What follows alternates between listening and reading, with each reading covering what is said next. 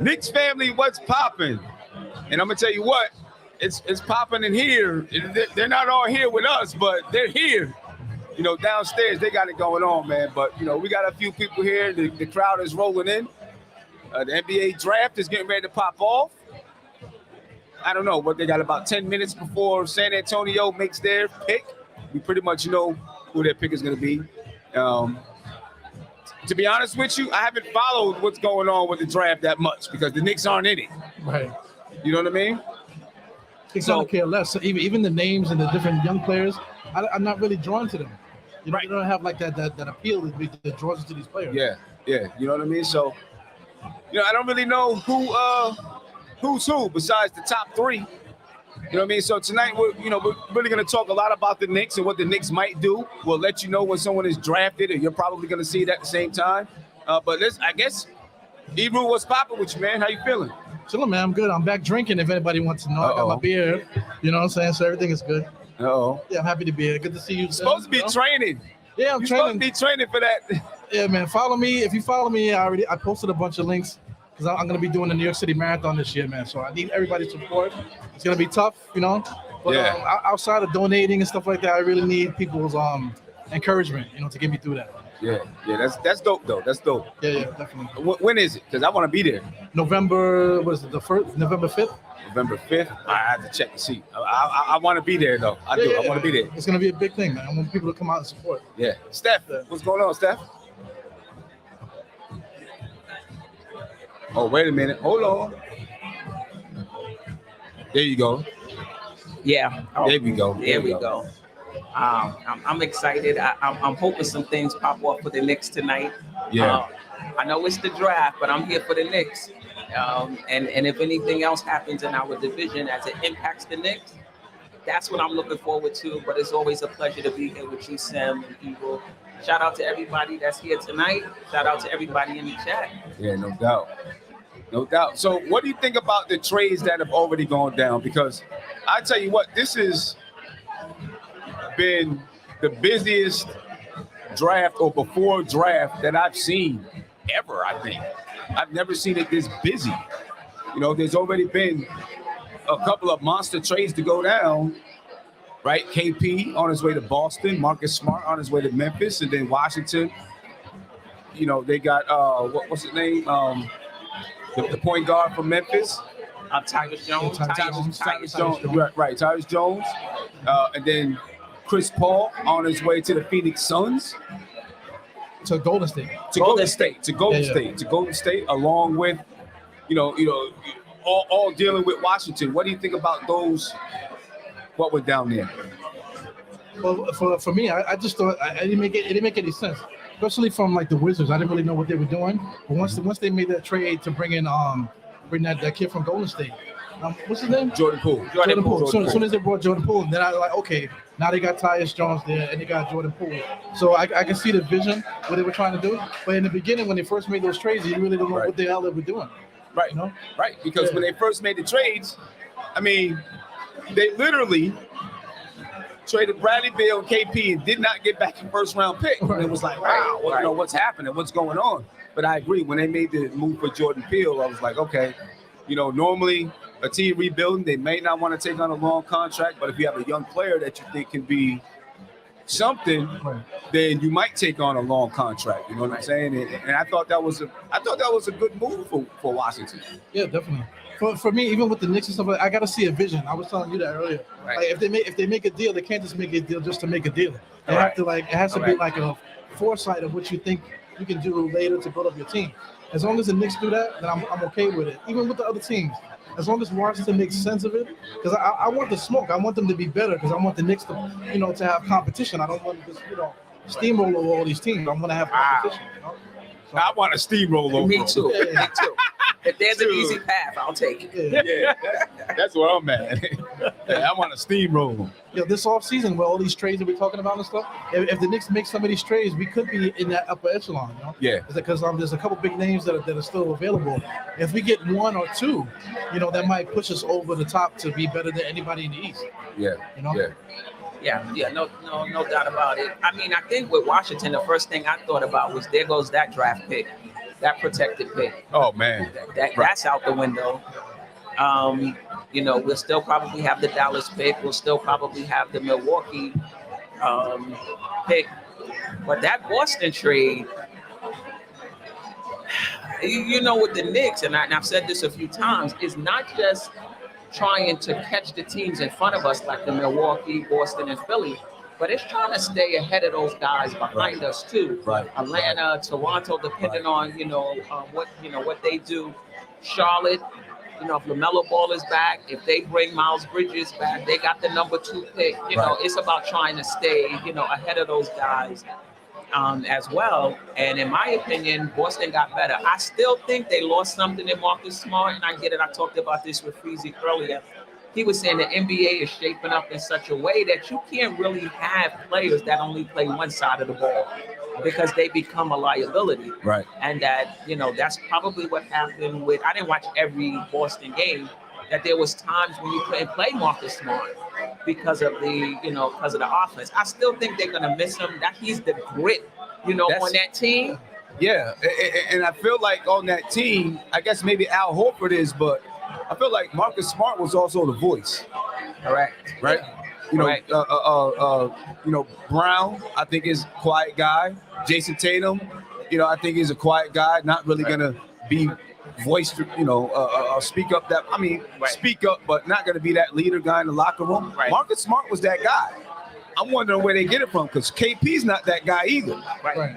Marcus Smart, remember he called them out for not passing the ball? I don't know if it was this season or he's not intimidated by those guys. So they're gonna have to find that as well. Because we know, just from watching the Knicks, the further you get in the playoffs, you need that grit. And they lost that with going. Right, because you see, in the playoffs, teams that were, Miami, for example, they started off scoring 125 points a game versus Milwaukee, but then against the Knicks, it was like 90, 98 points a game or something like that. You know what I mean? Things, it gets a little bit more gritty. Yeah, Marcus Smart wasn't afraid to do the things that the ugly stuff. Yeah. Not afraid to throw his body on the floor, cause those type of disruptions and stuff like that. The reason why Miami excelled is because the whole team was doing that. Right. You know what I'm saying? So now Boston takes that one guy out of the equation. Now, who else do they have? They got a bunch of nice guys on the team. Right. So. Yeah, that's gonna be it's gonna be interesting to see how they go. And it looks like the pick is in. They haven't announced it yet. But I think we all know who it's going to be, right? I'm pretty sure we know it's going to be Victor Wembanyama. And you got your thoughts on Wembanyama. We're going to get back to the Knicks, but your thoughts on Wembanyama. Before I give my thoughts on him, if there's any argument about the lottery being rigged, I'm like, come on, right before this season, they trade off Dejounte Murray. They go into the lottery, and out of all the teams to get this guy from France, it's San Antonio. Oh, man. But, listen, he's a unique talent. He's a unicorn, like they talked about, KP. There's concerns about his body and whether or not it's going to hold up. We shall see. I don't think it's going to take long, particularly in that organization in terms of how they nurture and put teams around them, not just game-wise, but just to help him, along in terms of learning the NBA game. He's going to be fine.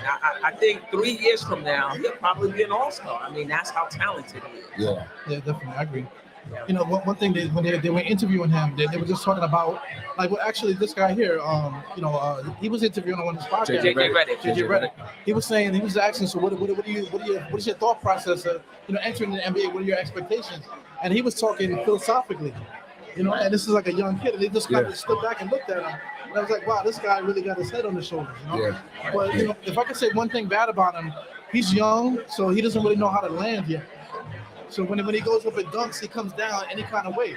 So somebody that tall, he might have problems injury-wise. Right. And that's what I was going to ask. Are there concerns about just, the size, the length, but then the size, right? He's not a big guy. He's not, big like that.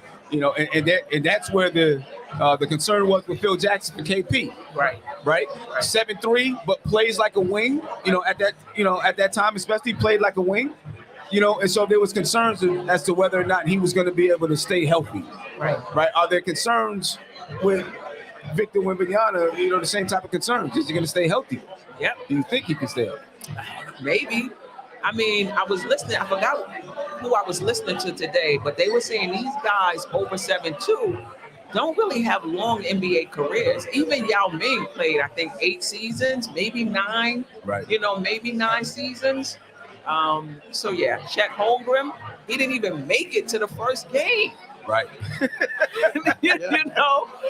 So hopefully that's not the case, with Wembanyama, but I don't know.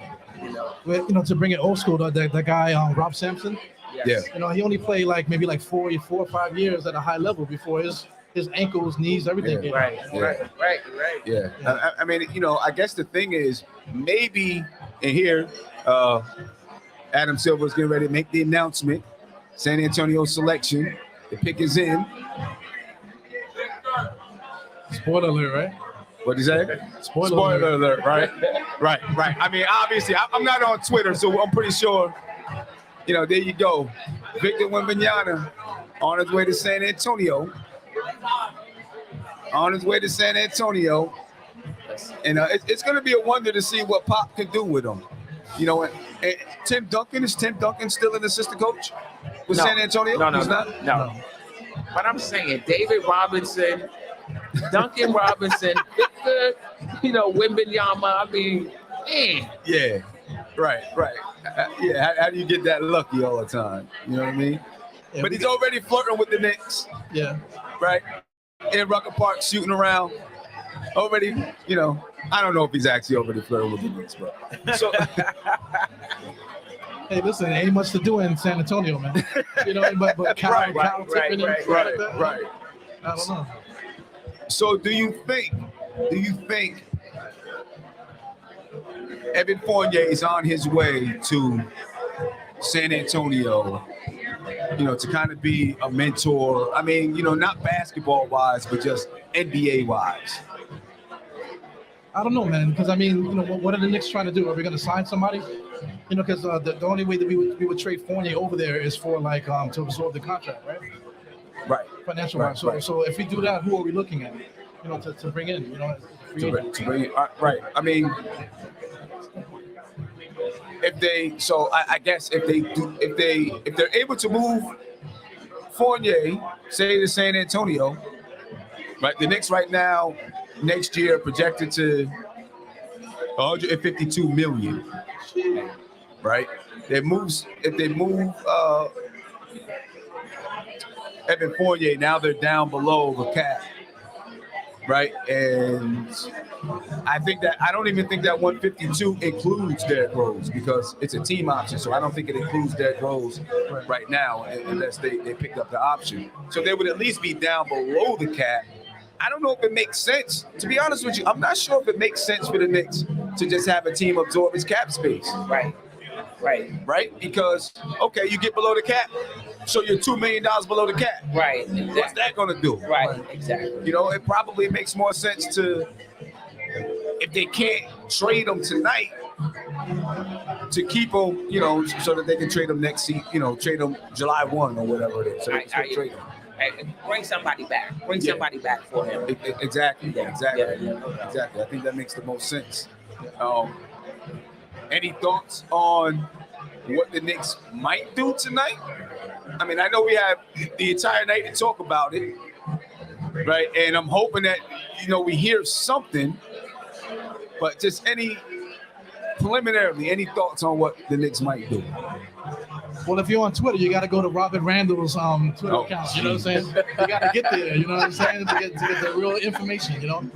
So I mean, according to him and according to a lot of other people too, they're trying to say that we're definitely making a trade tonight. But we just got to wait and see what that is. But I think we've exhausted so many different scenarios. Players and stuff that we would get. So I mean, I'm prepared. To me personally, I'm prepared for anything. But like I've been saying, it's just make it make sense. Right. That's all. Make it make sense. Right. Don't trade to be traded. Right. Right. Don't trade just to be traded. Right. Yeah. Because, I mean, I hope something happens. I mean, if it doesn't happen tonight, this off season before the season begins, because at least right now Boston's gotten better. Right? At least I think. I think they got better, but I do believe, like you said, that losing Marcus Smart, that's a big loss. Right. Miami's going to try to make a move to get better somehow, some way.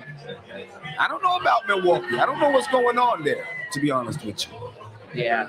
I don't know. I don't know what's happening there. Philadelphia's probably going to try to make a move to get better. But here's my thing with Philadelphia and Miami. Can both of them get better at the same time? Because they might be trying to get the same player. That's true, too. That's true. Yeah. You know? Yeah. I mean, if Miami gets Dame. It's like a big eye roll. Right. Like. But the thing is, like, who will we trade to Portland to get him? Because he makes a lot of bread. Oh, for us? I like Miami. it. Oh, for Miami. I see what you're saying. I can see the Bucks going for him. You know? If he lands on the East Coast, that team is automatically better. Yeah. Right. Yeah. Now, I don't see how does Milwaukee get him? I mean, I guess people can, they can figure out ways, but how does Milwaukee get him? I know, what's his name opted out, right? But how does Milwaukee? What's their salary cap look like, and can they afford them? Or it might be a sign and trade. It would have to be a sign and trade. Yeah. Chris Middleton, right? Yeah. Chris Middleton going to Portland, but then is he gonna? If I'm Chris Middleton, I'm like, I'm not signing and going to Portland. If Dame's coming here, and I'll be out there by myself. Yeah. So I mean, all the signs point for the Knicks to like if the Knicks get better via trade or whatever, the signs point for us to really be projected to be the big team now. Because like you're saying, how could Dame go to Miami? They don't really have nothing. So how could the Bucks get Dame? They don't really have nothing to trade either. Right. Philadelphia also, they're in disarray. We don't know what they're gonna do. Right. So how can they really get better? Because you can't really see it right off the bat.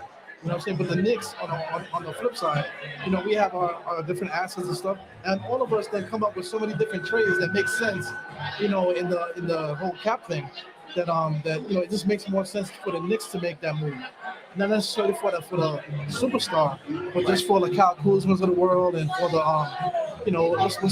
Paul Georges of the world and that type of thing. We can make moves for those guys. They only make like 30-something million, so we can kind of put something together to get them. Yeah. Because I can't see us making a move for Dame. Nah, it's just too much money. Yeah, it makes too much. Way too much money, and for too many years. Right. You know what I'm saying? Yeah. And then also the fit. Dame and Brunson. I mean, I was with it for what's his name, Donovan Mitchell and Brunson, but Dame just seemed even smaller than but he might not be though. But to me, he just seems smaller than Donovan Mitchell. But that might be. And Brandon Miller's on his way to the Charlotte Hornets. I kind of figured that they were going to take Brandon Miller. Yeah. Right. There was some talk about maybe Scoot going there, but I just didn't see where Scoot was going to be there, and then LaMelo was there. I think this is a better, more natural fit. No doubt about it. But when you Charlotte though, I don't know if they at that point where they should be shooting for fit. Right. That's true. That's true. Could this be a Jordan thing where they bypassed on the better player? Right. Remember what happened with Detroit way back when? Right. Was it Millet? What was his name? Not Darko Milicic. Oh, yeah. And they passed on Carmelo Anthony Melo. because they already had Tayshaun Prince. Yeah. Now, Scoop, how does he work in Portland? Same thing, right? And see, to me, this is the time for Dame's got to go. Dame's got to go. You got the number 3 pick. Just start rebuilding. You got Shannon Sharp. You got Anthony Simons. Just let it go. Yeah. Just don't send him to Miami or Milwaukee, but just let him go. Send him to LA. Yeah. Find a way to get him to LA, to the Lakers or the Clippers, I guess. Right. Yeah. You know what I'm saying? Because if they, it's almost the same thing as the Wizards. They've had a little bit more success than the Wizards, but it's almost the same exact thing. Right. And if they continue with Dame, they're hurting their organization. they're hurting Dame. I mean, it's not good for anybody. I just don't know what's the best fit for Dame Right, or the yeah. best place for Dame right now. And it's hard to say where he could go. I mean, I guess Miami is a good fit. It is a good fit. Right. Yeah. It is a good fit. Can they afford him though? That's Right. the thing. Yeah. Yeah, that's the thing. You know what I mean? Outside of, if you're talking about on the West Coast, Denver got that sewn up. That's another thing for Portland. That's true. You want to build around how many years is it going to take you to put a team together that can compete with Denver? Like, and they're young still. you so you want to give up the number 3 pick, Shaden Sharp,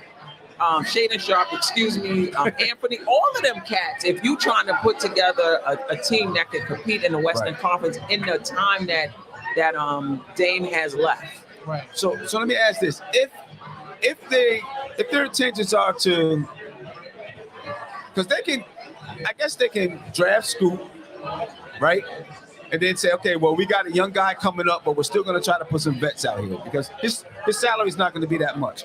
Who else would you put out there? Who would you try to go get? That's the thing. It's just weird. I don't know what they do. I mean, I guess everybody, the players that's been connected with the Knicks, do you go out and try to get Cat? Do you go out and try to get Levine? Do you go out and try to get Paul George? Like, these are the guys that's been rumored to be available. Right. I mean, I think DeMar DeRozan would be a good fit next to Damian Lillard. Right? And he's a cheaper option, a veteran that can get you 20 to 25 points a game. He can help facilitate a little bit. He's been there. He's been to the Eastern Conference Finals, deep in the playoffs. Right. He's not going to shoot threes, but Dame's going to shoot threes. Right. And he's going to be a cheaper option than a Zach LaVine or a Paul George. Right. He might be a good fit in Portland if they're going to break some things down. And he's seasoned and he's clutch as well. And that could be something, but who else they putting in?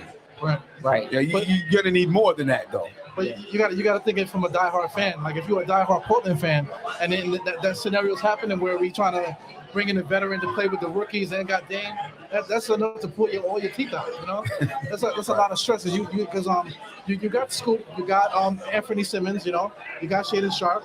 Like you can see the foundation for the next generation. Correct. So why are they still fooling around, still trying to build around Dame? Right. Yeah. Because you're gonna have to give up all of those guys to have a legitimate shot. Yeah. And then, Right. That's not the right thing to do right now for them. No. It probably it's not. They need to let Dame go. They need to let it go. You know what I mean? They need to let it go. There's been so many conflicting reports about that. They're thinking about moving on. Then no, we're gonna keep them. Right. Who knows? Shutting down talks, shutting down talks. You know what I'm saying? Who knows? But what do you guys think about Brandon Miller, who just got drafted by Charlotte? From what I understand, he's a long rangy, small forward. Charlotte likes him, next to LaMelo Ball. I don't really know a lot about him. I'm just thinking about if Scoot Henderson blows up and becomes that guy. Yeah, right. I would bring them to camp, man, and play them together for a season, and at the end of the season, I'll make my decision and just move on from the other guy. But from what I understand, Brandon Miller is a bucket. He's long, he's lean, he could defend. Yeah, well, I hope that Portland goes ahead and drafts Scoop. I don't know, hopefully they don't, because they have too much of a history of passing up on stars. Sam Bowie, right? Sam Bowie, Michael Jordan. Jeez. They drafted Greg Oden instead of Kevin Durant, right? And the Portland selection is in. It's gonna be Scoop. There you go. I mean, it better be. Better be. One question going back to Brandon Miller before we even talk about Scoop. Any concern about his character based on everything that happened with Darius Myles? Oh, that. Okay. right? That whole fiasco there. Any concerns about decision making, especially with what's going on with Ja, and knowing that what happened then, and he was, I don't want to say involved, but semi-involved because he brought the gun back to Darius Myles. Right. Whether or not he knew what was going to happen, he was on his way back already. Right. But he was with the guy, and there was a gun in the car, obviously. Right.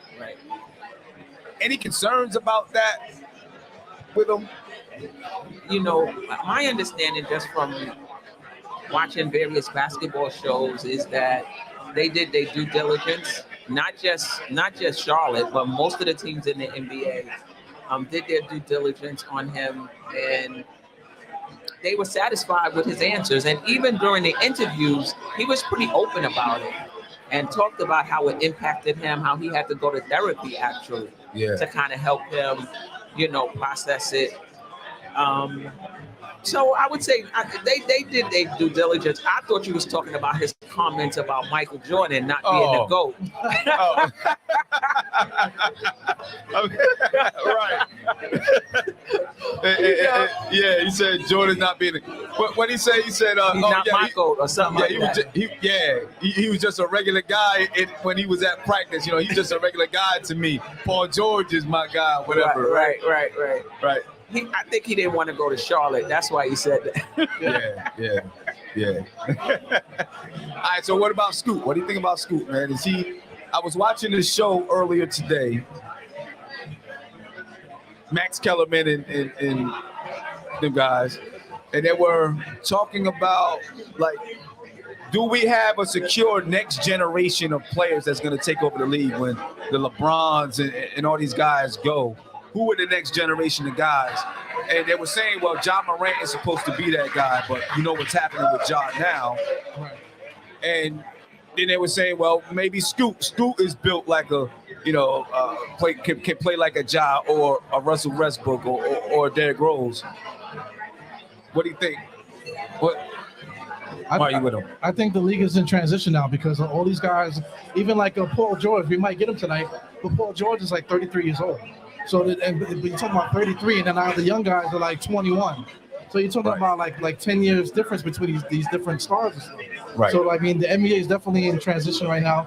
All these superstars are getting way too old. Steph Curry, they're gonna go one more year with him over there. Dame, we were just talking about Dame. Dame is like 30 something. So there's a big gap. So the NBA is like really banking on these kids to really step it up. And the thing with Ja Morant, I'm quite sure that's destroying the big office guys. Mm-hmm. I'm quite sure that they're like, oh my God, what are we gonna do? But there's no real American star. All the other guys are international guys. So for the American game and just the branding for American kids and stuff like that, it's kind of messed up right now. So they really are banking with these kids, for them to succeed. Yeah. He looked like he could be one of them. Yeah. Just for what I've seen, the scouting reports. I haven't watched them. I think I watched them maybe 1 or 2 games this season. He looked like he could be one of them. Yeah, he has like a poise to him.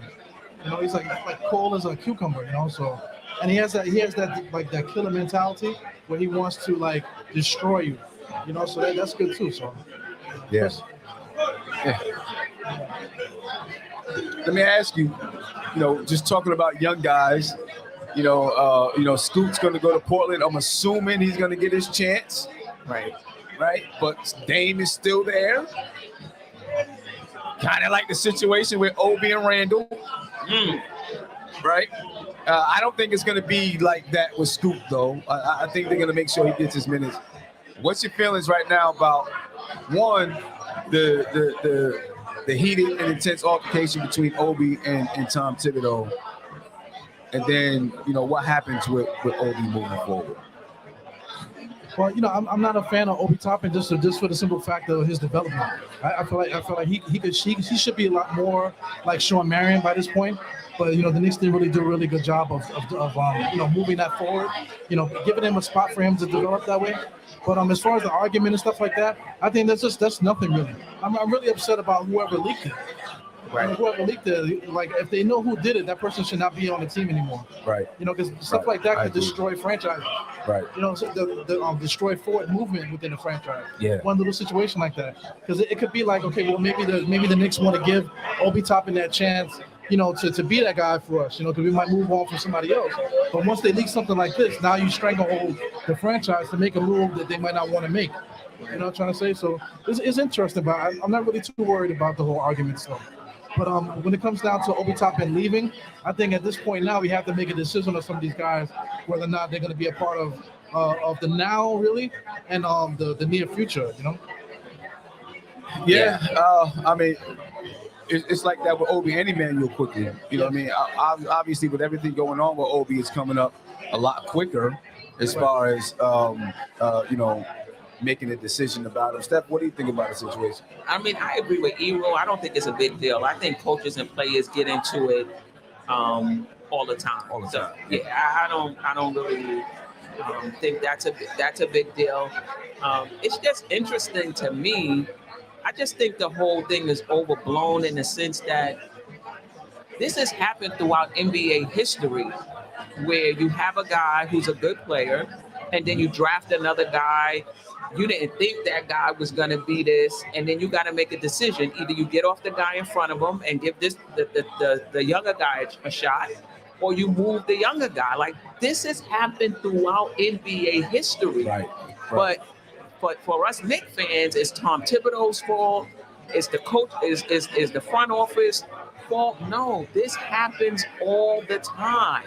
Yeah. You know, the same thing with Joker and Nurkic, and they decided to move off of Nurkic and give Joker a shot. It happens. You got to move one of them. That's just the way it goes. Particularly if you have a guy who doesn't have positional versatility, Right. like Obi Toppin. I don't believe he has positional versatility. I don't think he's a 5. I don't really think he's a 3 right now. He could surprise me. You know. This is what it is. And Randle became a 2-time All-Star.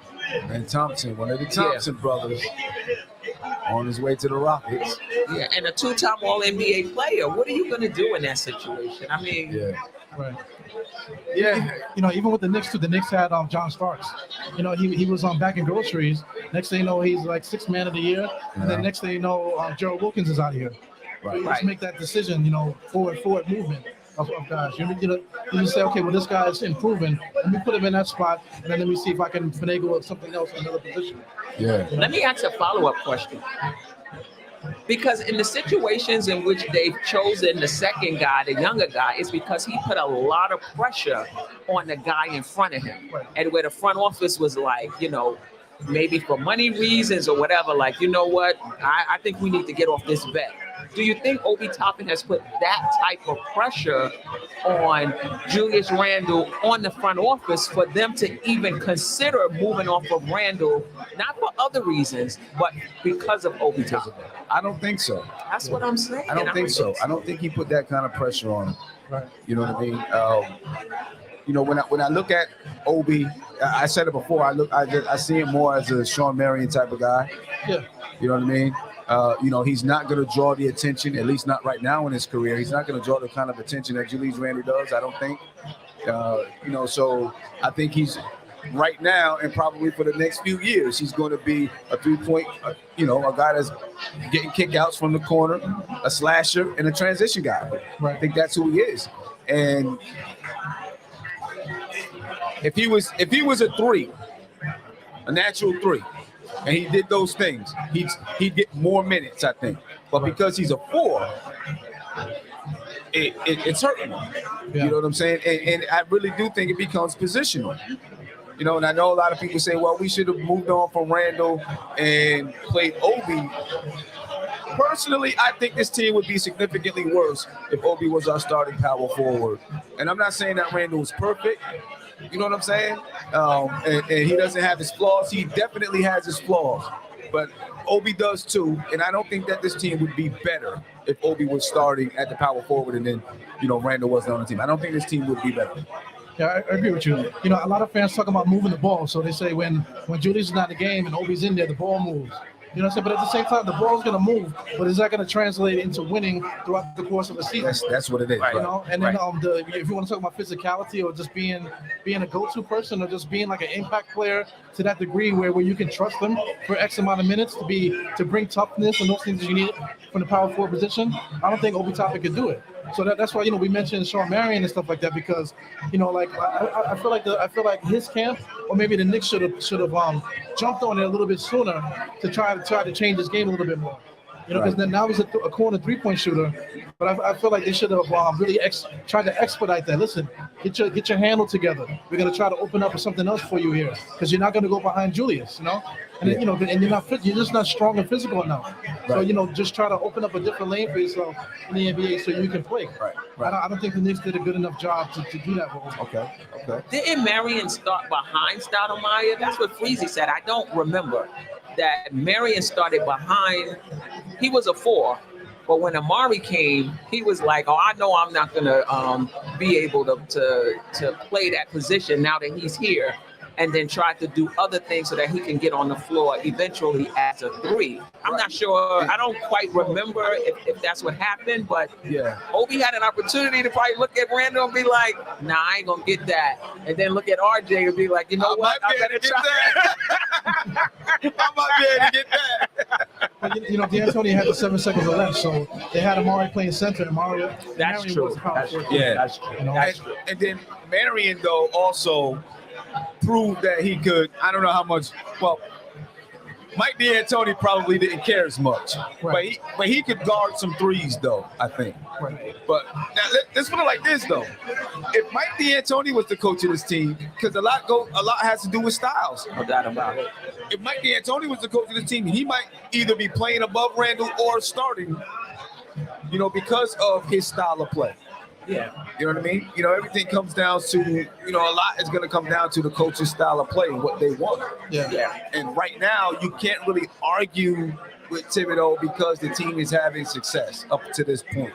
Right. So it's hard to argue with saying, well, they should play this way or that way. You know what I mean? Because they're having success right now. You know what I mean? Yeah. And there's a lot of people. I don't remember the caller, but we had to talk about this last night on my show. He was saying, well, Tom Thibodeau was using the guys wrong. And I was thinking, I was so glad he brought it up because I had been thinking about it for a while. And I asked him, how do you know that? He said, well, because the guys have this skill set and this skill set. And I'm like, how do you know that if they haven't played in the NBA for another team yet? Right? So you can say Obi can do this and Obi can do that. But if he hasn't proved that on another team, how do you know? Right. The only guy that we really know what they can do on another team is Cam Reddish. Maybe Frank Ntilikina if you want to count Frank Ntilikina, but Frank Ntilikina came in under the old regime, so I don't really don't count Frank. Cam Reddish, he was brought to the Knicks. He didn't get playing time. His playing time fluctuated. Ended up not getting playing time. Goes to Portland. Oh, The brothers they're back to back. There you go. That's got to be a great feeling for a mother and a father, right? That's got to be a great feeling right there. Yeah, that's amazing. That's an amazing feeling, man. Amazing feeling. But how do we know if, like Cam Reddish went to Portland, as soon as he got to Portland, he was a starter. Then he went to the bench. Then he was DNP. Did not play. Coach's decision, right? That's the only player that you really know that's left this team to know if Tom Thibodeau used him right or not. If you base it on that, Portland didn't want him to play either. Right. So how do we know that he's not using these guys right if these guys haven't gone to another team and another coach said, "Oh, I'm gonna use him this way and that way"? How do we know that? Right. You know how we know? The person that's telling you that, they know. The person with the big opinion, they know everything. Right. You know what I'm saying? So you can't argue with people like that. So it is what it is. People say, well, RJ is a good slasher or Obi is a good slasher. When he's not using that skill set, to me, it's just hard to say until we see them play with someone else. And if Obi goes to another team and all of a sudden he's slashing and doing all of these things, you can say, okay, yeah, Tom Thibodeau wasn't using that skill set. Right. You know what I mean? but because that wasn't his role. Look at Mikal Bridges. When that wasn't his role. Like, so Right. he could do more things, but that wasn't his role on that, on that Phoenix team. And now that he's in Brooklyn and he has more of a role, he's able to show it. So I mean, that could be the case, with Obi Toppin as well, that he has more in the tank, but this is just his role right now. When he gets to another team, he'll be able to show more.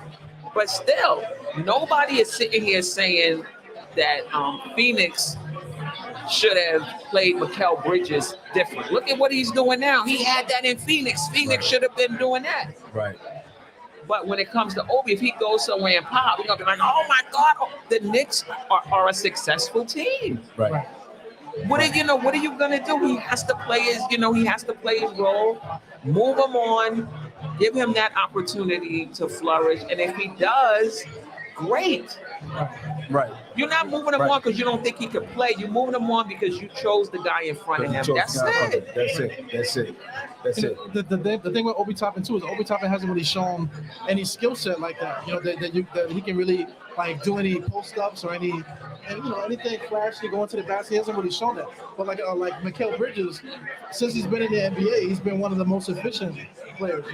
So then once that efficiency turned into like volume, now you can see what he can do. Yeah. So Obi Toppin doesn't really have that. Yeah. Right. Yeah. What do you think is the best fit for Obi? A team that's not looking for him to be a primary scorer. A team that just needs him to play off of other guys. Because the thing with Obi is, it's not even like he's a defender and a rebounder. That's what makes it tough too. Right. So basically, he's gonna hit the three for you. He's gonna run the floor. Maybe he can attack the closeouts. I've seen him put the ball on the floor, a few times. But I think a team that moves the ball, a team that plays at a faster pace, but also a team that doesn't need him to be a go-to player to generate his own offense. Right. He has to play off of other guys. Tyler Hasbro, whatever his name is. Not Hasbro. What's his name? Tyler Halliburton. From Indiana. Yeah. If he was on Indiana with the way that they play up and down and that type of thing, I think he'll be more successful. Yeah. And Indiana traded away they traded away a bunch of their draft picks, late round draft picks, two of them to Denver. I wish the Knicks would have got in on it, but maybe they want to, try to use Obi, for something else. The 29th and the 32nd, I think, went to Denver. Right. So it'd be, interesting to see what they choose to do. Indiana still has the 26th pick, though.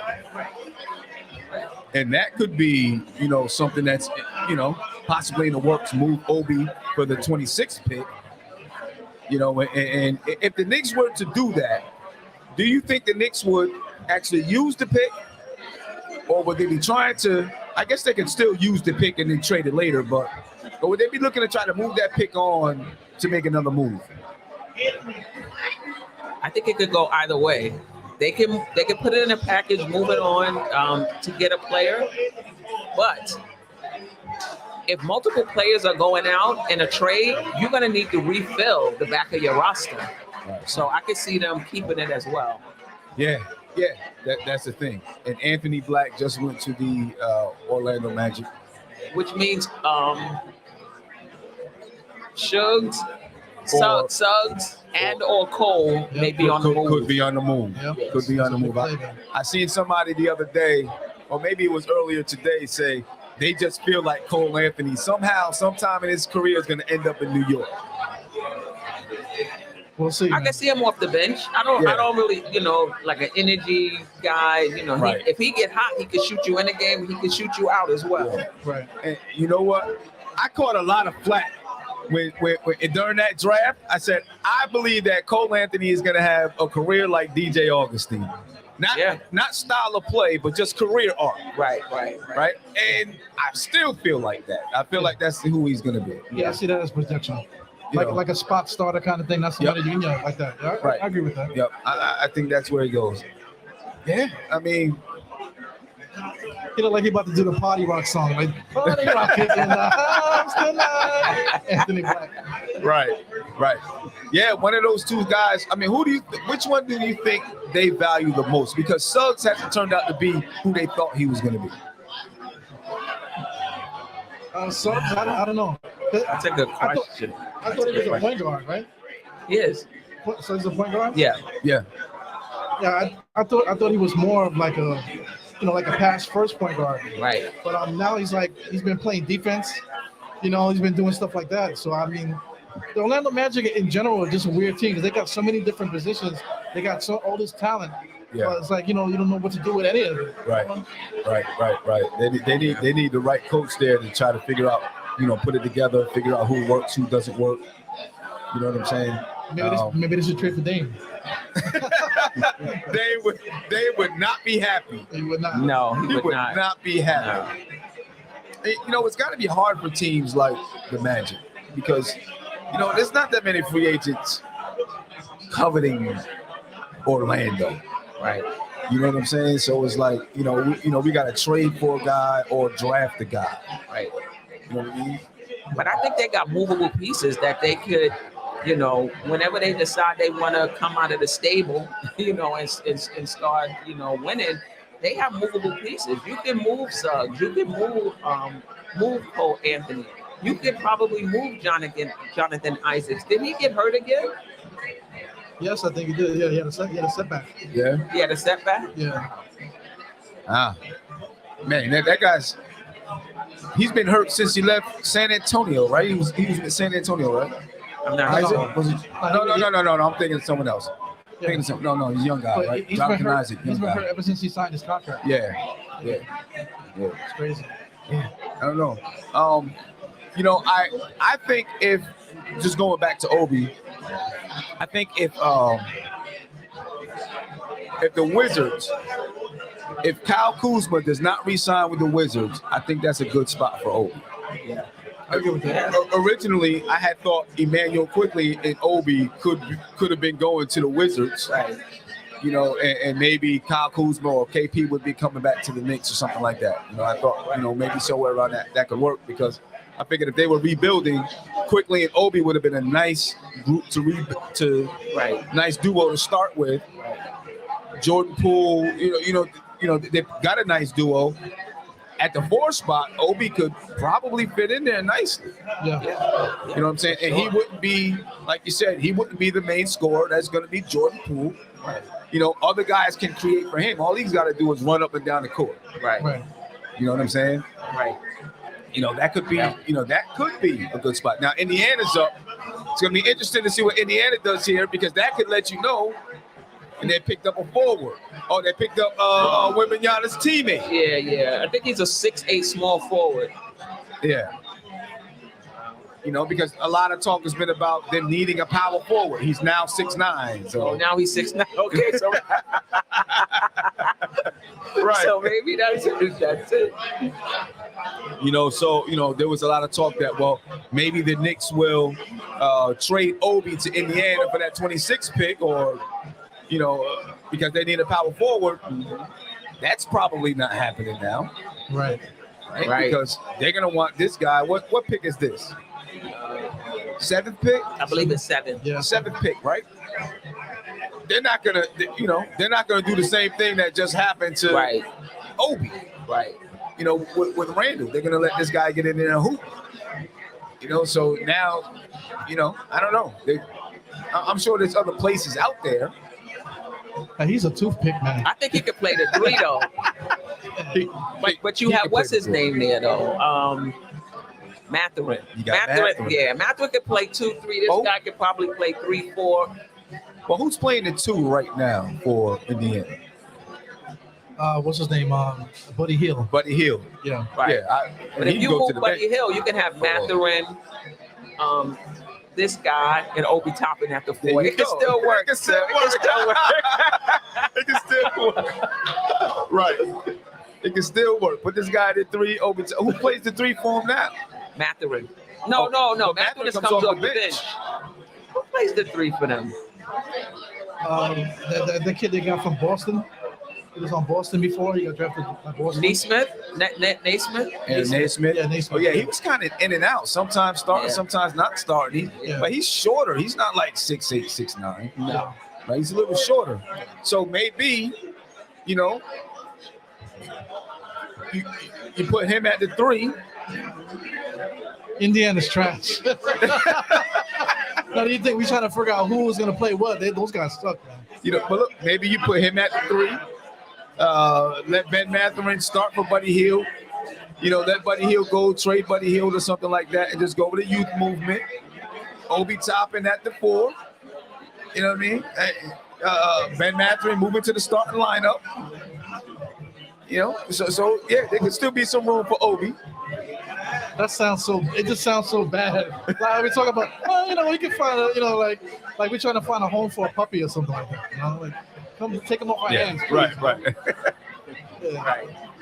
Now, would you rather move Obi because I think it's inevitable that he's going? Would you rather move Obi for the 26th pick or try to package him to bring back Myles Turner? Package him. Yeah. Bring back Myles Turner. Because I could see where you could take Obi and Mitch. I like Mitch. But you could take Obi and Mitch and package him for Myles Turner. You bring back, in my opinion, a more accomplished center that can play some defense, can block shots, can shoot the 3, can hit the mid range. I mean, I think he was 18 points and 7 rebounds this year. Yeah. Right. 2 block shots per game. Yeah. Obi and Mitch, the salaries should match. Yeah. Right. They should match. Indiana might be taking back just a tad bit more. Right.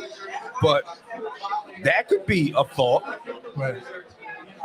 It's like that viral meme they do. Like, hey, take $5 or the mystery gift. You know what I'm saying? That's what it is. I'm like, either trade Obi Toppin for like cents on the dollar, or put him in part of something that we just don't know what that is yet. Right. I want that package, whatever it is. Right. Do you think that's too much though? Like, would you want something else back, or you think that's fair, Mitch and Obi for Turner? Like, would you want Dejounte? Would you want a draft pick? Would you want something else, or you think? I might want something else though.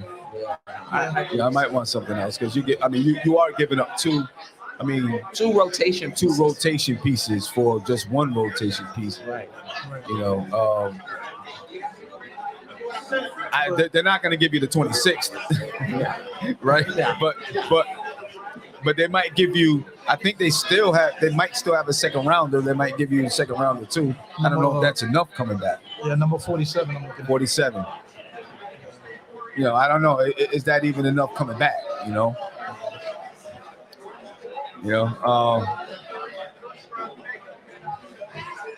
We'll see. We'll see what happens with Obi. I got a lot of players though that I want to run past you. Myles Turner is one of them. If the Knicks were to acquire Myles Turner, do you like the fit next to Randle and RJ and Brunson and all of that? I like it better because it just brings another element to the game. Because Mitchell Robinson, he's a rim runner, that type of thing. But he's not really necessarily good at it, and the Knicks don't really do that enough, to take advantage of that skill that he brings. But at least Myles Turner can fit into the spot in the corner, hit the 3. When the ball gets stuck up top, at least he can do something. If he gets the ball inside, instead of turning around looking to give it to Julius, he could turn around and hit you with like a hook shot or something like that. Yeah. Right. Yeah. Right. And then also on a pick and roll, you can hit him rolling. Whereas with Mitchell Robinson, you got to hit him at the rim. You can't hit him on the roll. So, yeah.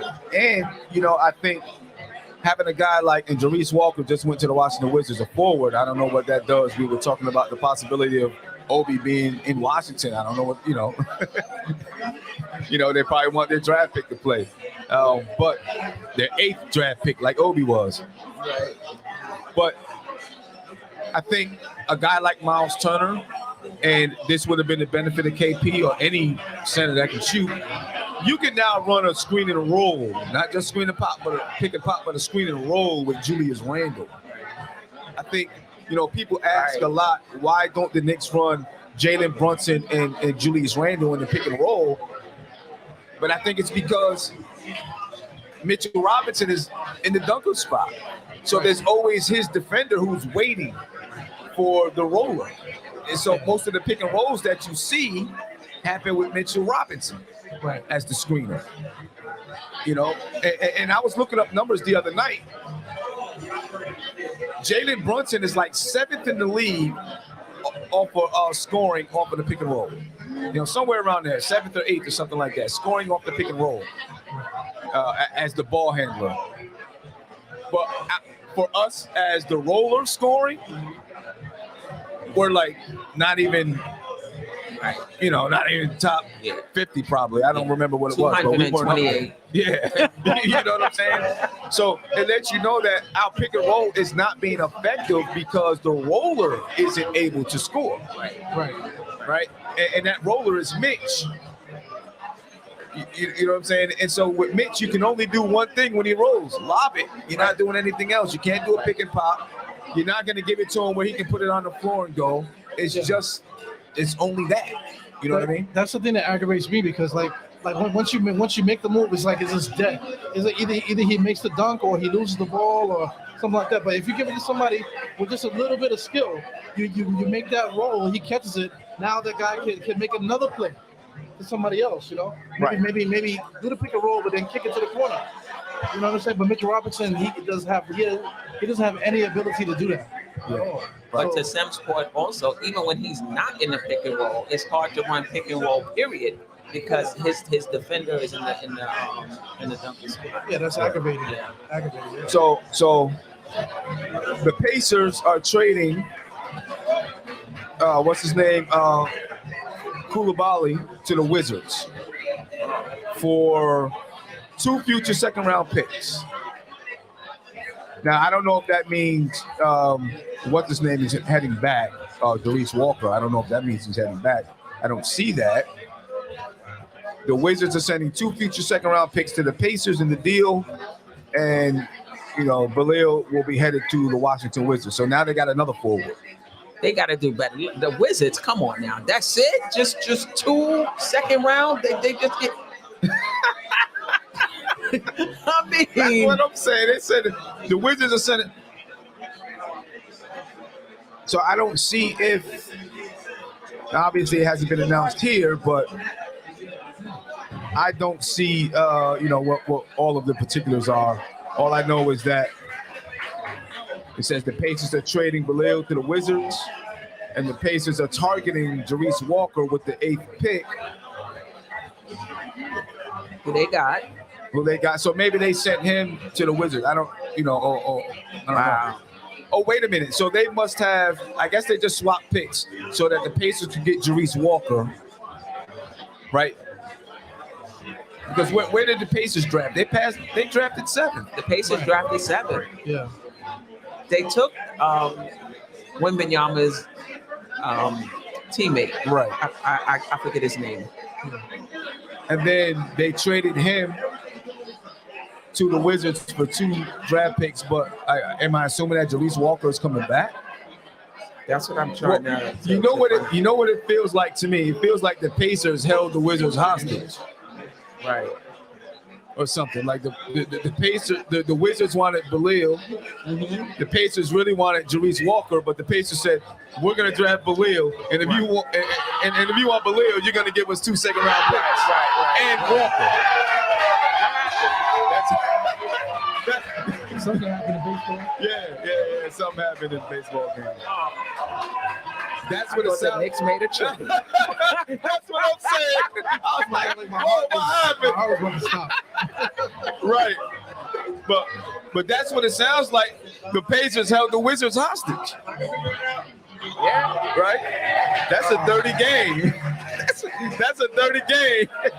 Or either they held them hostage or the Wizards said, listen, we want to make sure we get this guy. You know what I'm saying? We know you want Jarice Walker, but if you draft this guy, I don't know. If they knew that the Pacers wanted Jarice Walker, they could have just let the Pacers draft Jarice Walker because they drafted right behind him. So it had to be the Pacers who held them hostage. Right. That's a dirty game. Because they really wanted those second-round picks. You know what I'm saying? Like, wow. Right. So, I mean, but we know the Wizards don't have fans because we've been there a few times already. We took over the arena, so we know they don't have fans. So I think the front office don't really have pressure to do anything. Pressure to do anything, right? Yeah, so, right. Because if we were Wizards fans, I think we would be really like emotionally spent by this point. You know. Oh my goodness. Yeah. We would have been like, what the heck? Just what? You mean to say that they what? Right. Yeah. No doubt about it. But yeah, I like Myles Turner for the Knicks. I really do. I think and his contract is a descending contract. You know what I'm saying? And I think, isn't it only 2 years? It might be 2 years in the opt-in. I'm not sure. Okay. I'm not sure. But it's descending too. Did they restructure his contract? Because I know there was something about his contract that they did something to help the team out, whatever. It might have. Yeah, like It could have been. something to the effect where they front ended the contract. Yes. Right. Yeah. Right. So he did them a favor. So Right. And so getting him right now though, like puts you in a really nice position because by the end of his contract, I think he's making like close to the same amount as Mitch. right. You know what I'm saying? So that really puts you in an advantageous situation when it comes to Myles Turner. You know, I think he gives you a lot of what you need, and it helps. You know, it's going to help the cap later on. You know, and you're still going to have money to be able to make other moves out there. Right. Yeah. If the Knicks can do that, I'll be happy.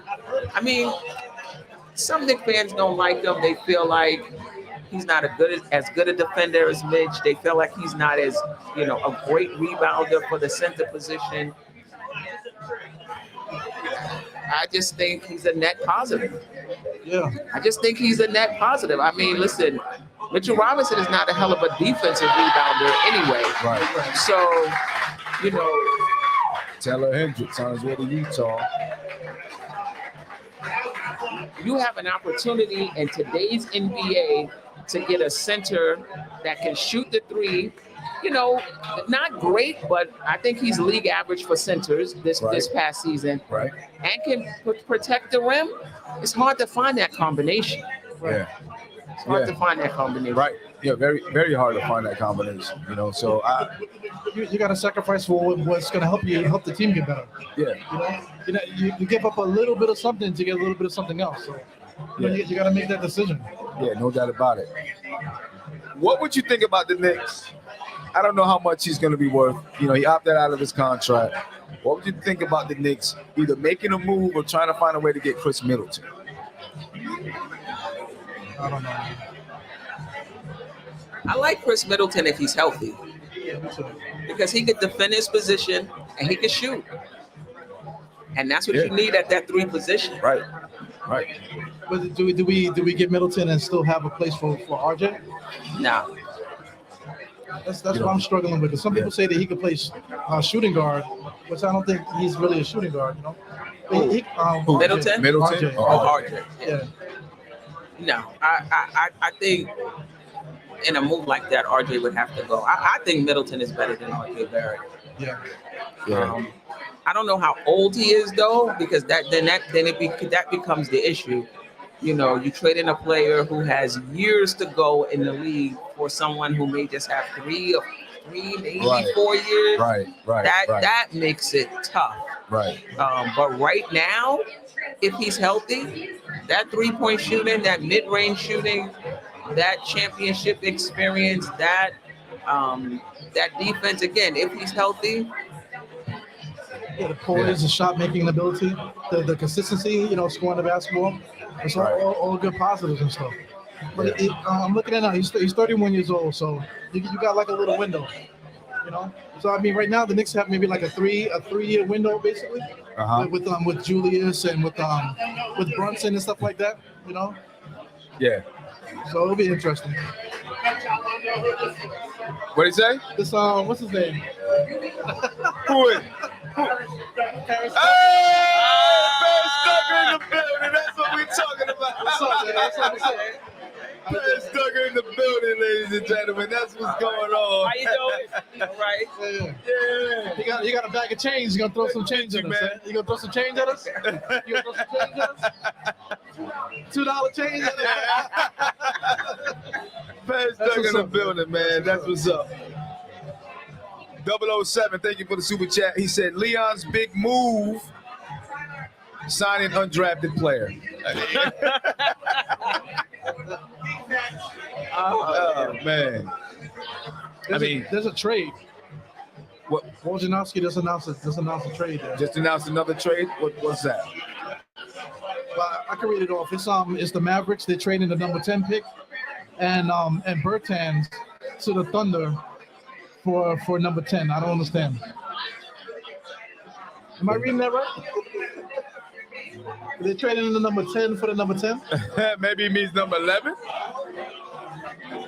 Maybe in a different year, Or maybe he means number 12.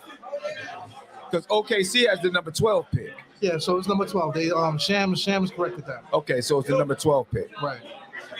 Okay, and that pick is supposed to be ours. I know. I'm so mad at the Mavs. I really hope they just have bad luck, bro. They destroyed the whole season just to trade Bertans and things to get a number 10 pick. Like, what is going on, man? They should get fined for the league for that. Yeah. I mean, come on, man. I'm so mad with the Mavs for the way that they did that, because that was blatant. The Mavs had a good enough team to make a decent run in the playoffs if they wanted to, but they chose to just screw us up just so they could trade Bertans and the number 10 to get the number 12 pick. To get to the number 12 pick. Right. I guess salary too.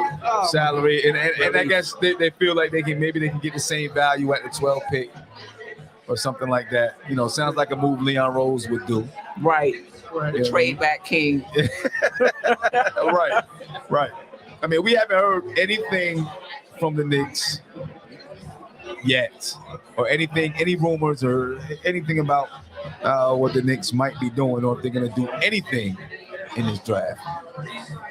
You know what I mean? If they don't do anything tonight, even purchasing a second round pick, they don't do anything tonight, you're going to walk away disappointed? I'm going to give them till tomorrow night, so if they don't do anything today, I'm waiting for, basically free agency as well. So before I get disappointed. So no, if they don't do anything tonight, I won't be disappointed. They don't do anything the entire offseason. Oh yeah.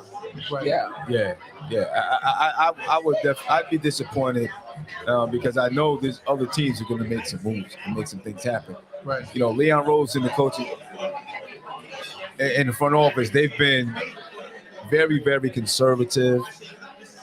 And I wonder how much influence Scott Perry had in any of the moves that we've done before, right? And if he's the one that is Scott Perry the one that would have been willing to take chances, and Leon Rose knows guys, maybe a little bit more conservative. I wonder about that. They said it was like some kind of division. Every time they make a decision, they said, half they were like split. They wanted to do this, the other half wanted to do that, right? That type of thing. So maybe by getting Scott Perry out of the room, maybe they can be more to the left or to the right. Yeah. On decision making and stuff. Yeah. Me personally, I think you probably make better decisions when everyone's not always on the same page. Right. And then you can come to, if everyone is just, we should do this, everyone might be down with making the wrong decision. And you have no, I'm pretty sure they have good discussions there. Right. It's just a wonder that, they've been very conservative. When do they take the chance? I mean, because they've been conservative. It reminds me of the way the Celtics were before they got Kyrie. Right. They had all these draft picks, and they weren't making any moves or weren't making any big moves, right? When do the Knicks say, all right, we got to make this move? I think it's this offseason. I don't think you have to hold it for a superstar, because I think I'm not saying they sign any of these players, but if you sign a Cat, if you sign a Levine, if you sign a Paul George, if a superstar becomes available, you can put those guys in the trade for the superstar. Right. So you don't have to feel like, oh, I gotta hold it until the superstar comes along. You can trade, for a really, really good player, and if a superstar comes along, a Towns or a Levine, they can headline a trade like that. Yeah. Right. Yeah. Casey Wallace, picked up by the Mavericks, but he's on the way to OKC, right? Right. He's going to be on his way to OKC, so I guess we'll see what OKC does. Orlando is back on the clock for another pick. Wow. Yeah. Tell me about it.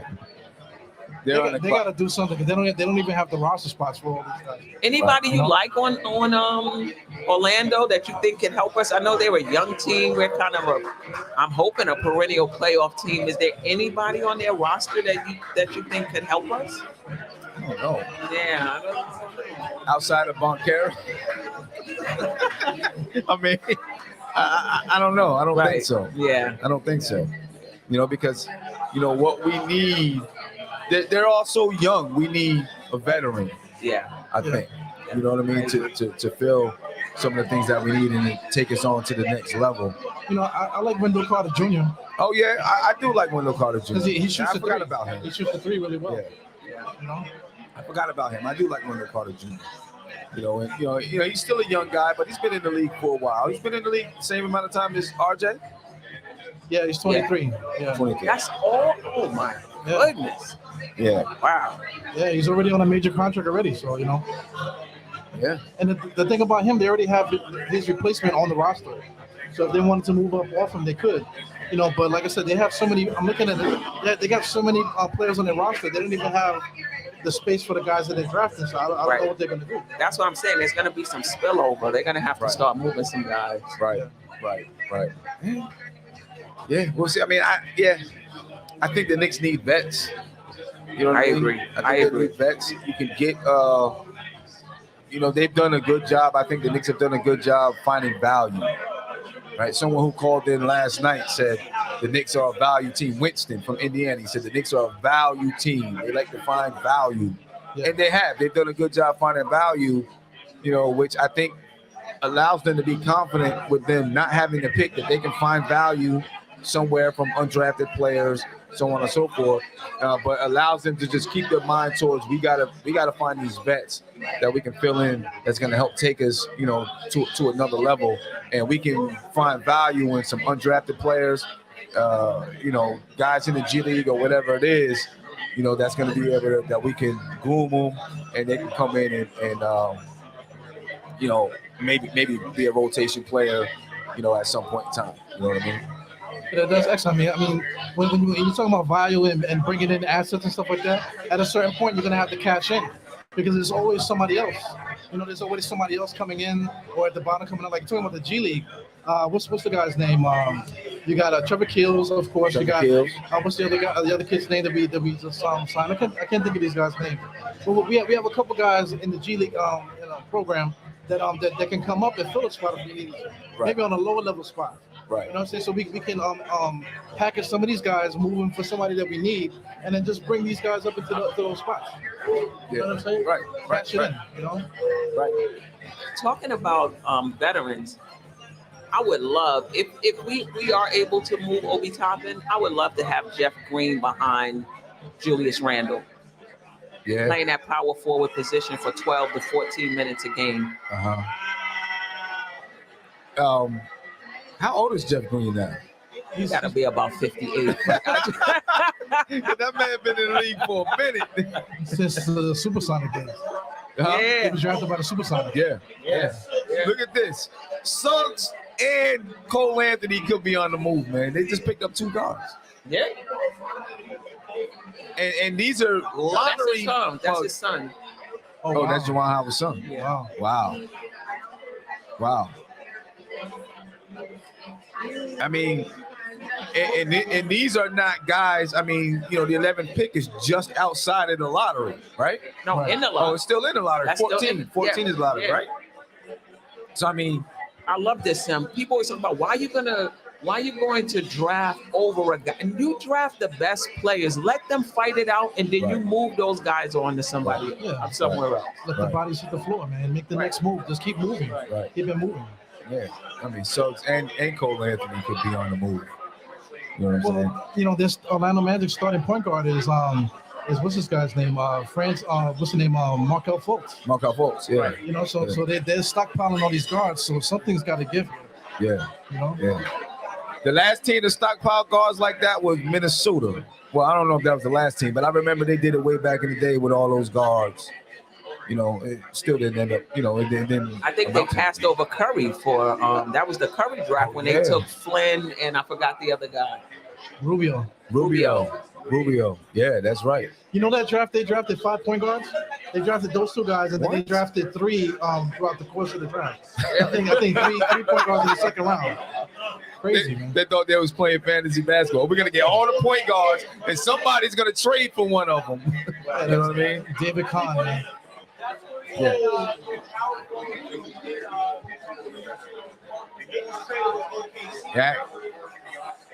Yeah. Back to the Knicks. You know, we were talking about a guy from Indiana, Myles Turner. What's your thoughts on Karl Anthony Towns? Because, you know, for years it's been, even before Leon Rose got there, it's been Karl Anthony Towns at some point is going to play for the Knicks. Once Leon Rose got there, you know, he's with CAA, this and that. He's going to end up with the Knicks. What's your thoughts? He's got the numbers, man. You know, he's got some incredible numbers. If he does, like, I mean, when it comes down, if you look at the numbers side by side between even guys like KG, that might sound sacrilegious, but if you put the numbers together, he has a conversation. Well, who's the better player in Minnesota history? You know what I'm saying? As far as numbers, but I mean, as far as a player, like his numbers don't match him. Right. You know what I'm trying to say? Right. He's like I don't want to call him a cornball. That's not really cool. You know, but he reminds me of Drake. You know, he puts out good music, but then you look at him, it's like, yeah, it's from Canada. You know what I'm trying to say? So, he's just a weird player, but he's very skilled. He has a full post game. He's one of the best 3-point shooting players in the league, not just centers. You know, so. And he can put the ball on the floor. Yeah. You know, he has a nice beard. Yeah, and he's made some All NBA teams, at least one, maybe. You know, he's made All-Star team or teams. He's made it All NBA. Yeah, he's made all. Yeah, he's been All NBA once or twice. Can you look that up? Eru. Okay. I agree with Eru. The stats look. Yeah, All the NBA stats twice. don't. All NBA twice. Okay, All NBA twice. The stats. Both under Tom Thibodeau? No, I don't think so. Well, Tom Thibodeau was only there for 2 years or 3 years, so right. I think it was after. After Tom Thibodeau. This is what I will say. The skill set is undeniable, and he's had success in the league as far as All NBA teams, All-Star teams. In the playoffs, he just hasn't been the number one guy to drive his team far into the playoffs. And sometimes that's because the team is not good enough, and sometimes that's because you just haven't been good enough in those spots. But this is what I will say, and I picked this up from Julius Randle's interview with Paul George, the Podcast P interview. Environment matters. Julius Randle talked about, they asked him what drove your All NBA season. He said, it was the work I put in, in the leading up to that season. But it was also coming into the Knicks with Tom Thibodeau and having a coach right from the beginning. Right. This is what we need to do right now to become a winning team. Right. So these guys, Levine, Karl Anthony Towns, that, we might say these guys they're not playing to the level that they need to. Environment matters, and that can change if they came into the Knicks, because the Knicks have built a culture. Yeah. Regardless of what you want to say about Tom Thibodeau, he's built a culture there, right? And that can help Karl Anthony Towns. So I would be all right with it.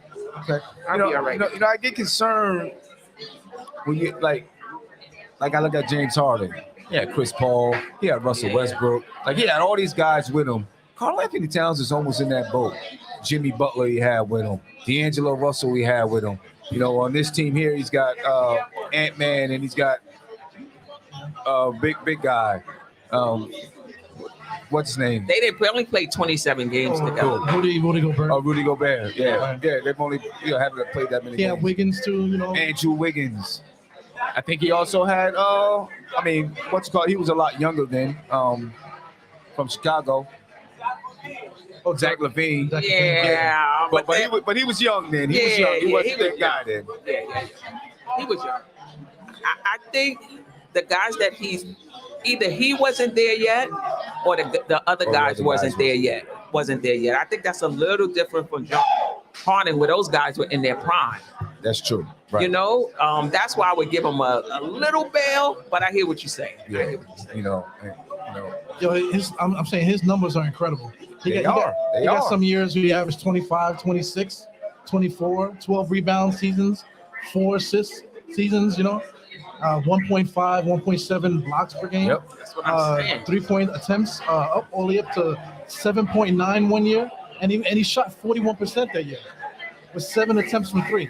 Yeah. So I mean the guy has all this talent, man. It's like, but it's just what is missing. I just don't get Environment. it. Maybe it's the environment. So him coming to play with Brunson to say, or Tibbs. Julius. I think it's Tibbs. That hard-nosed environment that Tibbs. He's saying the same thing every day. It has to be annoying. Right. But I think that that environment, that this is what we do game in and game out and the Knicks players have bought into it. Yeah. Because they sound like Tibbs too. They do. They sound like Tibbs, man. You hear him in the post game, and it's like, no, we're focused on the Knicks game. We're not thinking about anything else. It's the Knicks game. What did you do to that? Well, let me go. I gotta look at the film first. Right. Yeah. I mean, they sound just like him. So I mean, yeah, clearly, he has their ears. Right. Was there issues with Tom Thibodeau and Karl Anthony Towns before? And would he come to New York and say, okay, you got my ear now? Right. But, he played with Jimmy Butler, and Jimmy Butler famously cursed him out. Yeah. They had a big fight. We heard so many different sides of that story. But there's nobody on this squad that's like that. Like I said, there's a bunch of Tom Thibodeaus on the squad. So maybe just all these clones of Tom Thibodeau around Cat. Maybe this time around he might be like, okay, I get it now. Yeah. And maybe he's matured. He's mature, because the stuff he was talking back then, we need somebody that's going to create family. I'm like, look, this is not. So I think maybe he didn't get it back then. Right. I think he might get it now, but I think that is an issue. Would he want to play, for Tom Thibodeau again? Would Tom Thibodeau want him on the team? Because if Tom Thibodeau ain't feeling you, It's a catastrophe. Yeah. That's it. Yeah. Right. That's it. It could be the Oklahoma City. They're now picking for Dallas. Right. And there you go. Derek Lively the second. So, but he's on his way to Dallas. Center. On his way to Dallas. Yeah. And Dallas was looking for, because they was trying to trade with Atlanta. The 10th for the 15th pick with Clint Capella. They're looking for a rim running center. Right. Okay. Speaking about, I'm sure we got some more to say about Karl Anthony Towns. We'll get to Atlanta. I guess we'll finish up this conversation about Karl Anthony Towns, because I'd be concerned about the relationship with Tom Thibodeau, and whether or not But maybe being on a team, like you said, Steph, being on a team where everybody is about work. Everybody's about being in the gym, almost as long as Tom Thibodeau's in the gym. Like, this is everybody. This is what they do. You almost don't have a choice but to follow along. Because if you don't follow along, everyone looks at you as the oddball. Right. You know what I'm saying? There's so many different guys played hurt too this year. Aside from Julius, even IQ, was playing a little bit hurt. Brunson was getting beat down half the year, but they had to force him to take days off. Right. You know what I'm saying? So it's just a whole different environment. So, I mean, we can, like you said with Myles Turner, we can come up with the same type of deal to get Karl Anthony Towns here, and it will bring the same thing. The 3-point shooting, the rim running, the passing, the different layers to what we're trying to do here. But Yeah. you know, if we decide to do it, man, we just got to go all in on it, man. You know, outside of that. Right. I mean, the Knicks can actually, depending on how hard they want to go, they can bring in 2 guys. Yeah, that's the You thing. can have a trade centered around Randle and a trade centered around RJ. You could bring in 2 guys could. if you wanted to. If you wanted to, you could. You probably could. Yeah. You know what I'm saying? And, you know, if you do that, you know you're bringing in 2 big guys. Yeah. Right. You know what I'm saying? And at that point, people are gonna say, "Yeah, you better be trying to go for Right. it. You better be trying to go for it." 'Cause we just took everything we built and placed it into these 2 guys that you brought in. We better be trying to go for it. Right. You know what I'm saying? Anything we talked about it, you brought up Atlanta. Anything from Atlanta, they're looking to make some moves and do some things. Anybody that you would be interested in from Atlanta? Murray. Yeah. You put Murray next to Brunson, you got another ball handler, which you need, you know, with Brunson. I never saw him shoot the 3-point shot like he shot it in while he was with Atlanta. And he could defend. And he's a tall guy. You need that next to Brunson. Right. So I know Collins is available. DeAndre Hunter may be available. I like Hunter as well. I was gonna ask about him. Yeah, I like him too. But my first choice would be Murray. Yeah. His contract is not that bad at all. Yeah. He's on a pretty good contract. Yeah. You know what I'm saying? You know, I talked about it before. I'm a little concerned about the character or personality. Maybe not character, but personality. Maybe I'm a little bit concerned about that. But yeah, I agree though. Having him next to Brunson, I think that would be. And then of course, like we said, having the culture that I think the Knicks have. You know what I mean? I think he come in and be great. Yeah. Well, you know, he's the only person I ever heard say anything bad about Pop. You know, so he's kind of like a guy that's like living in his own world, kind of. But he's young still, so I get the energy where he's coming from. So I mean, but I agree that talent-wise and stuff like that, if he came over next to Brunson, he would be good. Yeah. I think that would be nice. What would you have to give up for him? What would Atlanta want for Dejounte Murray? Right. Yeah. Either Grimes would be, and Quickly would be in that trade. Right. Either one of them would be in that trade. Could be both. And you would still have to add more in order to make the salaries match, right? You'd have to add more. So, you know, because he's around 20 million, I think. Something like that. You can get 20 million. for 20 million? I think he's around 20. And think about it. You still got Randle, you still got RJ, you still got Obi, you still got other guys in which you can still improve your team. His contract is lower than that. He made 16 million last year. This year he's making 17. Murray? Yeah, this year he's making 17. Really? Yeah, I don't know if I'm looking at that right. I thought he made more than that. Did they re-sign him though? I thought he made more than that. Wow. I mean, that's Mitchell Robinson numbers. What do you do? If that's what it is. I don't you know who else does it? Sports Track. Sports Track will give you a better breakdown. I don't even see it there. Yeah, I mean, you know, Dejounte Murray, though, because, you know, he can handle the ball, he can facilitate a little bit, I think, and he can shoot the three. I think that's what really does make him fit next to Jalen Brunson so well. And he's a defender.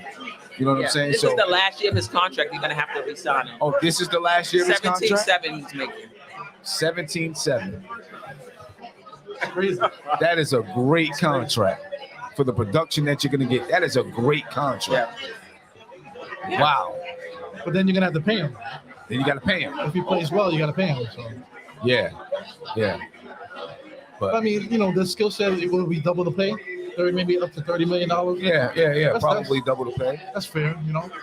Yep, I would, you know, I take my chances on, you know, get him in and we figure it out, because if you get him in, I'm assuming you can go over the cap to sign him. Yeah. Right. You know what I mean? You know, you bring him in. You know, your defense, you got a much better defense. You have more ball handling, because I think the Knicks were exposed in the playoffs as far as ball handling is concerned. Right. You got more ball handling. You got more shooting. You got more defense. Yep. You got more facilitation. Yeah. You know Tibbs what I'm would saying? love him. Tibbs would love him. Yeah. Yeah. I mean, listen, you could probably find a way. We talk about trading for Zach LaVine and Paul George. Right. With Myles Turner and Dejounte Murray, you can actually bring both of those guys in. Right. Yeah. As your starting center and starting shooting guard. Move RJ, RJ be the 3, Julius Randle the 4. Yeah. How much better would that team be? It would be better, and you could still you could see how that go, and you could still have change. Flip those guys. If you need, you still have really good tradable assets. Absolutely, no doubt about it. Man, that's something. Leon Rose needs to be thinking about that one. Anybody got his email address or something? We can send it to him. He needs to be thinking about that one. Yeah, like you were saying too, like once we stack those players, if somebody really big came loose, then we can easily be like, okay, well, those guys go there. You got Brunson, you got Dejounte Murray, you got RJ Barrett still, you got Randle still, you got Turner. Oh man. you working with something. Your defense is gonna be stellar. Right. And you got more to work with on the offensive side. I think that's something that they need to look into, man. They need to look into that. Well, they need to give us a job or something. Right. Yeah. Let me see who's out there. I know we got some people that probably want to get up here and share the mic. All right. Come on up, man. Be careful when you walk, and make sure you be careful when you're walking. Be careful when you're walking. Come on up and join us, man. Trippy, I know you probably want to come up next in a little while, right?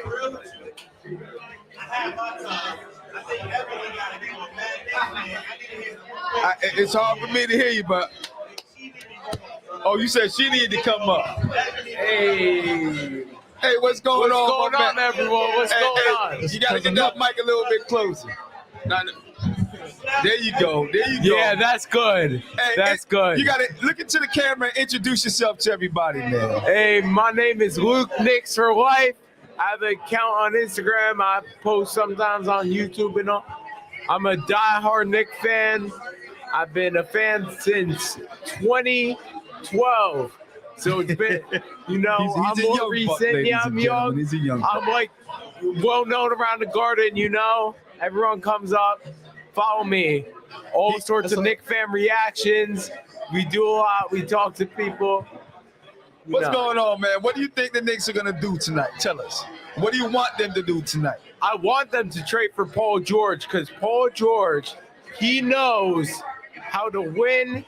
He knows how to do it in the NBA. He's experienced. And the fact of the matter that he would be coming in the garden after players have compared to Paul George, we need the real Paul George. And he knows how to win. He plays good defense. Tibbs would like that guy. The Garden would love him. He would be an all-time Knicks legend. An all-time Knicks legend. He might only play for 4 years. I don't care. I think he would be a game changer. As long as we do not give up the entire team. Okay. But I would give up like Obi, McBride, Grimes, and 2 firsts recent.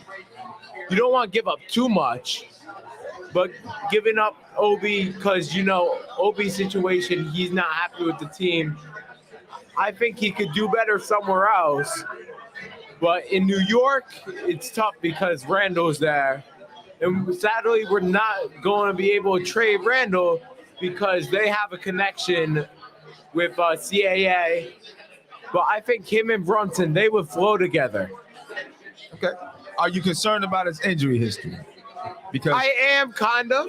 Because if you look back the past 4 years, he's only been there 50% of the time, and you still got to pay him almost $50 million a year, $46 million, $48 million the next year. Concerned about the injury history?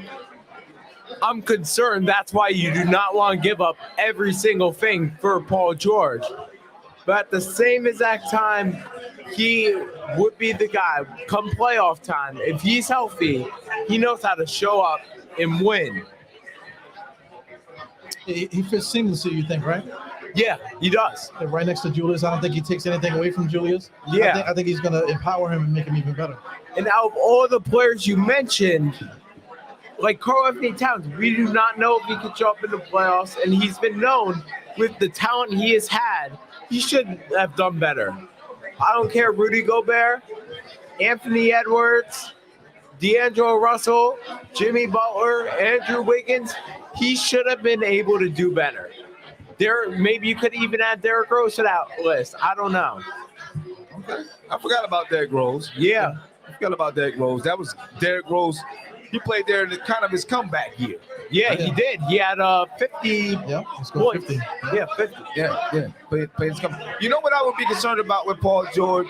Obviously, the injury history. I'd be concerned about the injury history. I'd also be concerned that everybody is too buddy-buddy on the team. Yes. I always feel like you need someone that can cut across the grain. Paul George, CAA, Aaron Mintz is his agent. Julius Randle, CAA, Aaron Mintz is his agent. Jalen Brunson, CAA, Aaron Mintz is his agent. Isaiah Hartenstein, CAA, Aaron Mintz is his agent. Josh Hart, yeah. CAA, Aaron Mintz is his agent. That barbecue must be lit in the summertime. Definitely. Aaron Mitch, the head. So I'd be concerned that there's just too much kumbaya. Not someone that's like, nah, I don't like this, I don't like that. We need to do this. No one there to kind of take the lead. I don't know. I think they would be maybe too close, too friendly with each other. We have enough of that now. I think we need one of those guys at least. Yes, but you need to bring in a guy as well who could come and balance the locker room and say, like a Marcus Smart or like even Josh Hart. Josh Hart, he seems like a guy who could come in there and say, let's get together. Yeah. I agree with that. Paul George will come in there. Here's somebody that Julius will respect. Yeah. So when Julius is going off, if Paul George is leading by, however he leads by example or whatever he does, he'll see him doing that and then he'll just fall back. Yeah, definitely. Yeah, I think that might help. Once you have a guy like Paul George who knows how to experience that, I think he would be able to understand the atmosphere. He played in LA, even if it's with the Clippers. Right. He does know that. So, and he's been a star in the NBA for years. So I think he would be used to that atmosphere. Yeah. And also, Dejounte Murray, while he's not my first option, he would be a great guy. He would be able to move the offense with Brunson. The ball movement would be great. But you just have to make sure Dejounte Murray is at the shooting range. Yeah, well, definitely. Yeah, I mean, there's no way that the ball would come out of Jalen Brunson's hands. No. Jalen Brunson would be, he's going to be the primary ball handler, no doubt about that. You know what I'm saying? And, I just couldn't see that happening. It wouldn't make sense. Right. Yeah, definitely. Wouldn't make sense. Yeah, definitely. Who else are you envisioning coming to the Knicks? Who else? I mean, there are a lot of options. I mean, if this was a couple of years ago, I would have said absolutely Damian Lillard. Uh-huh. But right now, Dame's getting up there in age. So, while yes, Paul George is as well, Damian Lillard, he's not Paul George, is always going to get you to the playoffs, I feel. Damian Lillard? You think so? Yeah, he always is. Look at his record. When has a team not missed the playoffs with him? And even if he doesn't play, there's something that he instills in the locker room, I believe. Okay. Damian Lillard, I mean, well, yes, he could. He can't lead a team like how he used to. I don't think so. Okay. Well, to add on to that, I think Paul George, he plays well with others. He does. He's played with guys just as good as him or better than him, and he was able to still get the same numbers, still able to function as a basketball player. A guy like Dame, he's always been the man. You know what I'm saying? He hasn't really played with too many people that's on his level. You know what No, I'm he saying? hasn't. Yeah, so I kind of get what you're going on with that. And definitely. Yeah. We'll see. We'll I don't know. Right now, we're halfway through the draft. We haven't heard anything about the Knicks doing anything. Are you seeing any rumors or anything anywhere? I haven't. Not really. We got to check Robert Randolph and see what he's talking about. Right. See what Robert Randle's talking about. Where's he in Begley? I don't know. It doesn't look like the Knicks Yeah. right now, are doing much. Hopefully they're on the horn, calling, talking, trying to figure out how to make moves out there. All right. Let me ask you, Luka, about some of the things we talked about earlier. Get your thoughts on it, and then we'll move on and talk about some other guys. We talked about Myles Turner. Your thoughts?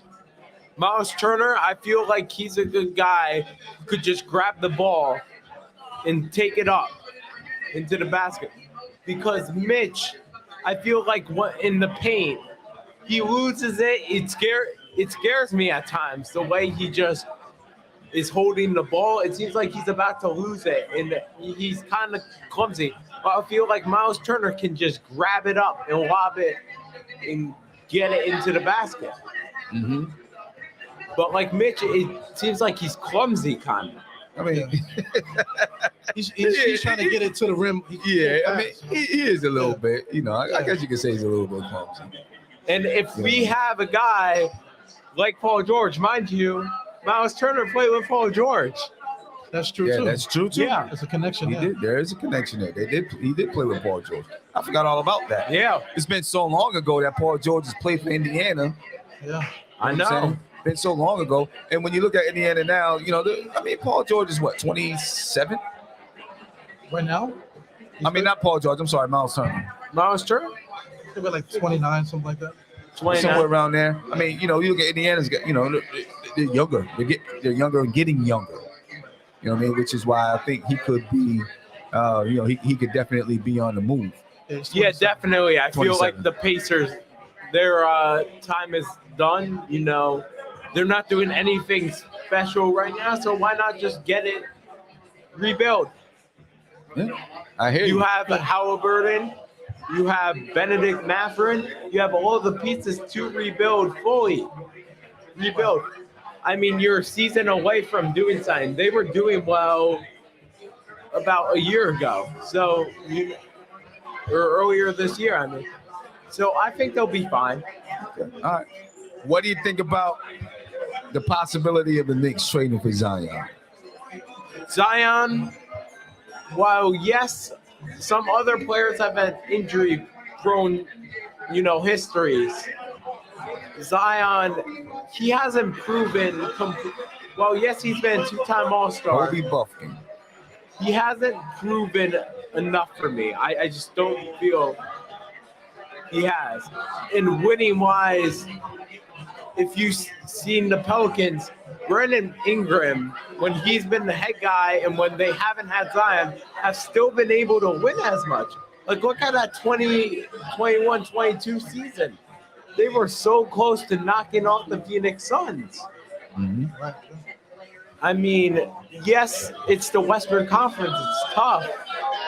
But that's something to be like, does he really help the team? Or does he, just bring all the attention? And also, I just don't feel as if it just feels like it's a highlight reel move. We haven't seen enough of Zion. I can't say what type of player he really is, if he's a gritty player, if he's just a highlight reel. Right now, it's just looking like he's a highlight reel and just a guy everyone talks about. And all that stuff recently that came out, that just only adds to. Imagine if it happened in New York.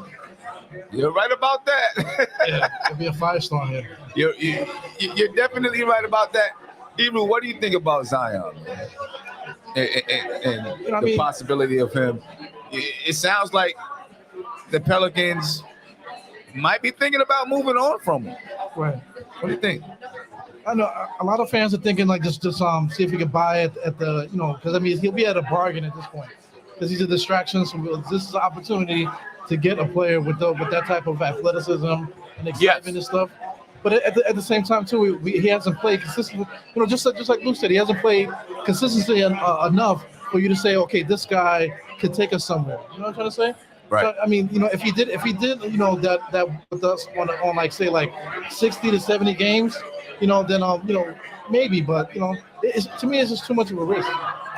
Yeah, I agree with you there. I think it's a big risk. I mean, obviously he has a lot of upside, and if he ever got himself together, health-wise, taking care of his body, Right. and all that stuff. If he ever got that together, he would be an amazing all-time player. Yeah, definitely. I don't know if he disciplined enough to do it. I don't know. And is he worth like destroying what we already built? Right. People don't like Julius Randle so much that they just want to like rip the head off the snake and then take another head and stick it on there, Right. and expecting it to work right away. Right. So it's just weird. It's just a weird situation. I just feel as well as a big man, it only is going to get worse. We've seen it with players over the years like Yao Ming. Over time, the injuries get worse and worse. Like a small forward or even a point guard, they can bounce back kind of from a major injury, or a player like a Kevin Durant. But Zion Williamson, with his weight and how he's like big and all, that's scary because it's like 2 injuries in a row. Who knows? Yeah, I hear you. We've seen it in the past too with Larry Johnson. He used to jump out the gym, and then he hurt his back, and now he can barely get off the ground. Right. Exactly. That could be scary too. So Yeah. it's all risks, but we're gonna take a risk if we take on a Karl Anthony Towns. Yeah. If we're gonna take on another player, it could be another risk. Yeah. So everything is a risk, but you have to make a calculated risk. Yes. You know what I'm saying? Is Zion a calculated risk? It really depends on who you speak to. Yeah. And I actually feel like I don't feel like Zion's gonna have a long career. I don't. I don't see him I playing agree. 20 years like LeBron. I think it's gonna be like Yao Ming. Yeah, I think he's gonna have a short career in the NBA. Yeah, well, I'm quite sure he can find a job on OnlyFans. I'm pretty sure he can. Right? Oh, my God. I'm pretty sure that he can, man. At least he knows that he'll always get some money coming. Yeah. You always have some money going in. Yeah. Yeah. I'm not interested in making that Zion move if he is available.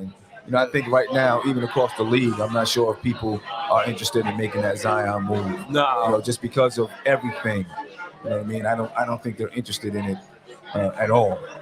You know what I'm saying? Because of everything. There's He's gotta be made for New York. Yeah. What do you guys think about Nas Reed? Because there's talk out there about Nas Reed being a guy that the Knicks might target. We talked about value guys. You know what I'm saying? He's one of those value guys that you might be able to get cheap, but may give you some, big dividends. Shoot the ball a little bit, hustle guy. You know what I mean? What do you think about Nas Reed? Definitely is a hustle guy. Definitely is gritty, I think he could definitely be one of those pickups who you think like a Hardenstein, like we've had in previous years, or even a Raymond Felton, who you think, kind of at first, maybe he'll do a bit, but then he comes in, and next thing you know, he's like the center of your team. I would say the center of your team, but a huge piece of your team. Right. He kind of reminds me of Kurt Thomas, but with like a jumping ability. He's like one of those type of guys. He used to be part of Jelly Fam. I don't know if you remember that. The guys used to throw the layups and stuff. He was one of the finishers there with Jelly Fam. But one thing I want to point out with stats, I like to look at the 36 minute stats. So if you look at his 36 minutes per game stats, his stats go up to from last year. It goes up to 22, 9 rebounds, 2 assists. That's good. 1.2 steals, 1.5 blocks. That's within the 36 minutes there. You know what I'm saying? So he has a lot of skill, man. He can shoot the 34% from 3. So he has a lot of skill. So I mean, the talent is there. If we can get him, he'd definitely be a fixture or very useful coming off the bench for us. Yeah. I don't know. What kind of contract would he demand? That's the thing too, because he's making peanuts now, but he's worth so much more. So you don't know. Right. What is it? Right. Yeah. I don't know what kind of contract he would demand. You know what I'm saying? But definitely a guy you should keep your eye on. Yeah, definitely. Yeah. And then how do the Knicks make? Well, I guess even if I can't see him demanding 12, more than $12 million a year. I don't think. You know what I'm saying? So he's only making 1.9 now. 1.9 now. Yeah. You know what I'm saying? So he would be able to. Maybe the Knicks would be able to. Fit him into that mid-level exception or something like that. If that's something that they needed to do, they might be able to fit him in there. If especially if Obi is gone, right, moves on. Now there's a spot right there. He's not gonna. He because of his defense and shooting the ball, which Obi could do too. Right. His rebounding. Yeah. He may even command more minutes though. That's like scared money don't make no money. You know what I'm saying? So like if you want to get better at a different position, then we don't worry about trading a Mitch or whatever. Because look, this Nas Reed is available. So like if we wanted to replace production, and we traded Mitch Robinson, it's not doom and gloom. Oh my God, what are we gonna do without Mitch Robinson? Right. Oh snap, we got Nas Reed we can sign for like 10 Same million. with Myles Turner. Yeah, Myles Turner too. Whoever. We can get better, and there's always somebody else that we can fit in the spot. There's always. I think Myles Turner would actually be better than Mitchell Robinson in some way. Yeah, definitely. I mean, yes, Mitchell Robinson's still a great player, but I feel like Myles Turner could be a guy who could react a bit more quickly in the paint. Right. Like you don't make moves just to make moves. You said, you can't just trade to say, okay, we did something. Right. Because or just for a quick fix, just so you could say you got a guy. We've seen this in the past. Right. You have to make calculated risks, and you have to be very calculated. And that's what I feel. And you need a guy who could take you to the next level. We've gone to the point, where we've made the playoffs. Now it's what can get us to that next level? What could get us to that Eastern Conference Finals? What could get us to that NBA Finals? What could get us to that championship? Right. And get us there without us losing our soul doing it, Right. No. Yeah. So let me ask you Not a this. one-hit wonder. Is Zach LaVine the guy that can get you there? Because there's a lot of talk about Zach LaVine and the Knicks. They had discussions at the trade deadline. They said, no, let's push this during the offseason. It may not happen tonight. Right? Things could still happen tonight, but we're halfway through the draft. You're not hearing anything out there. What's your thoughts on Zach LaVine? I feel he could be good, but you still need. I think he's the third best player on a championship team. I think you still need another star, but he could definitely be a good piece. He could be a Chris Bosh, a Kevin Love type guy. Yeah, I agree with that. He helps us with the transition offense. Defensive wise, he's not really gonna do too much. Yeah, he has a little bit of. He could knock it down. Yeah, he can knock down the jump shot. That's one thing. That's one positive for him. He can knock down spot up jump shots, and that's gonna be available to him in the Knicks offense and stuff. So I can see how we could work, but he makes 38-something million. He has the knee issues, But like I said, calculated risk. Everybody that you mentioned, they all have some kind of injury or something, So you really have to. You just have to just go. Whatever you're gonna do, just go for it. Yeah. Zach LaVine happens to be that guy, like you said, third option. I can see him as a third option. With Brunson, I can see him and Brunson running the show with Julius, and if RJ's still here, they could just be like that second fiddle, and I think it would balance out a little bit better.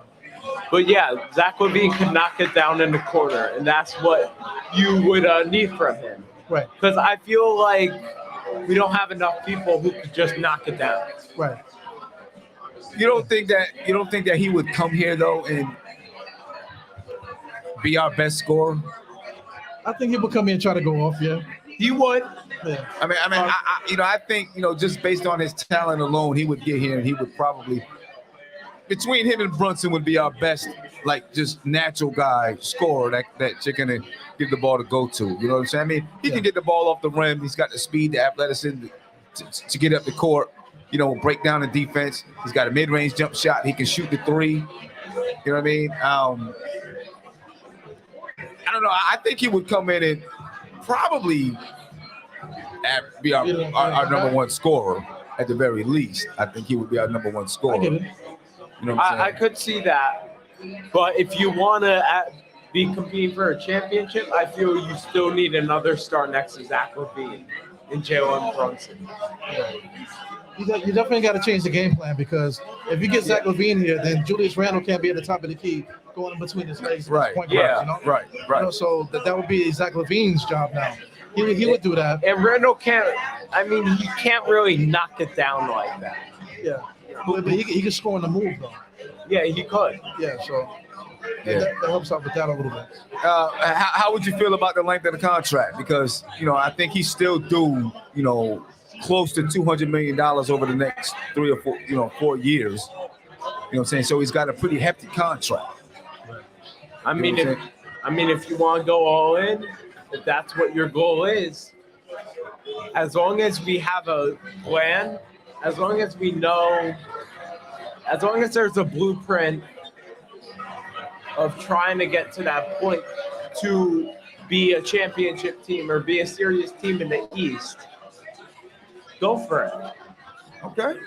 Yeah, I'm with it too, because I mean, I feel like the next 3 years, I want to say this is the window that Brunson and Julius has. So in these 3 years, you know, you just go for it. You know, whatever we need to fill in the blanks for that group, you just do it throughout for these next 3 years. And then in that fourth year, when he accepts the player option, which he probably will, he'll be making $48 million, but it'll be an expiring contract. Right. You know, so then you start making that move for the next thing. But this window, we have a 3-year window with this group, in my opinion. You know, I agree. But just with Brunson and Julius. With Brunson and Julius. Right. All right. I mean, wow. I mean, 3-year window. I mean, that means we got to move fast. Yeah. You know, I think we got to do it now if we're going to do it. You know? Yeah. I mean, yeah. I mean, you got to move right now. We definitely could be a team for years to come. As long as Brunson is holding the show, I think we are a serious team in the East. Yeah.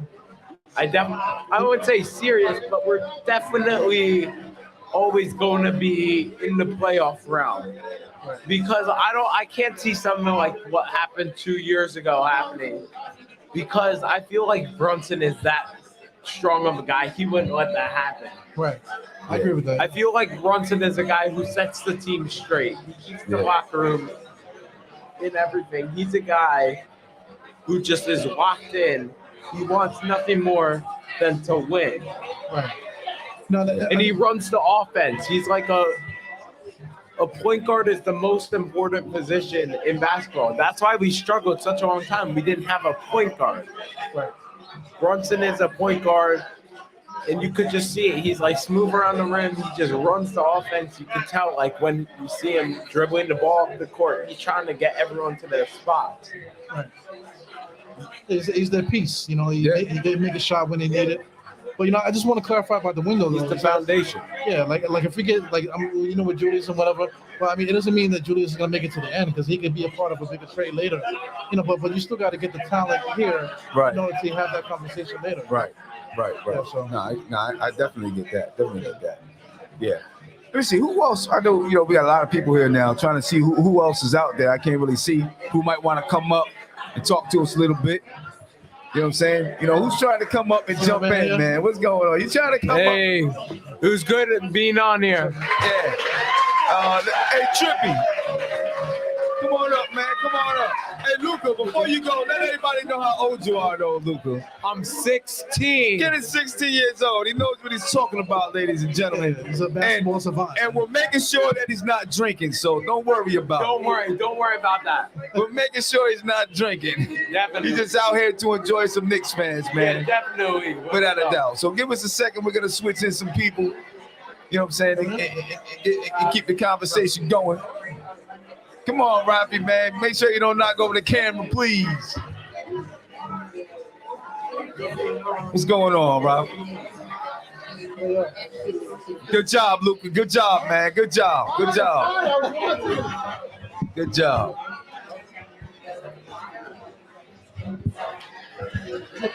All right. I'm Gucci, bro. I'm Gucci. I'm right here.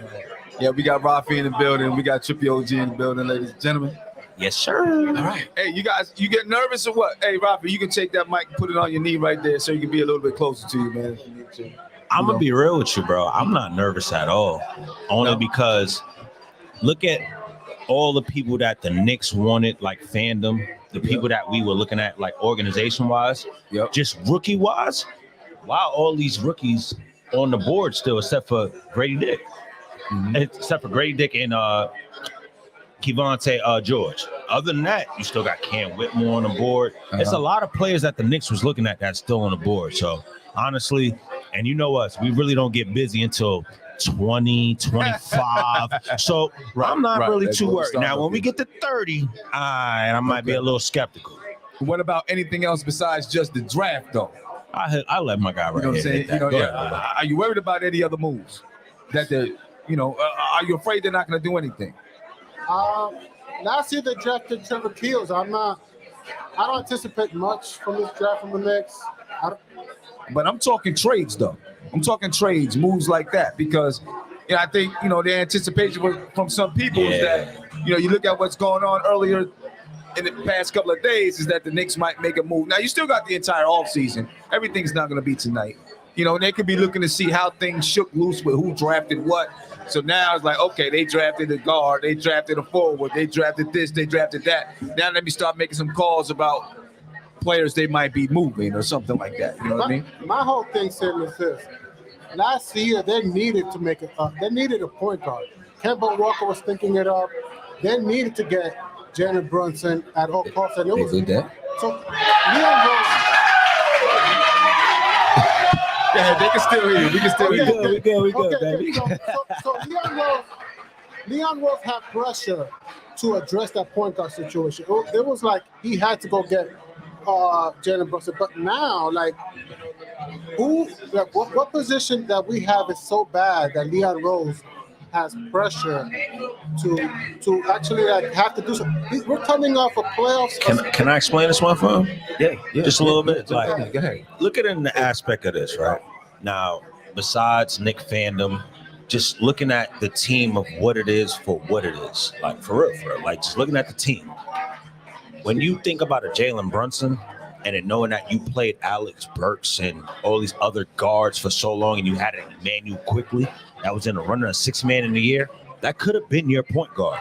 So legitimately, I get that we wanted Jalen Brunson, but when you have an IQ and seeing what he could have been if you gave him the opportunity, you really didn't need him. But no. Look what I'm saying with that. Now, I'm cool that we got Brunson. I'm not mad at it at all. I love it all day, every day.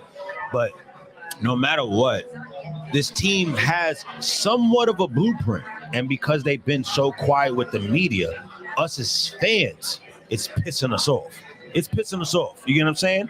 Because we're so used to seeing other teams talk about it, at least give us some type of detail. The fact that this team, when I say team, the organization gives us no type of pathway to get a clue of what's going on.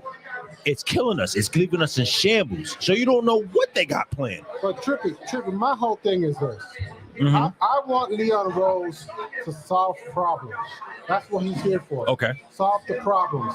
Right now, I do not feel like we have a problem that big in the positions that we have, whether it's the point guard, shooting guard, maybe slightly in the shooting guard position. Fine, but there's not a position it was as ugly as the. Before you finish, bro, not to cut you off, before you finish, just one question. You watched the whole playoffs, right? I watched the playoffs. All right. So we didn't have a problem on the bench? Well, yes, we did. We had problems in terms of, Emmanuel Quickly not stepping up. He was a 6-man all year, but it's his first time. And we know that with the young players. Second time. I'm sorry. That's why I was getting at. Correct yourself. Second time now. Right. But we all know that he's going through a growing period. He's a young player who's on his third year. Who's on his third year. Yeah. Fine. I'm not justifying it, but right now, that's not like. I just feel right now, during the regular season, Okay. I feel like it was justified that Leon Rose made a trade for Josh Hart because, RJ Barrett has slow starts. Okay. That was needed, and the point guard situation was needed. Maybe look, we have Evan Fournier. Maybe trade Evan Fournier for another veteran shooting guard.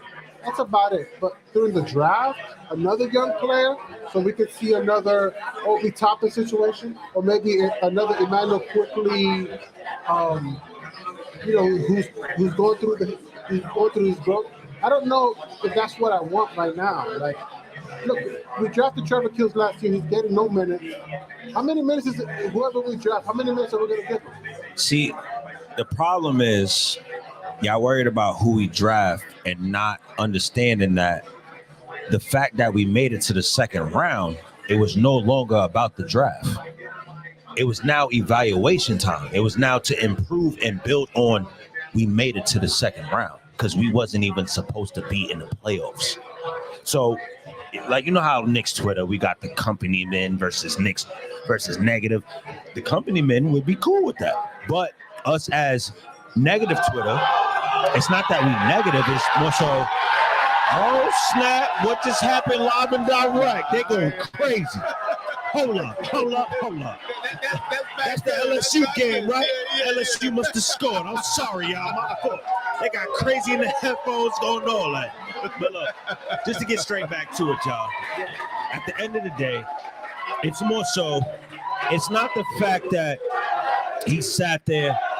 Like I said, LSU. I needed that. I just want $200. Thank you.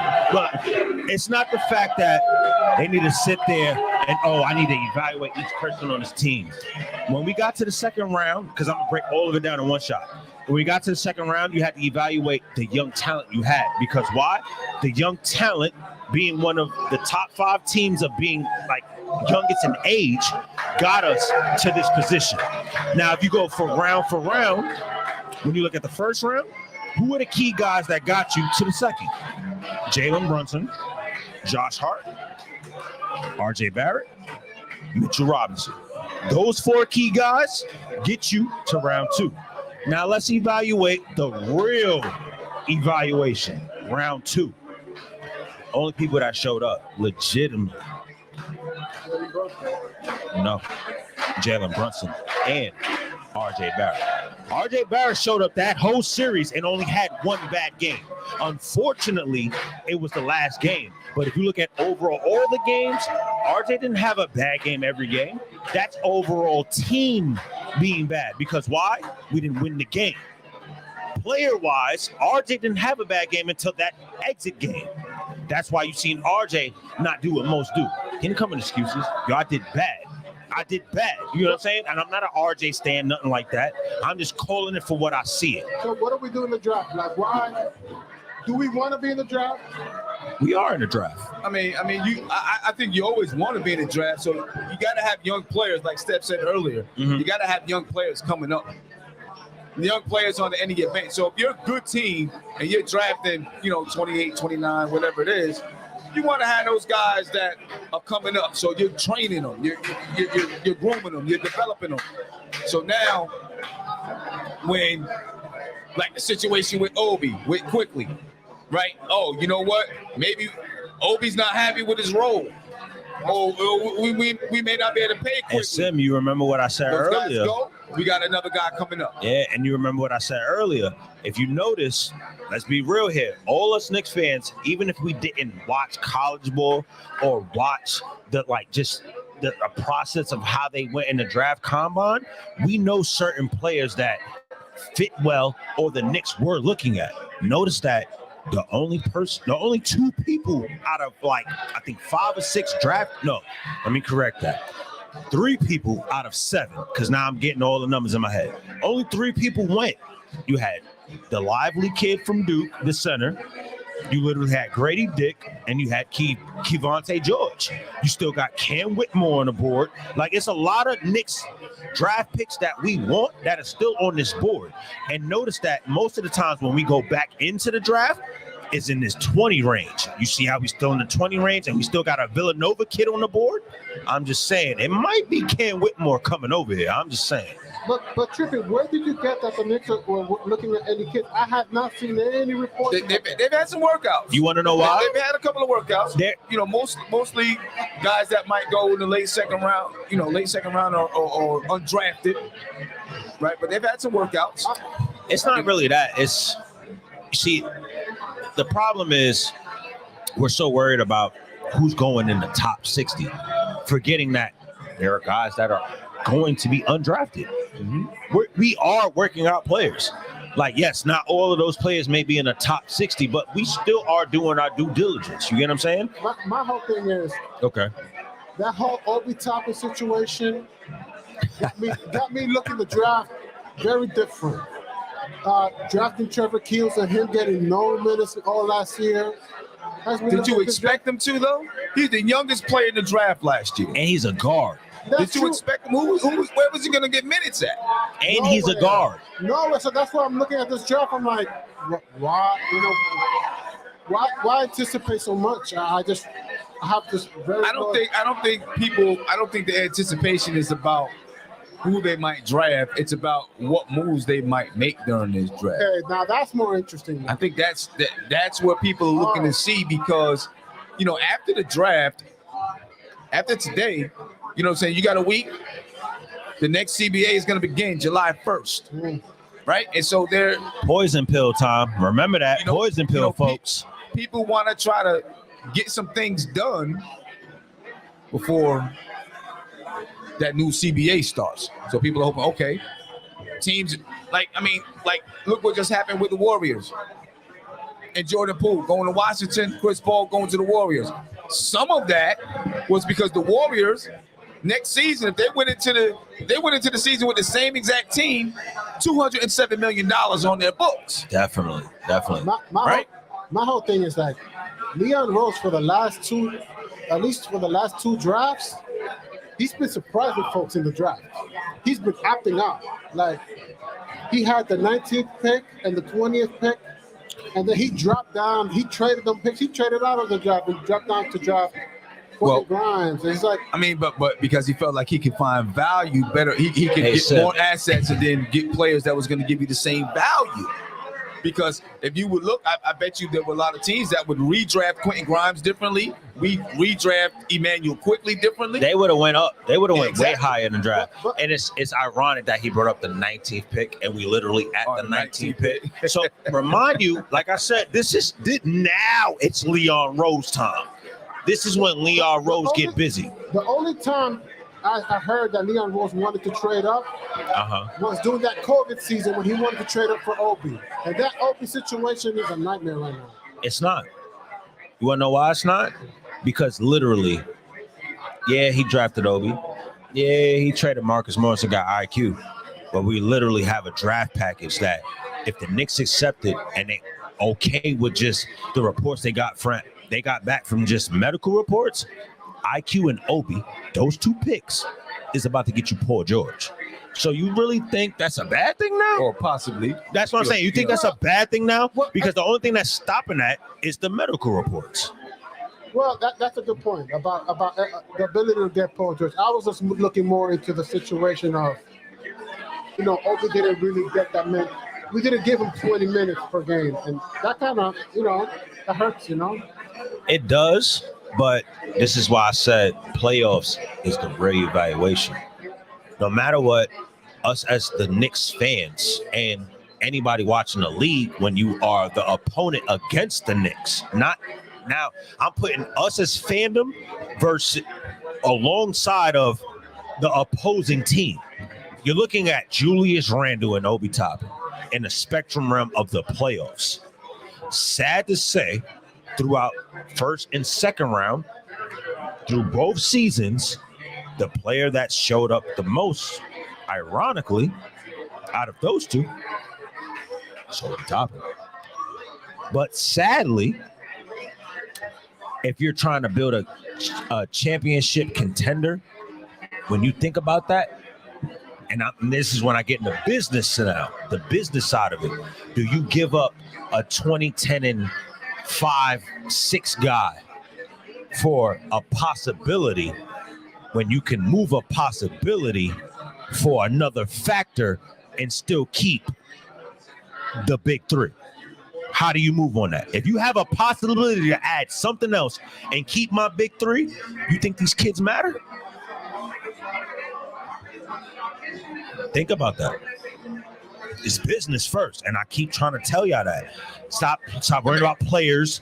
It's team and business. That's what the NBA is made of. Your favorite team. That's how the money comes in, because we love our hometowns. But at the end of the day, business. That's what you see. That's how CP3 got to the Warriors. Business. If you don't add in those two factors, you're going to be in shambles all day as a fan, because you're going to just wish all day. My whole thing is, I really thought that Obi Toppin and Julius Randle could play together. Yeah. I was one of those early, like 3 years ago. I really wanted Obi and Julius Randle to play together. It's just unfortunate that we especially in the playoffs. I felt like with the way, look, I mean, credit to your point about Obi Toppin, the way he played in the playoffs. I felt like Julius Randle with Obi, just him passing him the ball. I mean, look, I wanted them to try to play them together too. You know what I'm saying? Put more minutes out there. The only thing that I can say is we don't see what they see in practice. What if I told you this? It's not Julius Randle or Obi to why they're not playing together. Oh, I would believe that. I think they would probably want to play together. Obviously, it's Tibbs. You know but unfortunately, Tibbs, when your best friend is the GM, kind of get a lot of say-so after that. Like, a lot of people don't understand. It's not about the fact that, Tom is not the coach. We don't have no GM. When your best friend is the GM, you know what I'm saying? Like, your best friend, your right-hand man. That's like you looking at your right-hand man right now and saying, yo, if you don't let me rock right now, like, bro, you're going to look at you different. Like, I'm your right-hand man versus your friend. It don't look the same. It don't matter what race you are. The same rules apply. So what do you think was going to happen? That's why when the audio leaked, because we already on the Obi top, we already on the Obi spill. We might as well get to it. Like, we might as well get to it, because little do y'all know, I did a little playing around on my own, without no resources, playing around with an AI app so I can sit there and see if you translate a voice. AI apps can't translate the little mishaps, the low voice tones. The AI app cannot do that. It cannot translate low tones and literally cannot pronounce something. It's AI. It has to pronounce everything that it's told to pronounce. So that Obi Toppin spill, that's real. That's real. I just want to say this. Oh, no. I just want to say this quick thing. With that Obi situation, more reason to do right by him. I got to get that out of my chest. But my thing is this, though, right? When we talk about the coaches, because I had someone call in the other night and say, well, the GM is getting the players that the coach wants. Yeah, you're supposed to get the player that the coach wants. How can you evaluate your coach if you're not getting the coach the player that they want, the players that they want? So if the GM just says, no, this is what I want, so I'm getting these players, how can you effectively evaluate your coach in the job that they're doing? And then this is when I get with that, though. You got to get mad at Leon Rose. Like, this is me understanding this now. And I waited till today to say it. Like, literally, I had to go back from the beginning to now. It's not that Randle was the problem or Tom was the problem. Leon Rose is the problem as the head of the table, giving these mixed signals and mixed messages. You're telling one person one thing, and then you're telling another person another. So now when they bump heads, now you want to sit in the back and, I ain't know none of that. You can't do that. Messages? What's the mixed messages? I give you a mixed message right now. I'm going to go back to the Obi Toppin situation. All right. Obi Toppin doesn't sit there and say, you're going to you can't coach to Tom if Tom is not getting the forefront from Leon Rose to not play this kid. The reason why I said that, I went back to the Minnesota and the Bulls run years down the line to watch it. I literally seen to where Tom, and this is crazy that I'm saying this because I hate Tom and Julius. I hate Tom and Julius Randle, but I am Knicks team first. Understand that? That is a big difference. I care about my team more than the players. So at the end of the day, if it makes sense for my team, regardless of my own personal discretions, I will keep certain players. All right. Cam Whitmore just went to Houston. He's getting traded. Gangster. Went to Houston. He's getting traded. I'm stamping that. He's getting traded. But at the end of the day, he comes to Knicks. It's all good. My whole thing, I just want to say something real quick. That's a great point you spoke about the coach and Leon Rose. They have to be in the same. Because that kind of brought me back to Isaiah Thomas and Larry Brown years. Like, you have to be on the same page.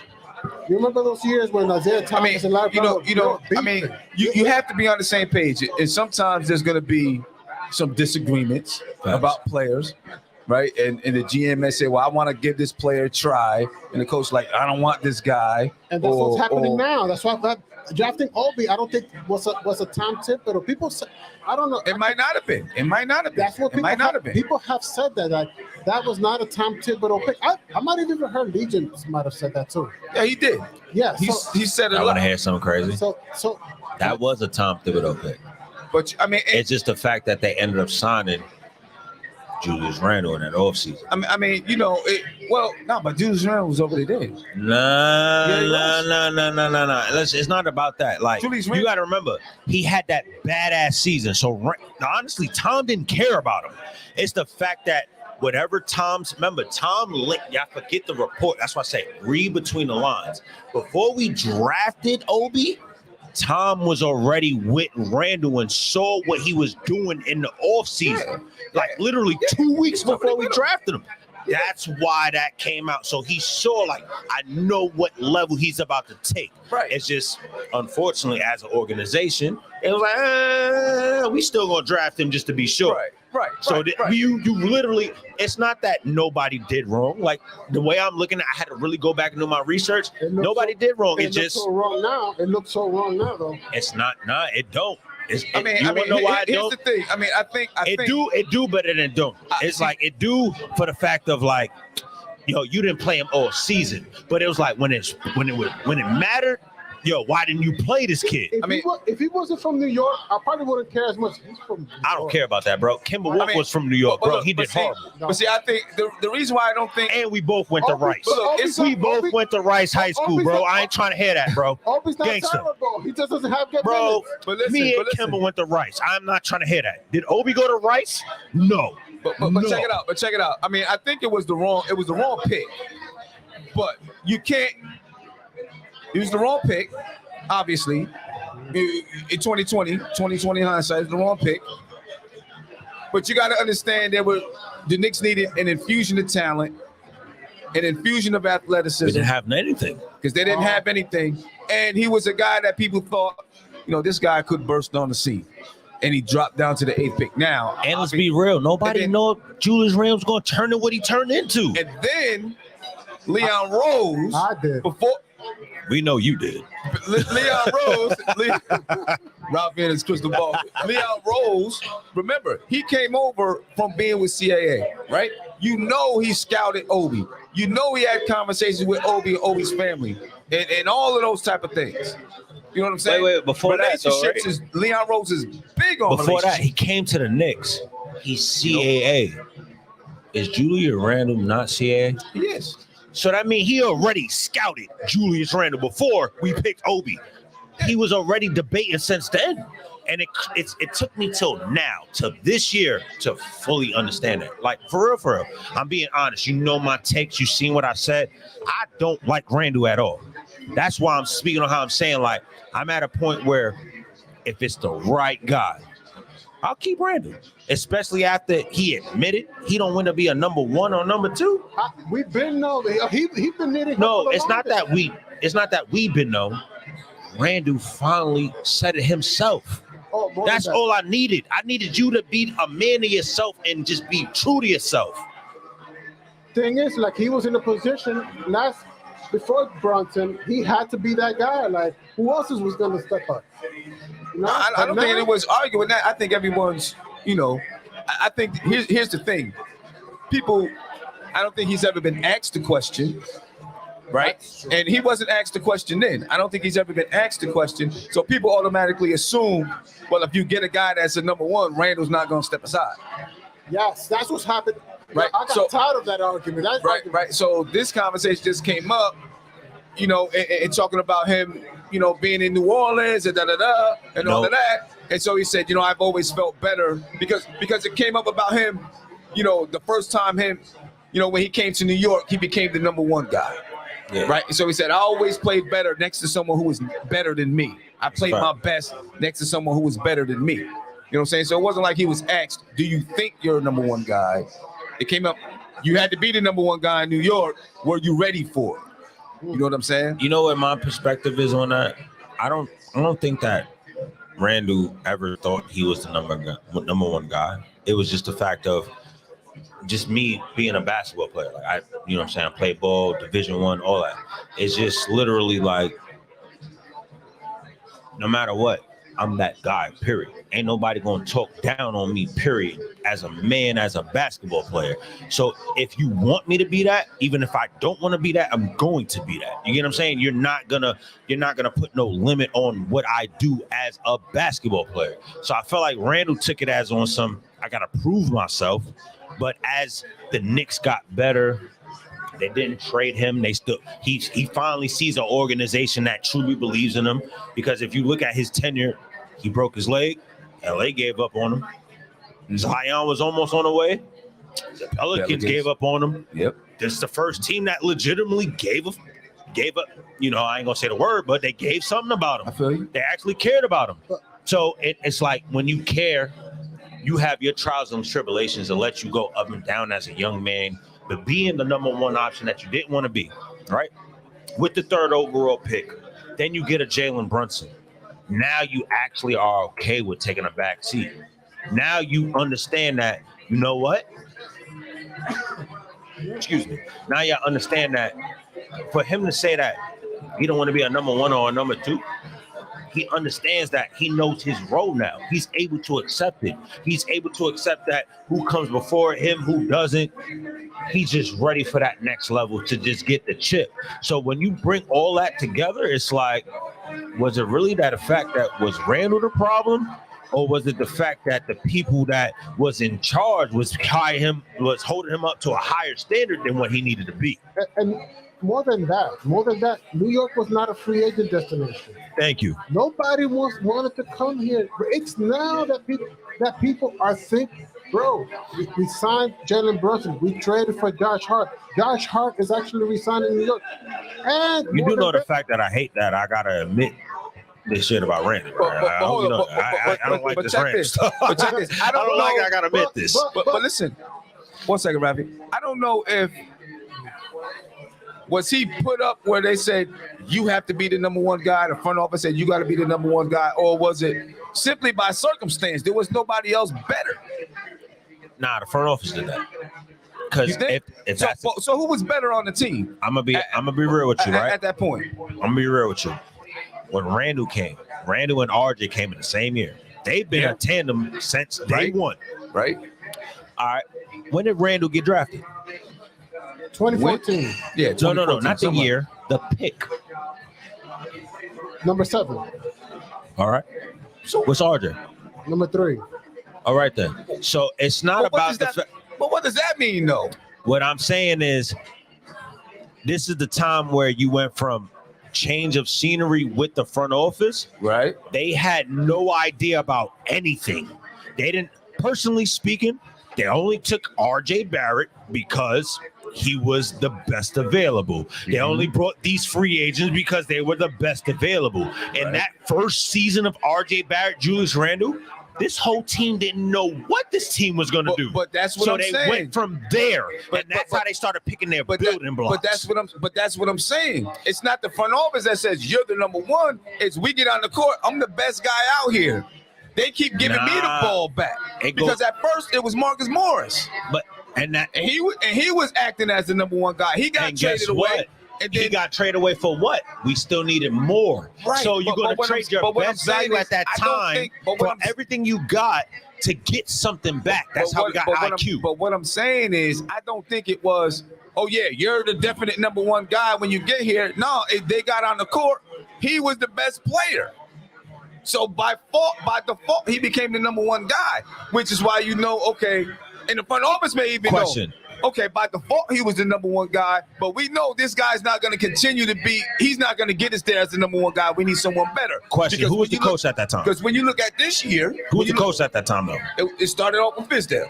That's the problem. Right. That's where, but listen. A lot of people don't want to admit that, though, but I'm going to get to it. But listen, when you look at this year, right, Jalen Brunson becomes the number one guy because he's the best on the court. Not because they said, Jalen, you're the number one guy, because when they got out there, he was the one that everyone trusted. Facts. Right? He was the one that could get it done. So everyone's like, yeah, I'm going to give it to Jalen because he can get it done. I think it happens like that more than everyone sitting down in a room and saying, he's the number one guy. I think you put the guys out there and ball, and the players really decide who they're going to give the ball to in a clutch situation. Can I ask you a question on that? Excellent point. If he's the number one guy, right, like Jalen Brunson, he's the number one guy, right? And this goes to both of you, whoever want to answer first. If Jalen Brunson number one guy, the team knows it. You got Julius Randle saying, I don't want to be a number one or number two.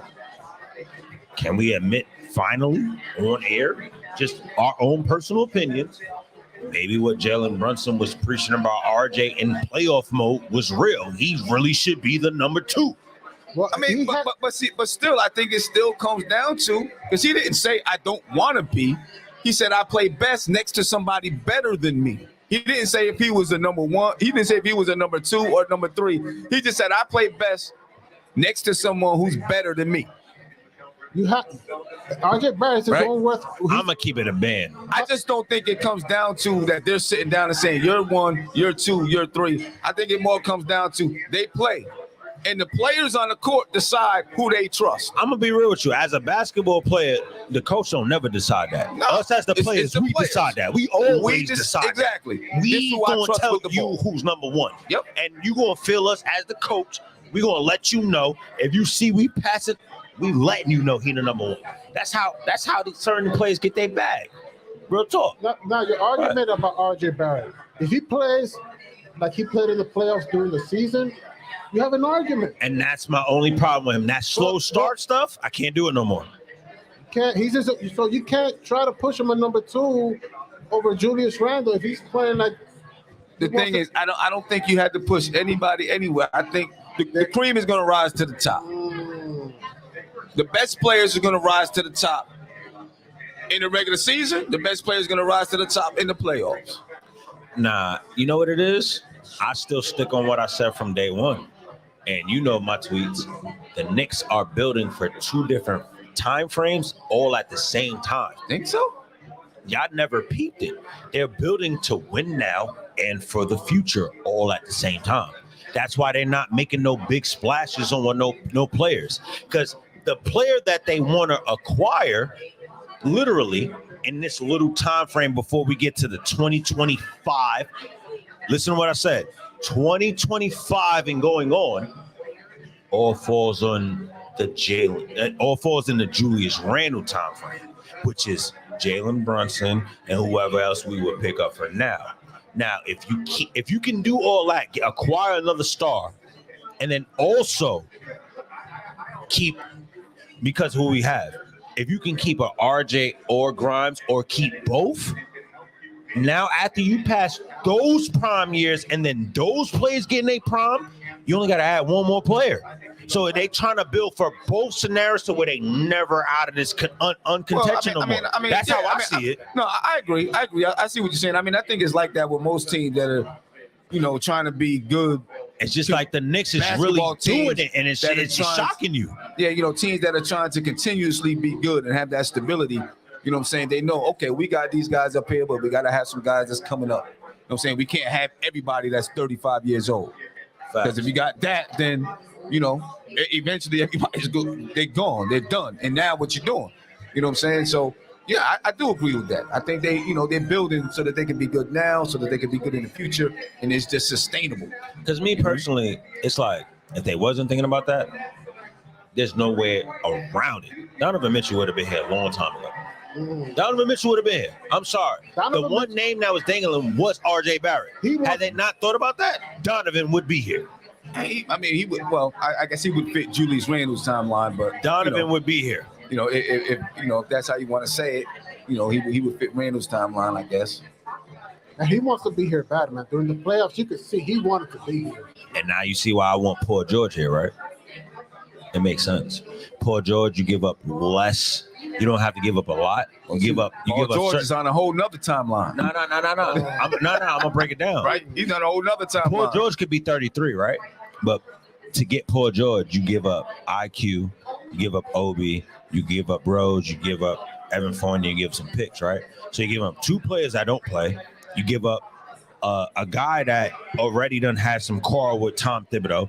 You give up another guy that stated he wants to start, and he also stated that his favorite player was never Lou Williams. His favorite player was Steph Curry. Just so you know that. Like, that's what he said in that interview with Slam. So he wants to start, right? So you put them both in a position with salary fillers and picks to get you a Paul George, right? Paul George now is that number 2 option. Randle becomes number 3. Brunson obviously is number 1. RJ is the future. Grimes is the future. Now look at what we got going on here now. You still got 2 guys that know that they gonna be the tandem coming up when they hit their prime. Paul George, Randle, and Brunson, after 2 years, literally are all to where now George is a free agent. Randle and Brunson got player options. The only person you got to worry about now is RJ. So your guy is Paul George. Yeah, That's because it fits the full timeline of what I always thought it was. It was win now and build for the future at the same time. What about Zach? He doesn't fit that? No. I mean, his contract expires the same time as Jalen Brunson and Julius Randle. The exact same time. You want to know why I don't fit that much? He's younger. It's Randle's age. He's younger. Younger than who? Paul George. Yeah, he's younger than Paul George. So when you younger, if you ain't 28 and up, you gotta give up arm and a leg. This is NBA. I done watched this business. I done seen it. If you 27 and under, you gotta give an arm and a leg up for a player. Okay. Once you hit 28 and up, that's when you get to the Bradley Beal trades without the trade clause. Well, that's when you get into Porzingis trade. You get into the modest trades without a lot. So a lot of people don't understand that age factors. It does, but I mean, with Bradley Beal, I think it was more about the no trade clause. I'm gonna be real with you. If he didn't have that no trade cool clause, with either I think Zach they would have got a lot more than that. That's a fact.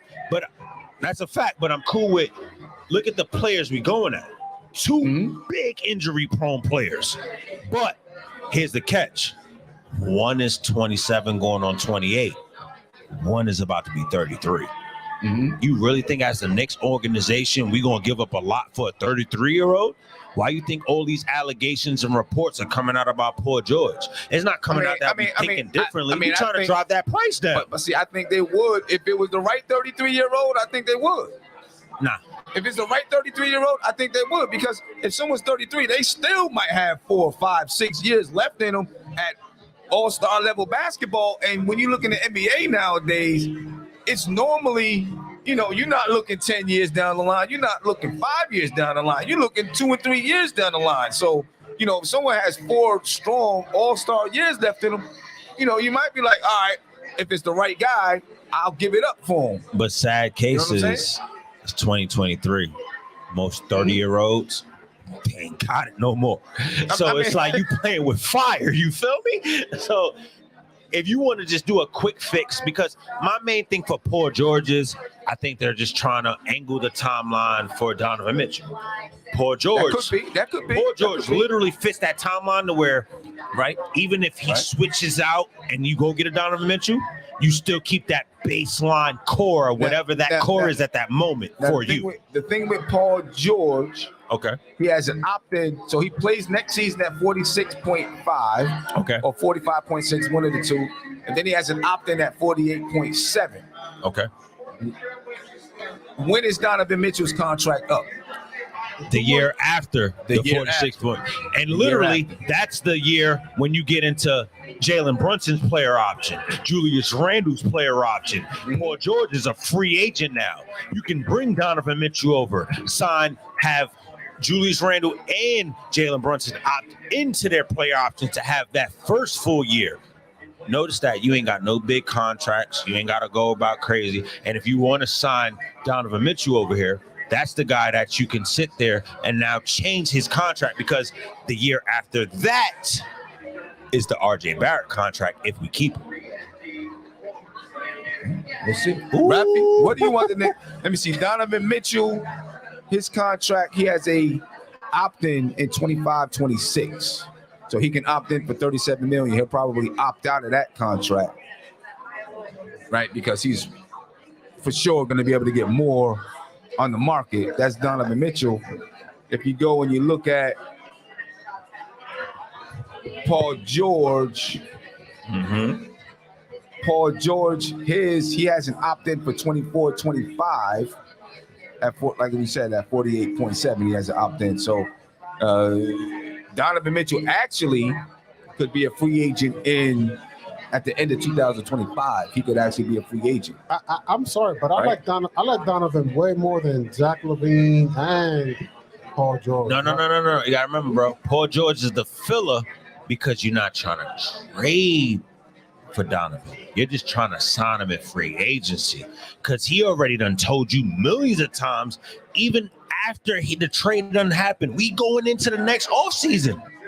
Donovan is showing you he wants to be a Knick. I'm with you, but my whole thing, I'm not giving that spot to nobody but him, man. I'm not right now, today. That spot is for Donovan. Anybody, or else I'd rather go sign this kid in the draft or something. But I ain't trading for no other $20 million contract. That's the problem, though, bro. That's the problem, that not only you, but because you be understanding. So I give you the benefit of the doubt. But most Knicks fans don't be understanding that it's a business. Within a business, you have to show growth of your business. You have to show what you have with employees, regiments, locations, diagnostics, demographics. All of that accounts for everything. Everything accounts for something. And he has a good reputation. Him and Leon Rose have a good rapport too. Not Donovan Mitchell. That's the problem, though. Look at his resume. Utah Jazz, you did nothing, bro. Now you finally got a team, and then now you went against a Knicks team to where the NBA already said the Knicks wasn't supposed to get past you, and we still did it. So honestly, Donovan Mitchell's value went down each time. So? Yeah, you think so? I promise you it did. Especially, I promise you it did. I promise you. We'll see what they do next year. Because if they get better, that's all it is. If they get better, that's the problem. Now, but his value's back up. But notice how I'm going about it, though. I'm only going about what he has done and shown. He's never got over the hump with the Jazz. Then as soon as you get to a new team, you couldn't even get over the hump with a player that you were supposed to be paired with. The same guy that dusted you out the year before by himself. No Luka. My whole thing, look, the whole thing with Donovan Mitchell, when it was him and the Utah Jazz, he bounced Paul George and Russell Westbrook and Oklahoma City Thunder. He has experience winning. He was playing against. He's playing with his first time with the Cavs. Darius Garland's never been in the playoffs. Evan Mobley, he's on his second year in the league or third year in the league. Still a young team. Can I ask you one question? When he was with Utah, Rudy Gobert had a lot of experience.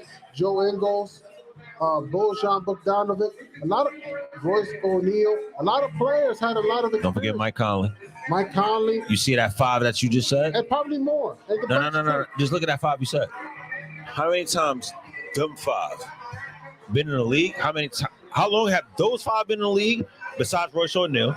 But how long have those 5 been in the league, and how long has those 5 been in playoff runs? So let me ask you again, with Donovan Mitchell, it wasn't until Cleveland to where he officially became a number 1 option and got outdueled and got like literally shitted on by the guy that we thought wasn't going to amount to nothing because he played with a Luka Doncic. You think that his value's more than anybody right now? His value's going down by the minute, bro. But I think in the NBA they look at more than just did you beat this guy. I think there's a lot more than that. They look at your surroundings. They look at what was going on there. They do though, because look how much they were still able to ask for in a trade. The value was there. But that's different though. That was before the battle out now. We talking about now. I think the value. I think if they put him on the market, I think they get back exactly what they traded for him. Yeah, if they do it now. Right? You wait another market, they get back exactly what they traded for. You got to do it now. You got to do it now, though. If you wait till literally the whole season play out and he loses, because literally, let's be honest about Donovan Mitchell. Mind you, I love Donovan Mitchell as a player. He ever got to the second round? Yes. He beat OKC Thunder. He beat. And what year was that? Russell Westbrook and what year was that? That was his rookie year, right? 2016. His rookie year, bro. Could have been rookie year. That's what I'm telling you, bro. Ever since the rookie year, Donovan Mitchell's never made it past the second round. I mean, listen, he's literally got eliminated every first round since then. Listen, and even with a new team, would be in the number 1 option. But check it out. There was a point in time when Chris Paul couldn't get past the first round, bro, and he still kept his value. That's Chris Paul, though, bro. He ain't have no talent on the Hornets. Come on. But I'm talking about Hornets, Clippers. There was a point in time where he couldn't get past, and he still kept his value. You're right. But let's change gears. Let's change gears. Let's talk about Kyle Kuzma, because he's gonna be a free agent. He's opting out of his contract, right? We're talking a lot about Paul George, and we're talking about Zach LaVine. All these guys is making $40 million a year, right? For $20 million cheaper, you can take a chance on a guy like Kyle Kuzma. Now, he's 27 years old, entering his prime, averaged 21, 22 points per game last year, 6'9". He can go 3, he can go 4, he can shoot it, he can play some defense, he can put it on the floor. Yeah. To play for the Knicks? Or what team? I mean, to play for the Knicks. Nah. What position? Nah. What position? I'm gonna be honest with you. What position? The 3. The 3? Yeah. What? RJ put RJ at the 2? Yeah. Yeah. I mean, listen. RJ come off the bench. Listen, RJ. No. Yeah, you hate RJ, bro. No, I'm saying. Well, I don't. Bro, out of everything you said, RJ got to come off the bench, though. No, why? I said RJ at the 2. Nah, I mean, what am I but why it got to be why got to be an or for RJ off the bench? Like, why can't Dante DiVincenzo come off the bench? Like, come on, bro. Like, you hate RJ that much? Shout out to Uncle Fulio. But nah. I had to come at you one time for that, though. But my thing is this, right? You see how you said Kyle Kuzma, right? Yep. Let's be realistic here. Realistic. He want $30 million. I think he wants $30 million from the Wizards. No. I think from the Wizards. The Wizards got money. They have enough to pay him. I don't think he's getting that on the market. I think the Wizards possibly. Why can't he demand that? He can demand it. That don't mean he's gonna get it. Why can't he get it? I don't think he's getting $30 million. Why? But why though? Because I don't think he's been at that level long enough. Isn't this his first season averaging over 20 points per game?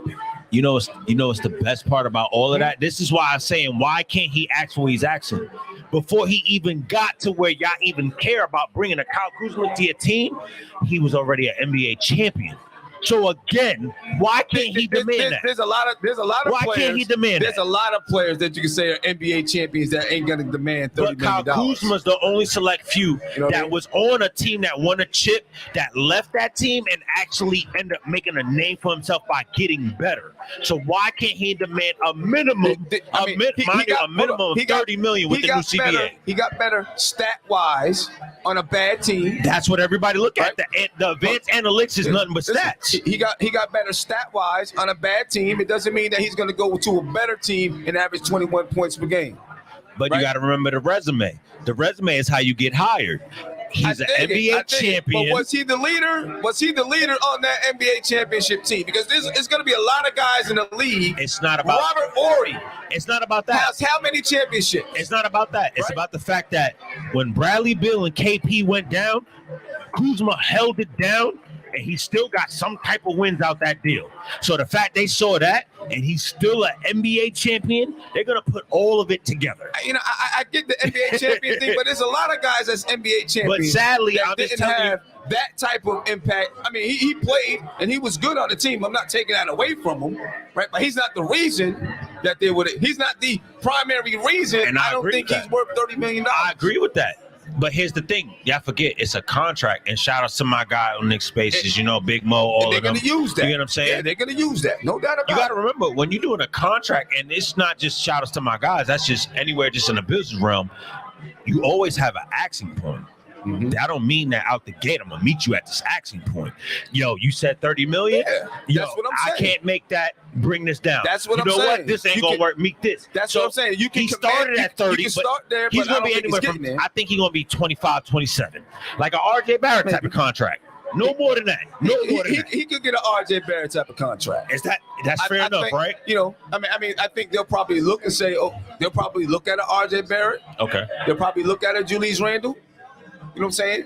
They might look at a Julius Randle closely, his team and whoever's trying to give him a contract, because they might say, you guys got a similar career arc. You want to know what's crazy? I don't even think Kuzma's coming here. I think Kuzma's literally in the lines of, if Dallas can't re-sign Kyrie Irving, he's going to That could Dallas be. with Luka. That could be. That could be. That could So be. think about it. You got a Luka Doncic, Kyle Kuzma, and now a Derek Lively? I just think that small forward position and the power forwards, both forward positions are too crowded. It's too crowded. I can't look at it. For who? Too crowded for who? For the Knicks? For the Knicks right now. It's just too crowded. Obi's going to be gone. Yeah, Obi's out of here. Well, I'm not even factoring Obi in. Like, but Obi's out of here regardless. Whoever's going to replace Obi is going to play 12 minutes. Like, we don't got the minutes. That's not true, bro. That's not true. Yeah, I don't think that's that's not true. Literally, the fact that in the little press back, you hear the things that Obi is saying. I'm not Taj Gibson. That's telling you that Tom literally don't like Obi as a player, bro.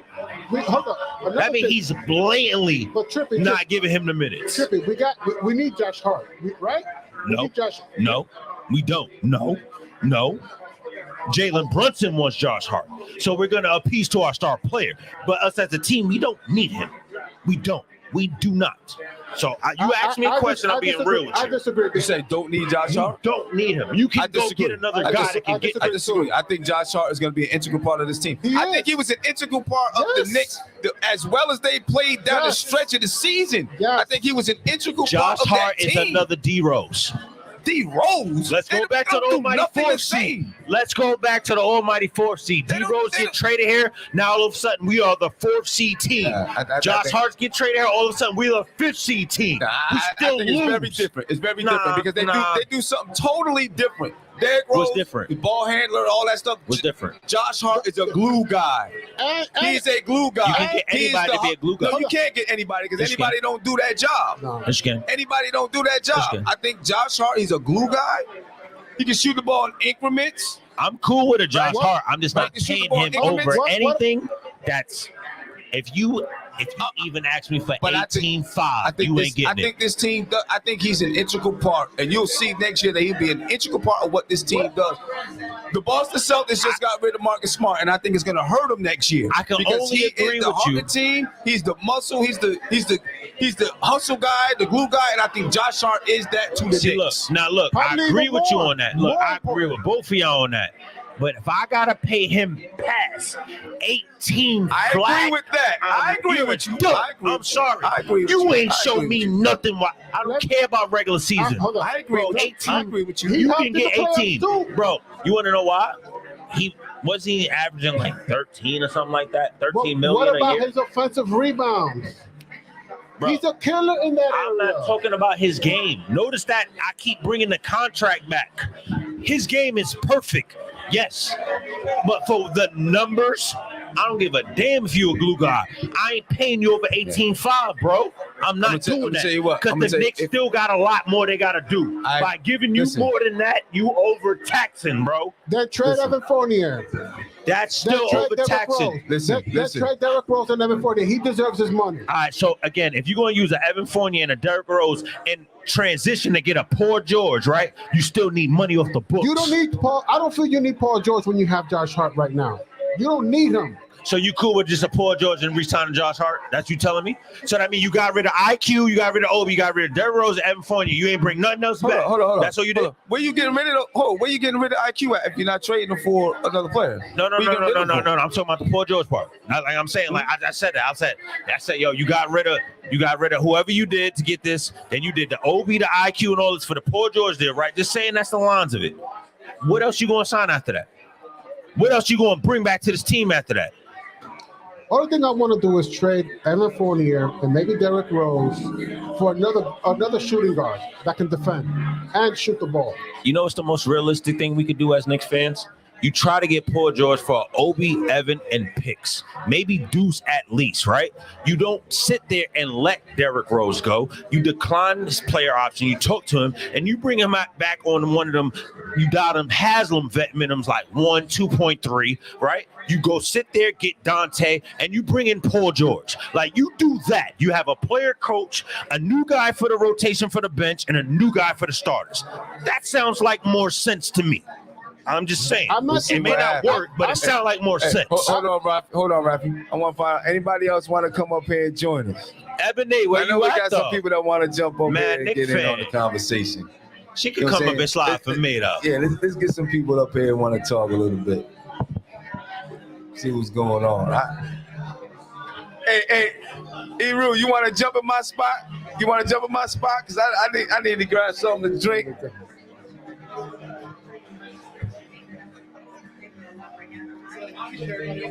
Want to jump? Yeah.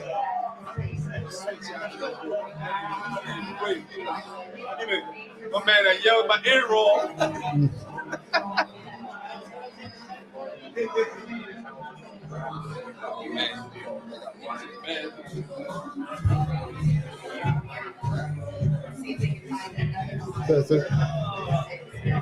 That was a good conversation, though, man. Shout out to Trippy, shout out to Slim, shout out to everybody. Eru, what's good, Eru?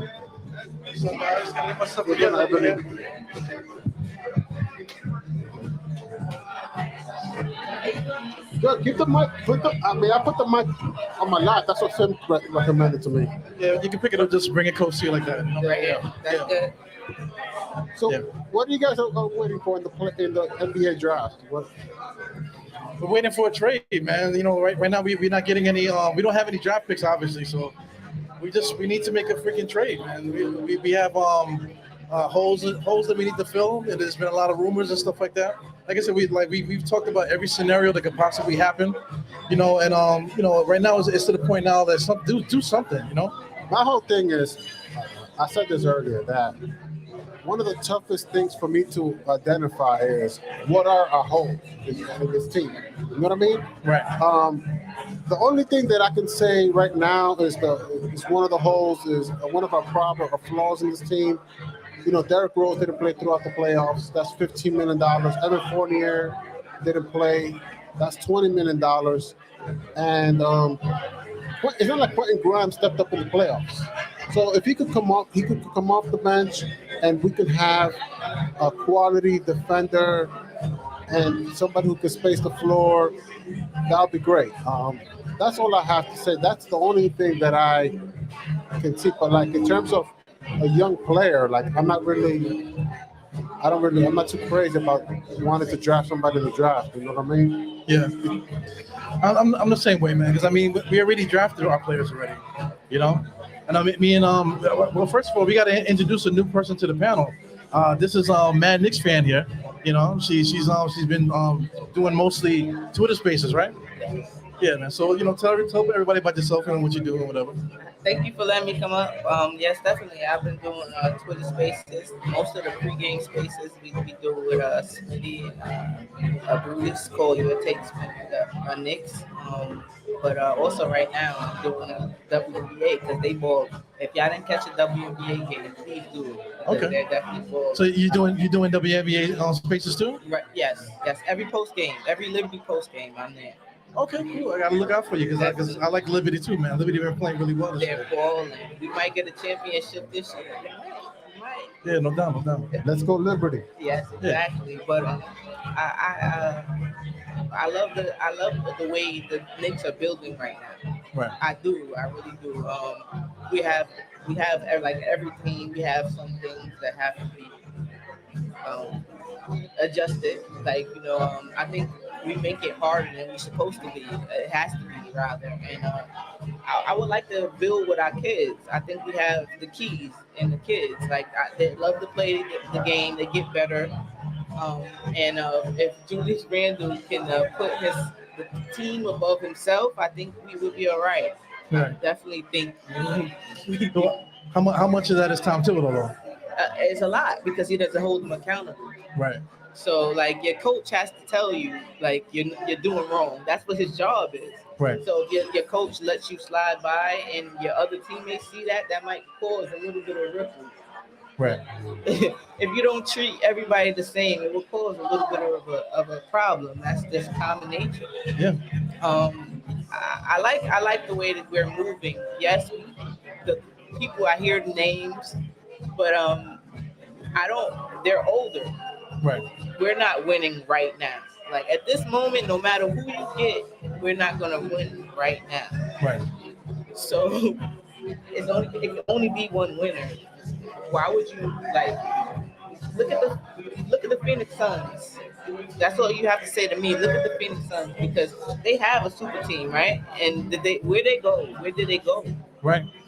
Look right across the water too with Brooklyn, all the different players they got. Twice. Yeah. In Brooklyn. Yeah, twice in Brooklyn. Ben Simmons and all these guys, and they still didn't do anything over there. And then they had the Paul Pierce, Kevin Garnett, Darren Williams era too. Yeah.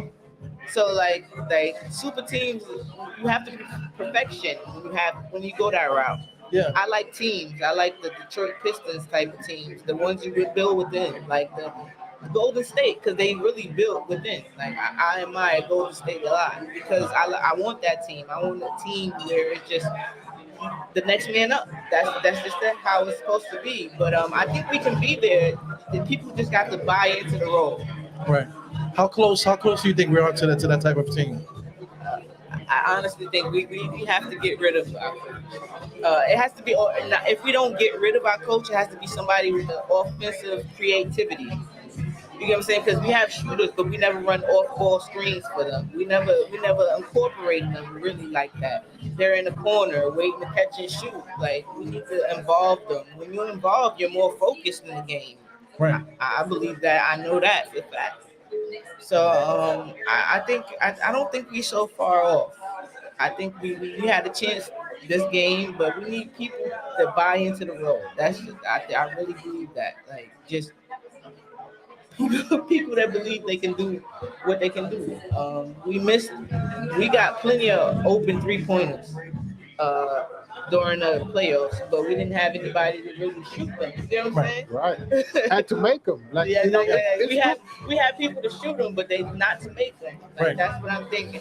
So like if we had a knockdown, if we had a Steve Novak type of shooter, that would help open up the game for RJ, for Brunson, for Randle. He still like it will open up the game for them. And I think if we had a more offensive minded coach, that would help us too because we have the perfect players for a zone type of defense. Right. You put Randle in the free throw line and let him work. Right. Now he can move from in and out, So like I think we're not far off. I'm not buying the teams. Like KP went there, but they traded the whole heart and soul away from their team. Right. You need that. Like it's more than just scoring in basketball. It's two sides of the court. You need that. Right. I mean, but you know what? In a way, though, right?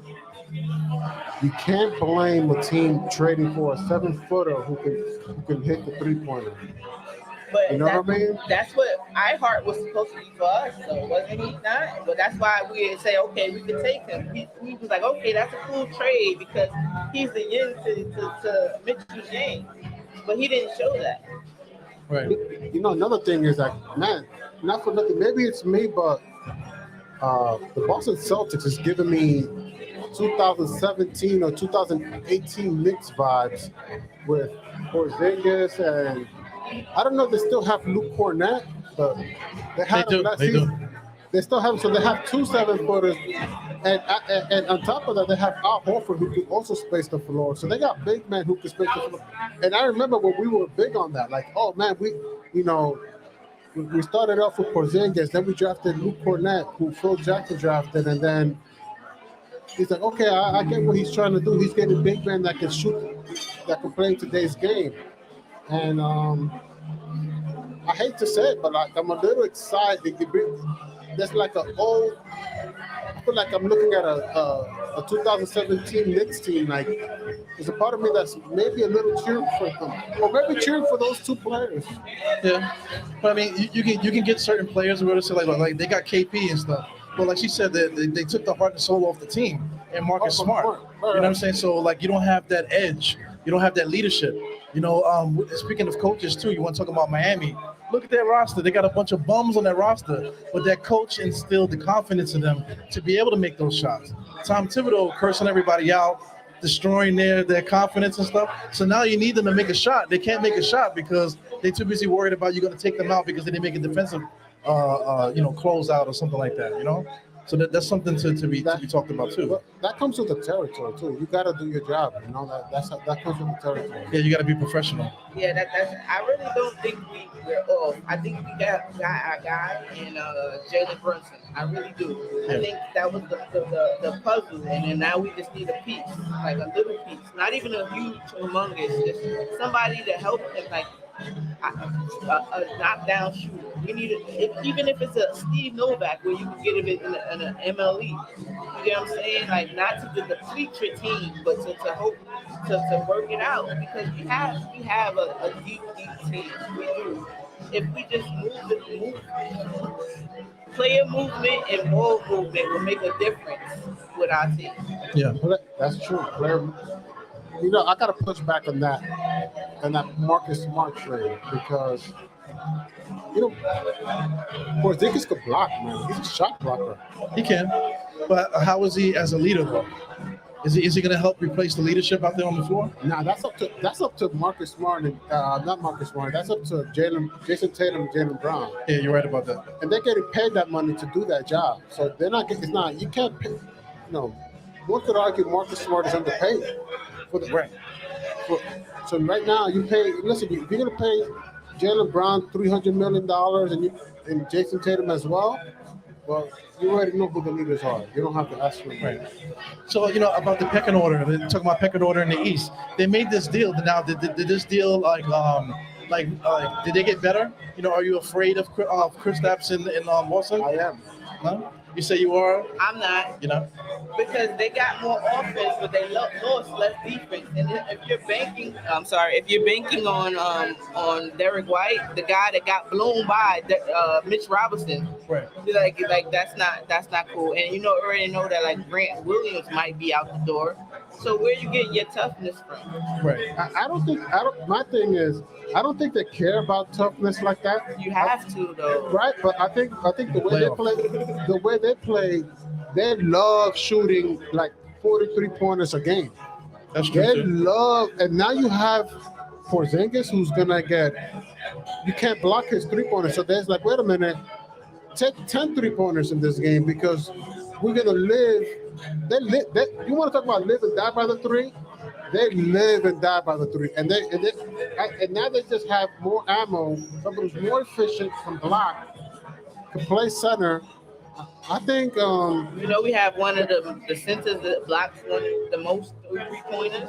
We have him on our team, and Mitchell Robinson. Right, well, that's a 7-game series.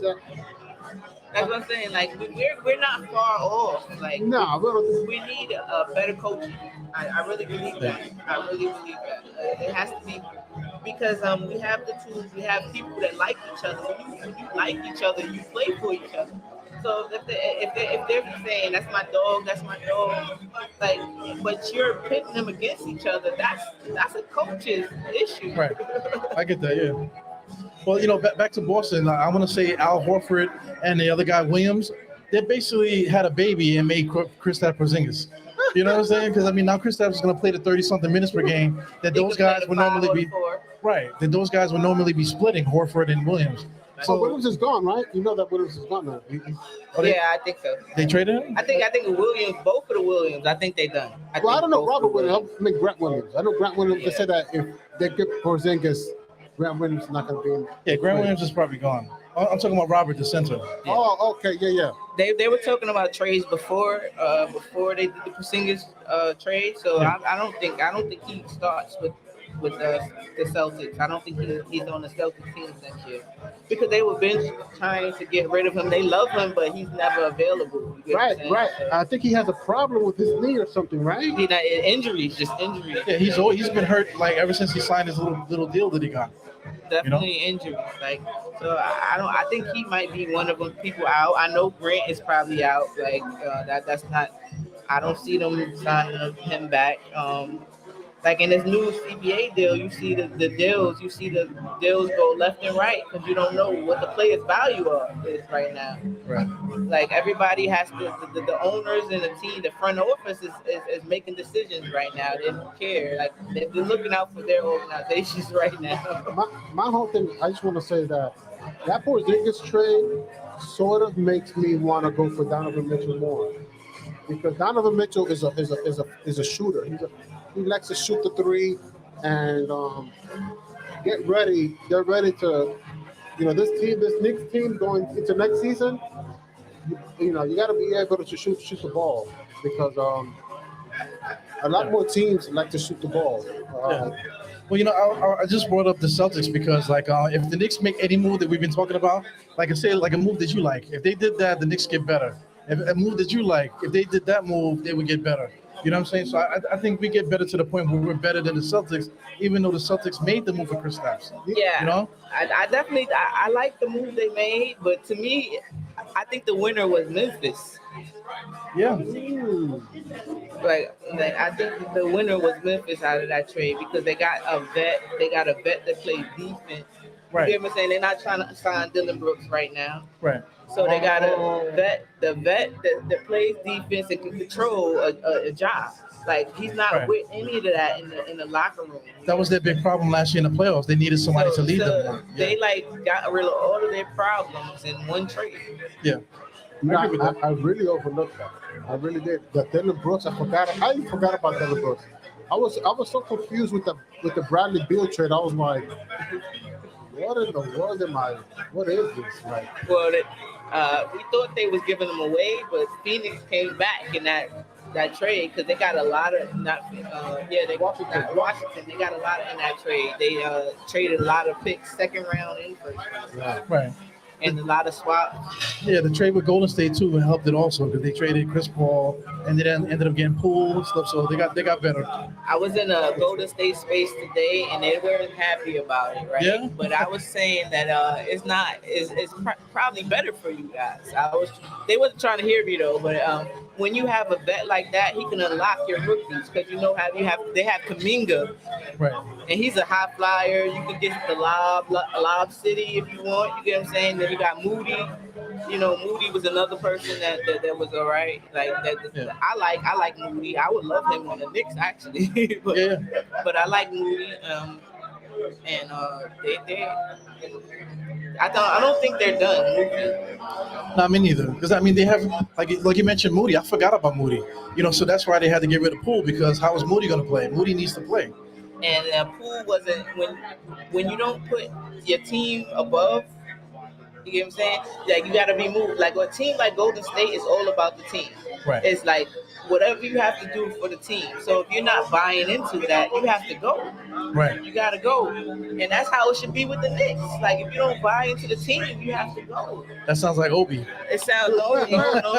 It sounds like somebody else. I ain't gonna say because his right man hand. Oh, Randle. That's what I'm saying. Like you have to buy into the team first. Like that's it. Your stats come second. Right. Like they'll come if you. But Randle bailed himself out though in that podcast episode. He was saying that he plays better with a better player. Yeah. So he kind of bailed himself out a little bit. With Not to me. He kind of put himself in a bigger hole with me, and I kind of understood why he does what he does when he watches film in phases. Right. Like he just started. So I understand him because I'm like, yeah, IQ is a little suspect at times. So I understand why, because film does that. Film, when you watch film, it slows the game down for you. Yeah, you can get better. They even talked about it like playing video games can help you get better too, because you're essentially watching film all the time, watching basketball. So that can help you get better too. Exactly. Yeah. So I'm just like excited about this the direction that the Knicks are going, because like I said, we're talking about other teams right now, but like you go to the Bucks, right? Like the Bucks have this guy Holiday. He was talking about retiring. So who's going to be their point guard over there? They don't have anybody to move. This guy, Chris Middleton, is a free agent right now. I was going to talk about that. But Chris he Middleton opted out of the contract. What? for $40 million. Yeah. $40 million. Now, I should have brought that conversation up when Sam and Trippy was here. Rather than go for Kyle Kuzma, Chris Middleton, I think is a better conversation. That's a better conversation to have versus Kyle Kuzma or Paul George. I think he's more injury prone than all of them.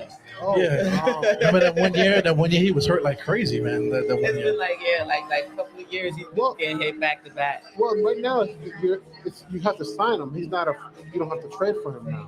Yeah, but why would he opt out of $40 million? He has to have some type of commitment. He has to have some type of plan. You're not leaving $40 million on the table. Yeah, like does he think he's going to get $50 million in the next deal? Or maybe opt out for a better chance at a championship, a contender. Maybe he's doing it for the Bucks so they can get somebody else in there. That's true too. How good would it be if he was to come to the Knicks? Play shooting guard. Middleton, if he's playing though, the best availability is the best availability. Right. So we have to say if he's really healthy. I don't know. I'm not keen on putting my chips into injury prone players. I know a lot of people are injury prone, but when you look at their history, it's a difference. Like it's a difference. I don't know. I like Chris Middleton, but yeah, but not for nothing. All the players that we've been talking about all night, they're all injury prone. Yeah, definitely. Everybody is injury prone. Yeah, everybody. But that's why Randle sticks out. And then RJ too.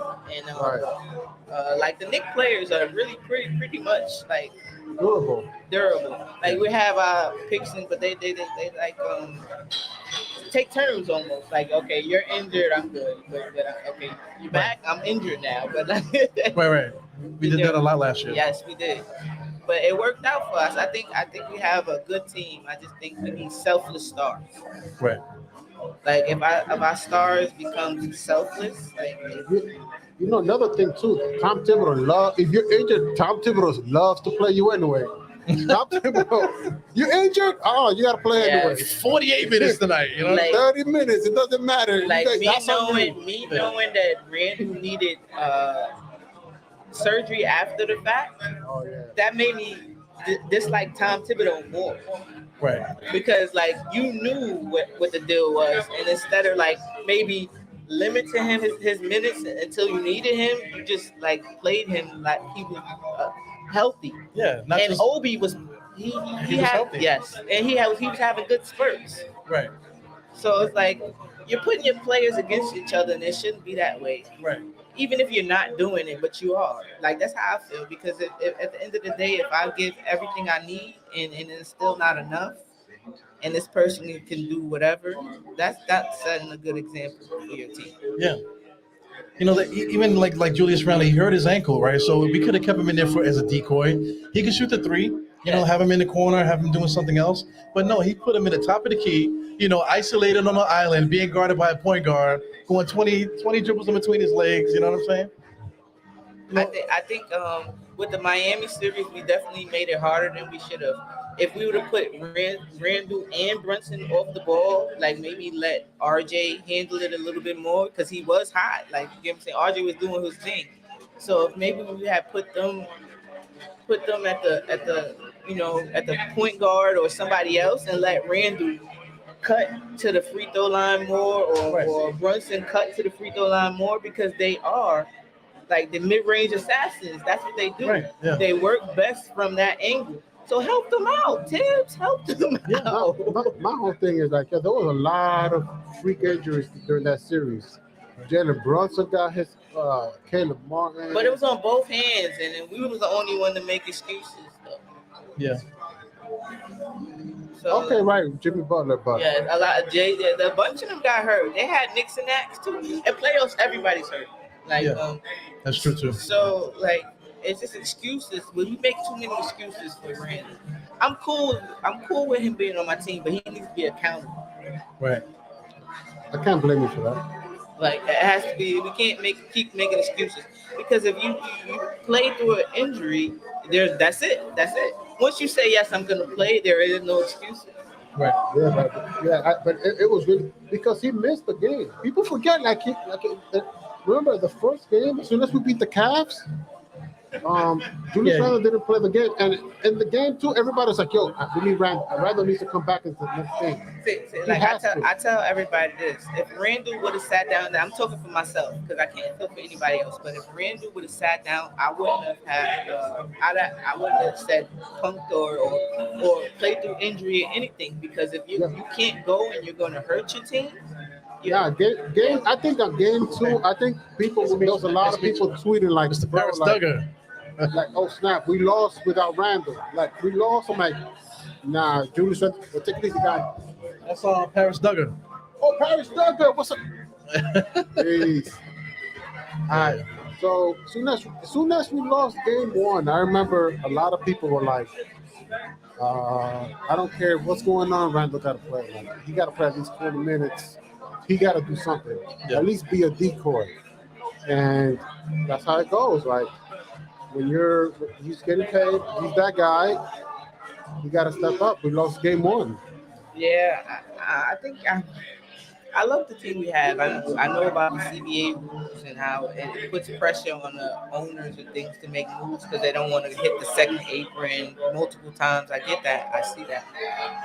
But I think if we kept the team together and Randle bought into the team, you know what I'm saying? Like he bought into the team. That extra pass, that would be okay.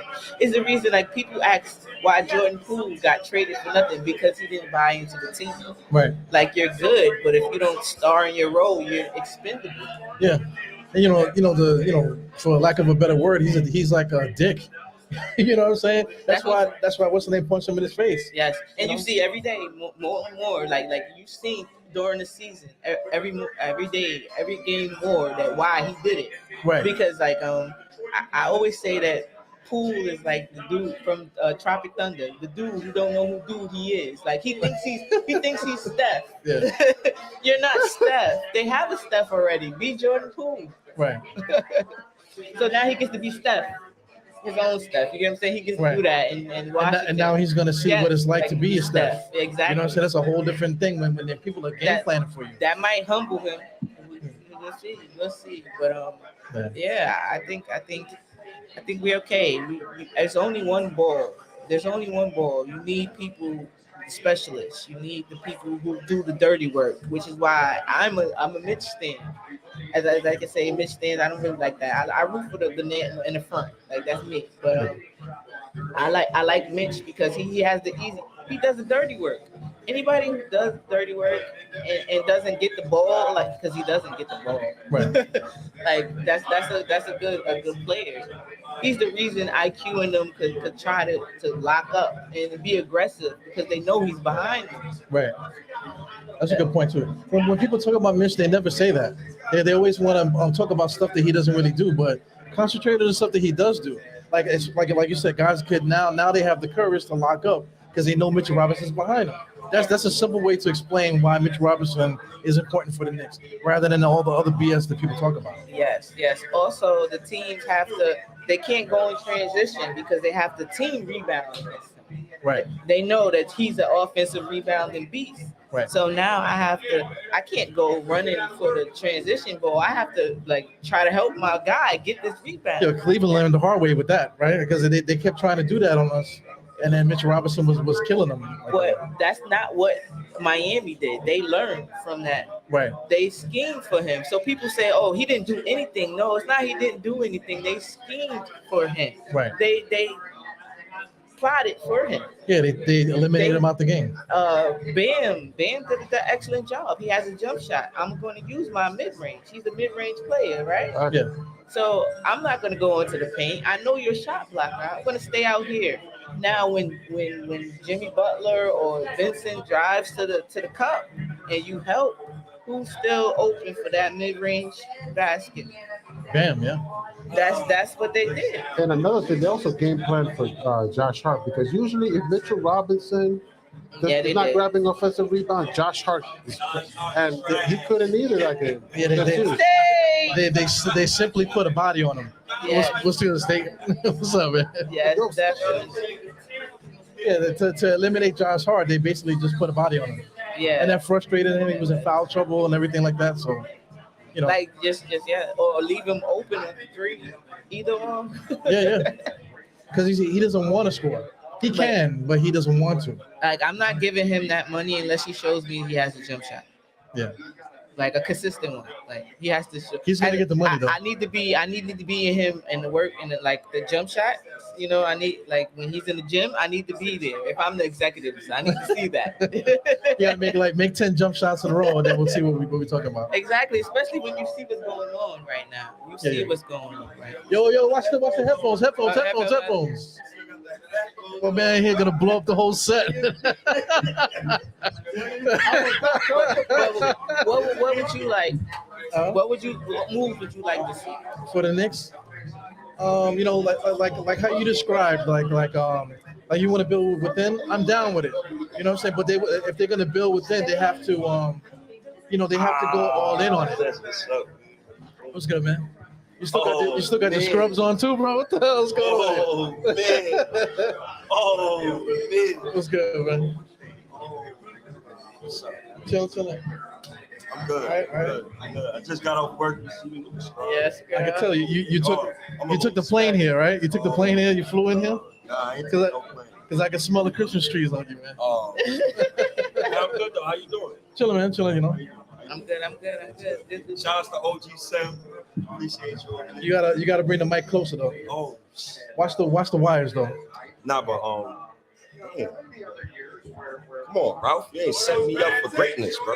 Yeah, Ralph came in and destroyed the whole set, man. It's crazy. But what's up though? How you doing? Chilling, man. You know, we kind of just talking about teams around the league, and then just the young lady, Mad Knicks. She just asked me what would I like to do to fix the team right now. So her take on it was like she would like to build within, right? Basically, right? He know. Yeah, he knows, right? So he knows from Twitter Spaces and stuff. But for me, I'm versatile. I can build from within also, But I personally would like to make another trade just to get the ball out of Julius's hand. Get somebody else here to get it out of his hands.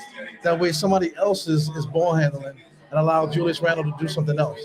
So, you know what I'm saying? That's what I want to do. So, I think you can always build within. Yeah. Me personally, I don't like this roster. I don't like. I think it's too small. Peace, man. Peace. Yo, peace, brother. I think it's too small. I think when you sign a guy like Jalen Brunson and you give Jalen Brunson $100 million, you can't have Quentin Grimes as your starting shooting guard. Right. It's too small. Then you got another conundrum, RJ Barrett. This man played like Ruben Patterson in the playoffs. I mean, in the regular season. Now, in the playoffs, he showed up. But the last game, he was 1 for 10. Right. So, do you want RJ as shooting guard? That's another question.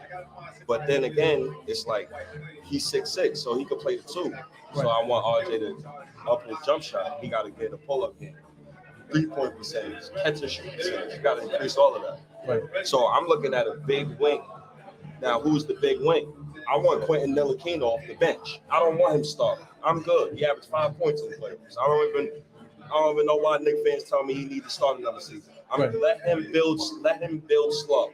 Right. So I think say that again. I can hear OG. I can hear everybody. Yeah. But I know management ain't trading Julius Randle, so I'm not gonna sit up here and say trade Randle. That's stupid, right? So I want to build with him. So that's the reason why I was campaigning for Kristaps Porzingis. Right. Now I know we can't get him, right? So I got to look to another alternative. Nas Reed is out there. Marvin Bagley the third. I mean, he can space the floor. I don't really want him. I'm gonna be honest with you. But what I seen in the playoffs was Mitchell Robinson can't space the floor. I love him to death. Can't space the floor whatsoever. 5 years in the league, he still can't. I've been trying to tell you. That's what I like the longest, man. So I'm good. I'm good with him. So if we got Mitchell Robinson, I want somebody who can do the opposite of him. Yeah. But that's what iHeart was supposed to do. iHeart is poppycock nonsense. I don't want to hear about it. But that's what I'm saying. Like we put a lot of pressure on Mitchell Robinson and I'm sorry. Yeah. We put a lot of pressure on Mitchell Robinson and iHeart was supposed to be the yin to the game. He was supposed to be the jump shooter, the passer. He was supposed to be the offensive juggernaut, and he didn't give us that. Let me premise this by saying iHeart is a good player. He's valuable, right? But my coach is Tom Thibodeau. That's the issue right there. So with you knowing that, do you think he would prefer iHeart or Mitch? So he prefers Mitch. Okay. Thibodeau fought for Mitchell Robinson to get his contract. I fought him for 4 years to get Mitch paid. I'm campaigning for Mitch to be traded for Porzingis. I know. We go at it. I hear you. I hear you. We about to keep him so I can build with Mitch. As far as Quickly's concerned, I love Quickly. I'd trade him in a heartbeat. Yeah. But the only reason why I would trade him is he's up for a contract. And I don't want to pay him $60 million, and Jalen Brunson's my franchise point guard. Right. So I'd rather us bring another point guard or bring in a veteran, John Wall, Russell Westbrook, Chris Paul is Chris veteran Paul, point guard. Yeah. We ain't getting Chris Paul. So Well, what do you think about Quickly starting at the 2? What do you think about that? absolute nonsense. I could like I was against it before last season, and then when I seen his defensive numbers, like he can do it. Like he can do. Yeah. That was my issue with them playing together was can they defend? Right. And he's been defending though. So like rebounding the ball too. You know? Exactly. Yeah. So I can see that if that's what he wants and that's the breaking point, why not give it to him? Because he can do it, like he was doing it. He wasn't starting the game, but he was finishing. I put it to y'all like this, right? If Brunson wasn't my starting point guard, and my starting point guard was Dejounte Murray, yes, Quickly could start. I feel you, yeah. But Brunson my point guard. I need big wings around him. But they played, but like I thought the same way. But before when we signed them, I was like, okay, yeah, definitely. So quickly and Brunson can't start together. So that's how I'm gonna kill it for both of y'all. Question for both of y'all: who is Quickly guarding on the Celtics starting 5? The same person he guarded when he started, though. He did start against them. Remember that? He started at point guard. It doesn't matter though, either or. He's defending. That's what I'm saying. Well, right now, all positions he was defending. But if he was at the top, like he should have made an all defensive team. Like that's a fact. He should have definitely. Right now, who's the starting shooting guard for the Celtics though? That I don't know. No, the starting shooting guard will be Jaylen Brown because now Porzingis is there. But they got to sign him, right? That they do. He has to go to his extension now. He's extension eligible. Okay, yes. Okay. But they don't have to sign him now. It's just like us with Quickly. We don't got to sign him Quickly now. Right. But the reason why a person like me want to trade Quickly, I want Quickly to go get his money. I don't want him wasting his career behind Jalen Brunson. I'm tired of wishing other players well on other teams. I want them to do well now. That's the thing too, because we're talking about trading and stuff, but we already got Quickly, so we can take advantage of building through within. Pay him his money, but he has to be upgraded within his role. Yeah. So This is my beef with that. What's up? If Quickly gets paid, Josh Hart can walk. I'm good. Okay, I'm good with that. I'm not giving Josh Hart 18 million. That's my. I was just telling him, I said, I have to be in his workouts. I have to see that you can hit a jump shot consistently. Like if I'm giving you that money, I have to be like next to you right now. Because we got another Josh Hart right next to him. His name is Quentin Grimes. You know what I'm saying? So that's another thing too. Or AKA it could be Deuce McBride. That like he makes those type of plays. Like when he gets in the game, he makes those. He impacts the game. He does. In his short period of time, he has impact on the game. Like when he played that Cleveland series, he went nuts for that like 10 minutes and didn't see another minute of the game. Right. This for me, outside of all the players we have on the team, Thibodeau reminds me of a Project Roach. Like you want to step on him, but he just still there. Like, I love the Knicks, and I love the front of the jersey, not the back. I know I say I'm not trading R.J. Barrett for God, but at the same time, Thibodeau is just, if he could just adjust. Yeah. I'm not asking you for nothing difficult. Yeah. Just adjust. Exactly. You just gotta believe in his players. Like shout out to Spoelstra. Everything comes back to him because he's such a good coach, man. This guy Duncan Robinson didn't play all year.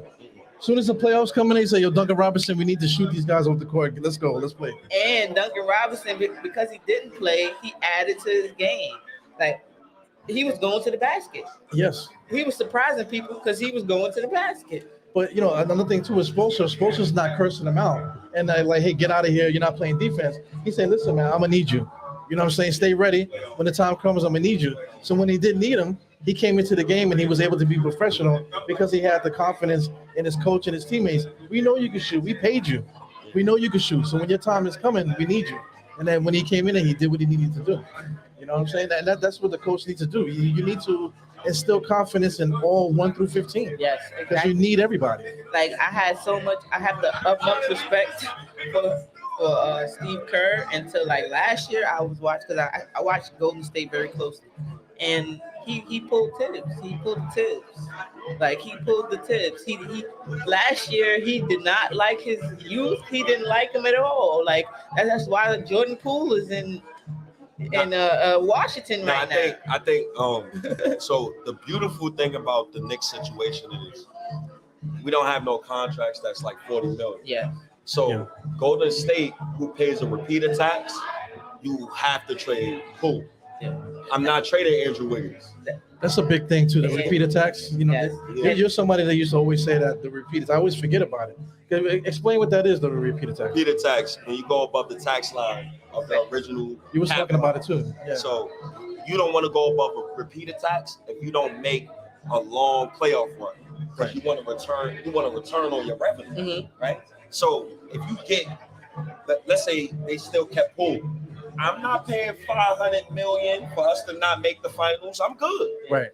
I'm good. That's like New York's taxes. New York taxes is goddamn. Yeah. The Suns are dealing with that right now. Whether they want to hit that repeated, like, or they're going to trade, or they're going to trade Ayton. Like that's the issue right now. That's why we see that the players, their value is not what it should be because they have to get rid of them for the future reference. Like, right. Yes. Like this new rule, I'm not even gonna lie to you. I don't really like it too much. It's sneaky and it's something that we forget about. Yeah, because the way Boston got Porzingis, and first round picks. Yeah. But why you think I'm mad at Leon Rose? I gotta watch Bradley Beal get traded for Landry Shamet. No, they traded mad picks though. But listen to me. A bunch of picks. Listen to me. Pick swaps and all that. Bradley Beal got traded for Landry Shamet. I done heard from company men and all these people that Leon Rose got a lot of assets. Right. At some point, if you a drug dealer, you can't buy weed and let it, and you gonna sit on your weed for 5 months. You gotta sell it. Yeah. What are we doing here? Right. So that's why I ask questions. Like you re-signed Nerlens Noel, you re-signed Alec Burks. I hated Alec Burks. I know he's not supposed to start up. I loved Alec Burks, but Thibodeau made me hate him. Like that's what I'm saying. Listen, State. Okay. I love Alec Burke because he did his job when it was supposed to be his job. Like as shooting guard, a bucket, he gave it to you if you needed it. Right. He can shoot a bucket if you need it. Tom Thibodeau made me hate him because he put him as a point guard, and he wasn't a point guard. He was a scorer. Yeah, not just a point guard, the freaking starting point guard for the New York Knicks. You know what I'm saying? That's all coaching right there. It's coaching sabotage. Yes. It's like he was trying to fire himself. You know? And then the craziest part is I hear that the one person that saved his job was King. So shout outs to Cam Reddish. God bless you, brother. Wherever you are. Wherever you are, make sure you work hard and go get your money, man. You got people like me who fought for you while you was on the Knicks. Don't have me looking stupid. Yo, you used your magic. You took your magic and you pulled him and brought him to the Knicks. And we was arguing to the death. I was like, how the hell is Cam Reddish gonna come to the Knicks for a first round pick and Kevin Knox? And the next day, literally the next day, he was on the Knicks for that same exact trade. Exactly. Oh man, good times. I'm hoping Leon Rose can pull a rabbit out the hat either tonight or tomorrow. I think that's why people like me have been frustrated with Leon Rose. I watched Quentin Ntilikina pass up shots in the playoffs. The last memory I have of Quickly is him averaging 7 points. The last memory I got of RJ, he played like Ruben Patterson, 1 for 10. Julius Randle put up civil rights stats. Randle, I don't even want to bring up Randle. That's a whole nother conversation, right? Mitchell Robinson, you let Bam Adebayo treat you like a chew toy. You know I'm gonna come in there. I already talked about the Knicks situation. It's because they schemed for him. It was a point. They did. Like if I gotta guard my man and come over here and guard your man, of course my man is gonna shoot. So of course. So let me throw this at you. Okay, go ahead. When teams scheme for great players, do they still get stopped? Well, if it's on the offensive end, most of the time, like they scheme for Giannis a lot, right?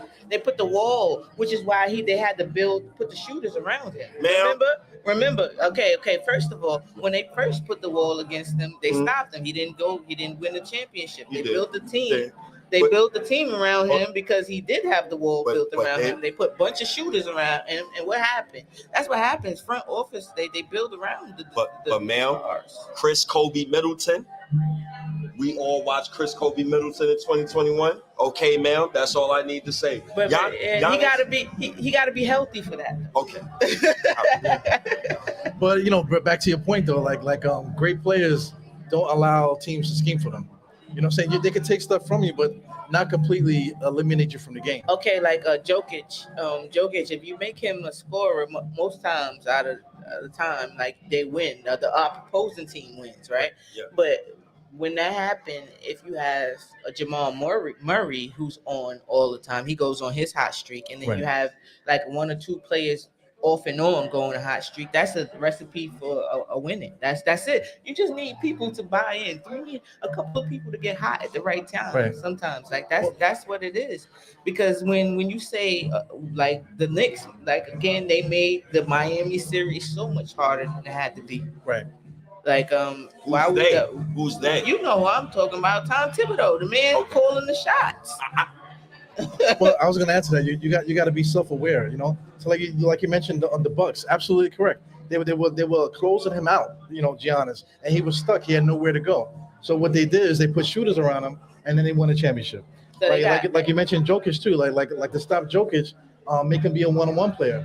And then they put Jamal Murray. They got the other shooters around him too. Perfect team around him.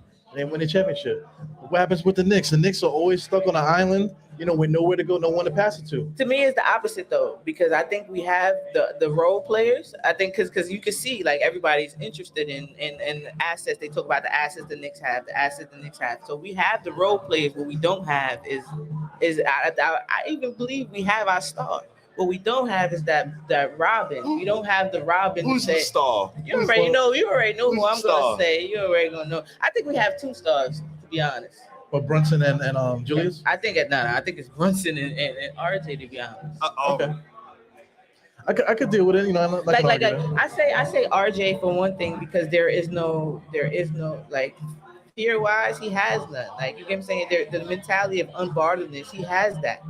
So once you have that, you beat most of the.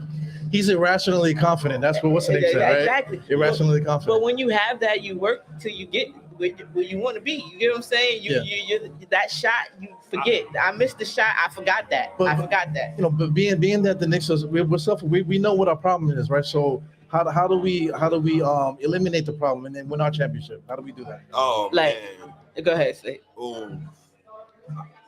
Because it really is that simple. Like, you just got to know what your flaw is and fix it, and then you can win that championship. I feel like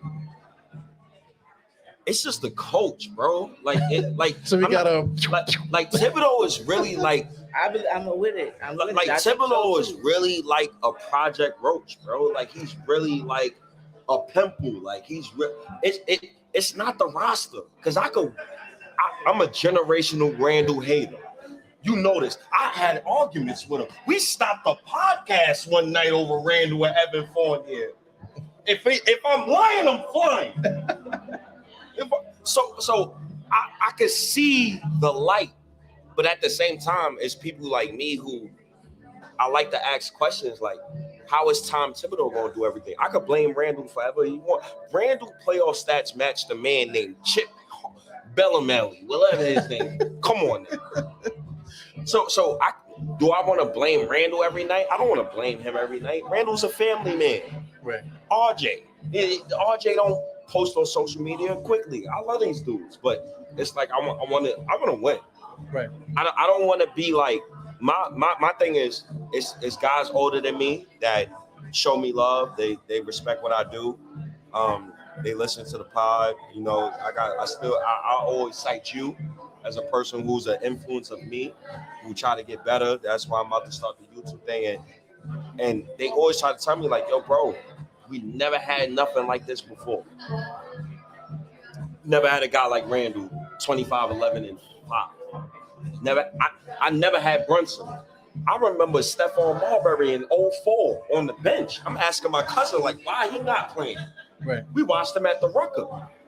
I remember Tony Douglas. Come on now. I could keep going. Sasa I could keep going. I feel bad for you guys, I could though. keep going. Well, so somebody like for me, I got 10 years on you, right? So I remember Patrick Ewing, making the playoffs 13 straight years with the Knicks. You know what I'm saying? So I can go from that standpoint where I remember Bill Cartwright when he was on the Knicks. I remember, Bernard King, we was losing. You know what I'm saying? But then when Ewing came through, I saw that transition. So then we started losing again. So I see the next transition. So my temperament is not as crazy, just due to the experience that I have. Yeah. You know what I'm saying? So Like, and that's why I'm real big on team basketball because that 90s, like it was a superstar and there was people that believed and starred in their role. You had a rebounder, you had a shooter, you had somebody that may do everything, like the glue guy. But like that's what teams are about. That's how you make dynasties. That's why I don't want to really star chase so much, because when you star chase, you have to really be perfect or it's over. Yeah. Well, I want to mention this to the chat. I don't know if anybody in the chat would agree with this, but like when Ewing first came down, he was scoring 28 points a game, 26.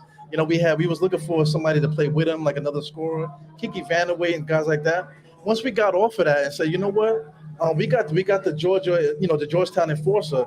We need to get more guys in there. And we need to play this role and kick teams' ass. Yeah. And only like 4 years later, added Anthony Mason. We got Oakley there. We got a bunch of other bullies on the team. So we decided to play bully ball, and that's when we got to our championship. You feel me? You know what I'm saying? So I mean, like if we would have played bully ball, we'd have been in the championship this year.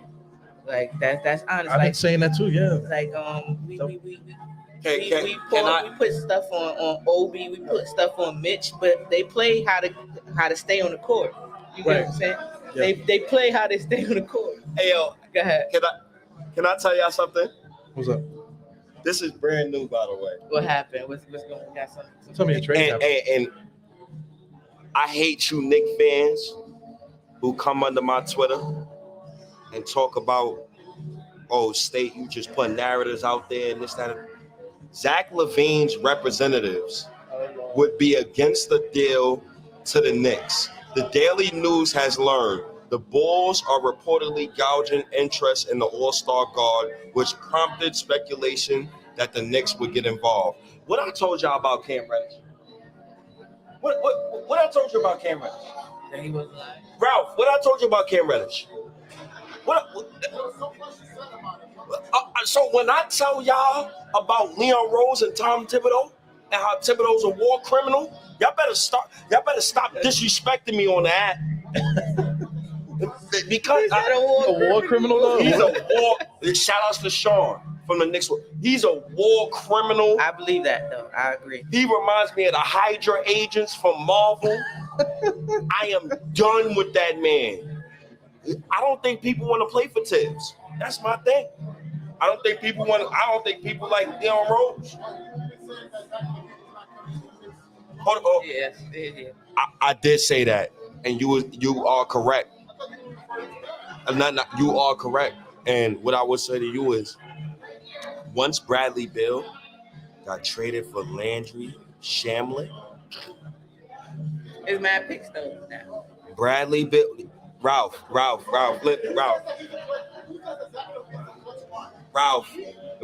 You know I say Zach LaVine a clutch spot. Ralph, Bradley Beal was traded for Landry Shamet.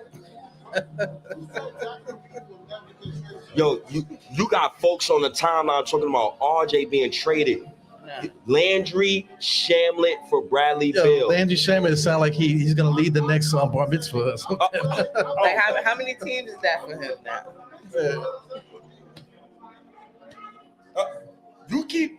I keep telling y'all about Leon Rose and Tom Thibodeau. Listen, man, I want to win. How bad do Leon Rose want to win? He want to win like me?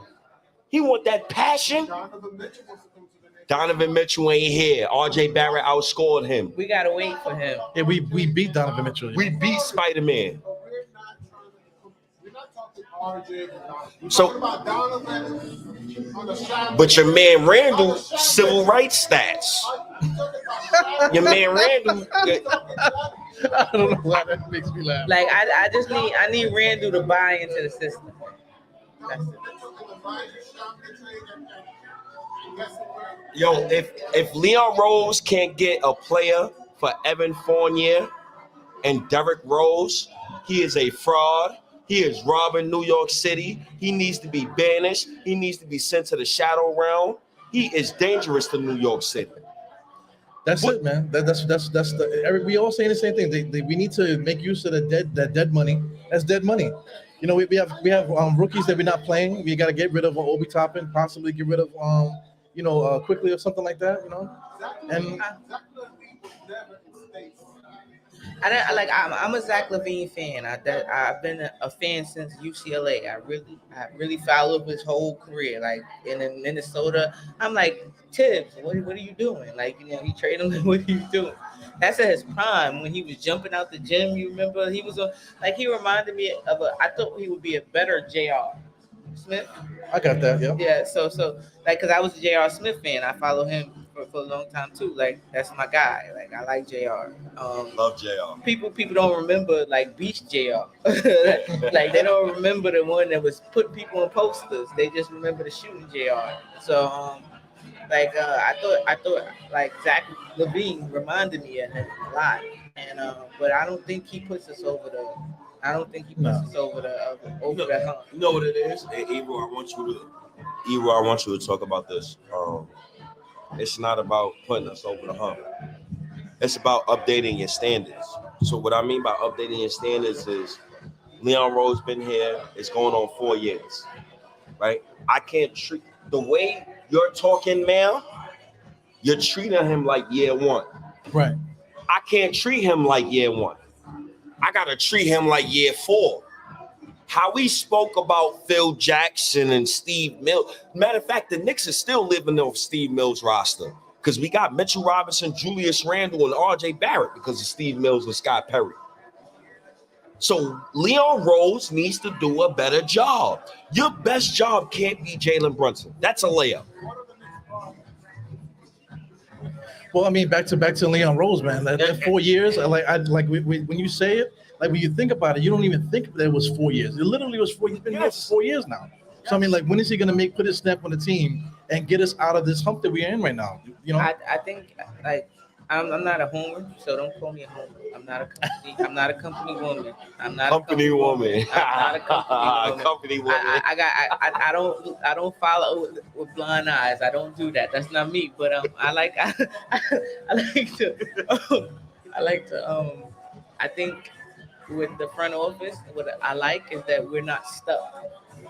Okay. Okay. That's good. Yep. Like I like that. This is new that we're not stuck. Like even when you talk about the cap room, that could be fixed.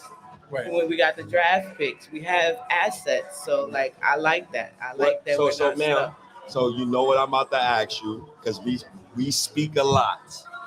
We have no first round picks, Eru, and no cap space. That is a fact right now, currently. Fact of life. Yeah. So what do you mean by we are not stuck? Because we're not stuck. When I mean because this new CBA rule, as you see, people will take on contracts. Mhm. They will definitely take on contracts. So we have a contract to give up in Fournier, which is why I thought we might have had a shot at Porzingis. Like to give, you get what I'm saying? Like that's why I thought we might have had a shot. But like it's other teams that will take that on. Like maybe a Detroit. You don't know. They need those type of contracts now. You need those type of San contracts. Antonio's one of those guys too. They can absorb a Absorb it. contract. They can absorb it and then Yeah. give us something back. How many years y'all want me to wait? You want me to be No, I'm not great. trying to wait. I You don't want think me we to be have in to the wait. break. I don't think you have to wait. That's what I'm saying. I think we have the team. I think we have the puzzle. We need a piece. I'm telling you, Well, we have the puzzle. We like, need the piece. When you were saying we're stuck, we're not necessarily stuck. We just can't go that way. Wait, yeah. You know what I'm saying? We can't go the draft and the free agent way. We got to go a Yeah, different way. but we're not stuck. Yeah. We're not stuck. Like if we wanted to, I'm pretty sure if we wanted to trade into the draft, we could have. Like it has to take at least two people to agree on the trade. Word up. We don't know if they saying deuces. You know about the Knicks tax. You know about the So Knicks you tax. proving my point. Hold Like on. I'm just saying, I'm tired of being fleeced. I want to be the fleecer for once. You proving my point, right? So when people tell me stuff like that, what did we sign Leon Rose for? I found Leah Rose to be better than the last regimen and the last one, and I thought he Nah, but was. I get what you. He's I get getting at it. something else. He's though. saying that he's supposed to bring the stars, and I get that. I get that the whole big boy, but the fact to me, I guess the Stockholm syndrome, if you want to say, but like the fact that we didn't put all our eggs in one basket. It's not all eggs in one basket. I can't lie. This feels like the same conversation I've been having every summer. So I feel like I'm a '90s Knicks fan there. We're chasing our tail every year. man. That's why I said this. The off season is about the narratives. You can't really say nothing. It's narratives. It's just like there's no ball being So played. why nobody want to come here? Why Bradley Beal didn't pick here? Why is that? Why I just read a report? I heard Rich Bradley poured Beal. on what Zach LaVine in New York. I just Okay. read a report that just said that. Okay. Maybe it's gang. Maybe like you said, it's gang. So It might then be. Leon Rose could just sit back and be Snorlax all day. What But we doing here? I'm just saying is What we doing here? what's with look of the CAA agents. That's basically if that's how it's going. If you saying he's saying all that, look at the CAA agents. But what I'm saying is why are we looking at everybody when we got something? Ma'am, What's up? I watched Quentin Ntilikina and Emmanuel quickly looked like Eric Snow in the Yeah, playoffs. he had a bad playoff game. He had a bad playoff series. A bad playoff series. Series. Quickly been averaging 8 points since his playoff career with the Knicks. But yeah, that's the second time in the playoffs though, too. Man. It is the second time. That's facts though. It was not for nothing. It's Julius Randle's second time in the playoffs. But too. it's not. But Julius Randle. But listen, Julius Randle has been in the league a lot longer. You get what I'm saying? Yeah. Those I just had to throw it out But there. I'm just saying. As a player, I play basketball. As a player, you have so many years. You have so many years in the league. You do. You got so many years in the league. Stop. Yeah. You got so many years in the league. Like that nervous jitter shit gotta go away. So Randle nervous at 20. That's what I'm saying though. But this is what I'm saying though. He been in the league how many years? You're gonna somebody that's been in the league 3 years, you're gonna put him at the same pedestal as somebody that's been in the league for how many years? This is why I love Jalen Iverson, yo. This man will Jalen never be Jalen Brunson to me ever again. Jalen Iverson was on one leg and went against the Heat and scored 30 points. Some people play play better when the lights are bright. So what Randle doing? What he I'm not. You won't hear no excuses for me with Randle. Well, check it. Randall was talking about that he was on like jet planes when he was 10 years old and playing summer basketball or whatever. But Brunson was in the gym, shooting with the pros and stuff, practicing. And I can tell you how that can happen because like you said, Brunson is in the gym working, and it's another person being told that he's the best. Right. Like you're good, and you can see that why he can't take criticism, State. Why he can't do.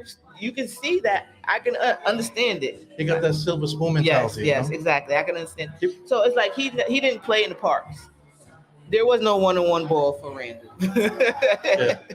Like Brunson was calling, hey, yo, you want to play one-on-one? But he's talking to NBA players at like 10 years old. And the fact that he went from the New York, because his father was on the Knicks, to Chicago. So those are two ball cities. Yeah. And then he went to Philly too with Villanova. That's another ball city. Yeah.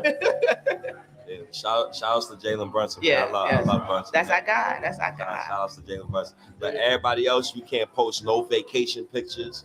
I don't want to see no vacation pictures. I don't want to see you being happy, RJ Barrett included. The only pictures I want to see you in is in the gym. Did you see Emmanuel quickly? What he think he is? Inspector Gadget? What the hell he still like Sailor Moon and shit. He better you in Paris quickly? You better be in the gym.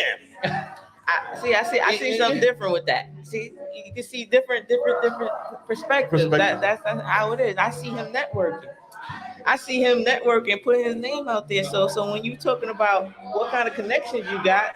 Is the network and helping the Knicks? I don't know. I'm hoping it will. I don't know. See, because you saying that he might not even be on the team, so I don't know. The Knicks been built up off of hope. Like I have no excuses after this year. There's no more excuses. This is the cutoff year. It has to be. It would have been a cutoff year this year had Thibodeau played the kids last year. You get what I'm saying? We could have got a good look at what we got. Yeah, we totally lost the year when we didn't make the playoffs that year. We lost the year. It was a forgotten year because Alec Burks was starting point guard. It was like a bunch of nonsense. Yeah, we could have had IQ starting at point guard, so you could see. You get what I'm saying? So you can see. Right. Like that's what I'm saying. Last year was a year we should have just saw what they was made of. Everything. And then our guy, Tom Thibodeau, the guy. Yeah, I remember, man. He was saying the same thing when we was arguing and stuff. He said, "Why don't we start IQ?" I'm like, "We can't start IQ. He's not ready." That type of thing.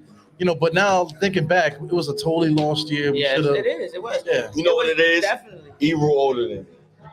So he don't want to listen to a young dumb mo. I know how it is, man. Because I don't want to listen to a dude who's about 25. If you're 25, I ain't listening to you. It's not like that, man. You're like one of the smartest guys out there. Nah, man. It's not. Even if you're smarter than me, I don't think I might listen to you if you're 25. but like that's serious. That's what it is. Like we wasted a year last year. This year should have been a year where we could, and it would have made sense timeline wise. Look, that kicked my behind. It would have made sense because then we would have had a better view on what we have. Word. Like now it's kind of like yeah, we still kind of don't know what's going on. Exactly. Yeah. And I think if we would have had last year again and not Alec Burt, not Burt playing the point guard, I was so confused by that. Like, I'm not gonna lie, 2021, 2022, that's top 3 worst Knicks season I ever seen for me. I was mentally stressed. And that's why I got PTSD. I can't do another season like that. It reminds me of 2008 when we had Isaiah Thomas. He said all 5 players in my starting lineup could score 20.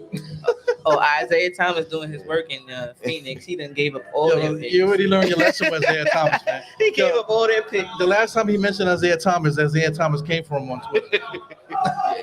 Not once, but twice. Yeah, I think I see a little sensitive. He don't like it, especially if you talk about Jordan. Yeah. And he wearing Jordan. Hey, what's up, OG? You want the seat? You want the middle seat? Yeah. Been sitting in the middle seat. I'm gonna say it don't matter. You get this one? You gave me some more, video clips. You gave me some more video clips. What's going on? You be giving the clips. Yo, I will say this, man. I will say this. I never thought winning in the playoffs was that type of feeling. So you'll forever have me with that clip. Yeah, you was on your feel good. Yeah, I was on my feel good. I was on my feel good. He always get me with that. Every time I try to talk bad about Tibbs, I get hit with that. My man State gave me some clips. That's what the team could do, though. State. Yeah. Can do that, though. I'm gonna rewind it. I'm rewinding it when I get home. So I'm gonna clip it out. As soon as he say something, I'm like, oh, State bomb. State bomb. You said this. Bomb. You said that. Watch. I want to win, man. That's why I've been. Once I seen that Bradley Beal for Shambler trade, I said, nah, man, we gotta go in. I hear you. We gotta do some trades. We gotta do because everybody else around us getting better. I don't feel like we could beat the Celtics right now as presently constructed. I don't think we could beat Philly. The only reason why we I don't know who's on Philly. I don't think we can beat the Celtics. Yeah, I don't think the Celtics have enough. Like I'm not saying offensive wise. On the other side of the ball. Who is guarding Jaylen Brown? His left hand. But no, it's not even about the left hand. Nah, that's who's guarding him though. But I still feel they're missing something. Marcus Smart meant a lot to that team, man. That was his heart and soul. He meant a lot to that team. That's like trading missing Draymond. something. Like if they traded Draymond, which is why they got rid of Poole. That's like Golden State trading Draymond. Like literally, that's how it is. Yeah, they're gonna miss that. Like you're perfect on paper on the offense, but what about that other end? Yeah, I think they're gonna be a little soft. I do too. Yo, I think they're gonna be a little soft. Yo, you know why y'all saying that? Because Porzingis is on the Celtics. It's not even that. It's just they lost that dude, and they about to lose probably one of them Williams. Too. Marcus Smart, exactly. They about to lose Grant Williams. They're getting softer. I mean, we'll see, man. They're about to be Shaman tissue. I'm scared. Yes. I'm scared. Yes. I'm scared of every other team if we don't make no moves. Okay. That's how I'm giving it up, man. I want us to make moves. Nah, I feel you. What is the move? I think we need some goons in New York. I think we need some idiots in New York. If you want to keep the same roster, I need somebody who's mean. I agree with that. I've been saying I agree with you. That was one of my things about if we bring in Paul George, I feel like they're all too friendly. He's too soft. You know what I'm saying? Like they all got the same agent. That's why I said Randle, Brunson, all of them got the same agent. Paul George, you know what I'm saying? Too many friends. You gotta have somebody that cuts across the grain. So Patrick Beverly. You know, I like those type of guys. I like people don't like the two names I'm about to bring up, but I love Russell Westbrook. I already know the other one. I love Dylan Brooks. Yep, there you go. I love him. I can't stand that guy. Me neither. I cannot stand Dylan Brooks. Keep him so far away from my team, man. Please. That immaturity. Oh my God. It's fake toughness. It's fake toughness. For you real. You can't play villain and say, why are you calling me a villain? Because that's wrong. Fake toughness. That's wrong. Nah, that's fake. I cannot mess with my man Brooks, said, I don't understand why y'all putting this on me. Well, Quentin Ntilikina was passing up shots in the playoffs. But is he passing up shots or is he trying to stay on the court? He was passing up shots. Let's stop it. Like seriously, like you gotta understand. Like people say about Obi, he's in the corner, but is he in the corner or is he trying to please his boss? Obi don't pass up shots though, and his coach, but is trying to kick him out. But you see exactly so. He's like, seen that. So he said, all right, he want me to stay in the corner, I'm gonna stay in the corner. Because he ain't gonna play me about do something else. He want me to shoot 5 shots. I'm gonna shoot 5 shots. I never hated a Knicks management member more than Tom Thibodeau. Yeah, I agree. I really disliked him. And I don't hate him now. You went from him being your favorite coach to hating him? But golly, him being your favorite coach to now you hate him? So that sounds like that brotherly type of love thing. Come on, man. You know what it is? You know what it is? When you have your favorite kid and you expect better from them. Your favorite kid, your favorite family member, your favorite Toy Story, your favorite toy. It doesn't matter. Whatever's your favorite, you expect better from your favorite. But you know what can happen? But you know what happens though? Mm-hmm. They do right, you go back to them. because you still got that love there. That's why you hate. Like hate is just love in reverse, and you can reverse it back. Nah, Thibodeau can never be a coach of my team ever again. If he gone, he gone. I'm not with the Thibodeau. Thibodeau got 400 plus career wins in the regular season. He is the only coach in NBA history to have 400 plus wins with a sub 500 playoff record. Like he has 10 less wins in the playoffs. Like he's 41-31. I'm good. No, he's 31-41. I'm good on Thibodeau. The only way he could get me on his side is all right. You know, I mean, listen. Nobody wins the championship, so they do. That's it. But anyway, look, it's late. I gotta get out of here. I got a 2-hour ride ahead of me. I gotta get going. I ain't. Shoot, it's 12 o'clock. I didn't even think it was 12 o'clock. 2 hour ride. Oh, you got a 2-hour ride too? I'm in SI. I said I'm in the city, but like not. Oh, yeah. All right. So, yeah, we about to get up out of here, ladies and gentlemen. Thank you. We appreciate you. We had a great time here. Thank you for having me. You know, I appreciate you, Ebony. Right? Yes. Yeah, it's very nice to meet you, Ebony. Thank you for joining us. State. It is what it is. Nah,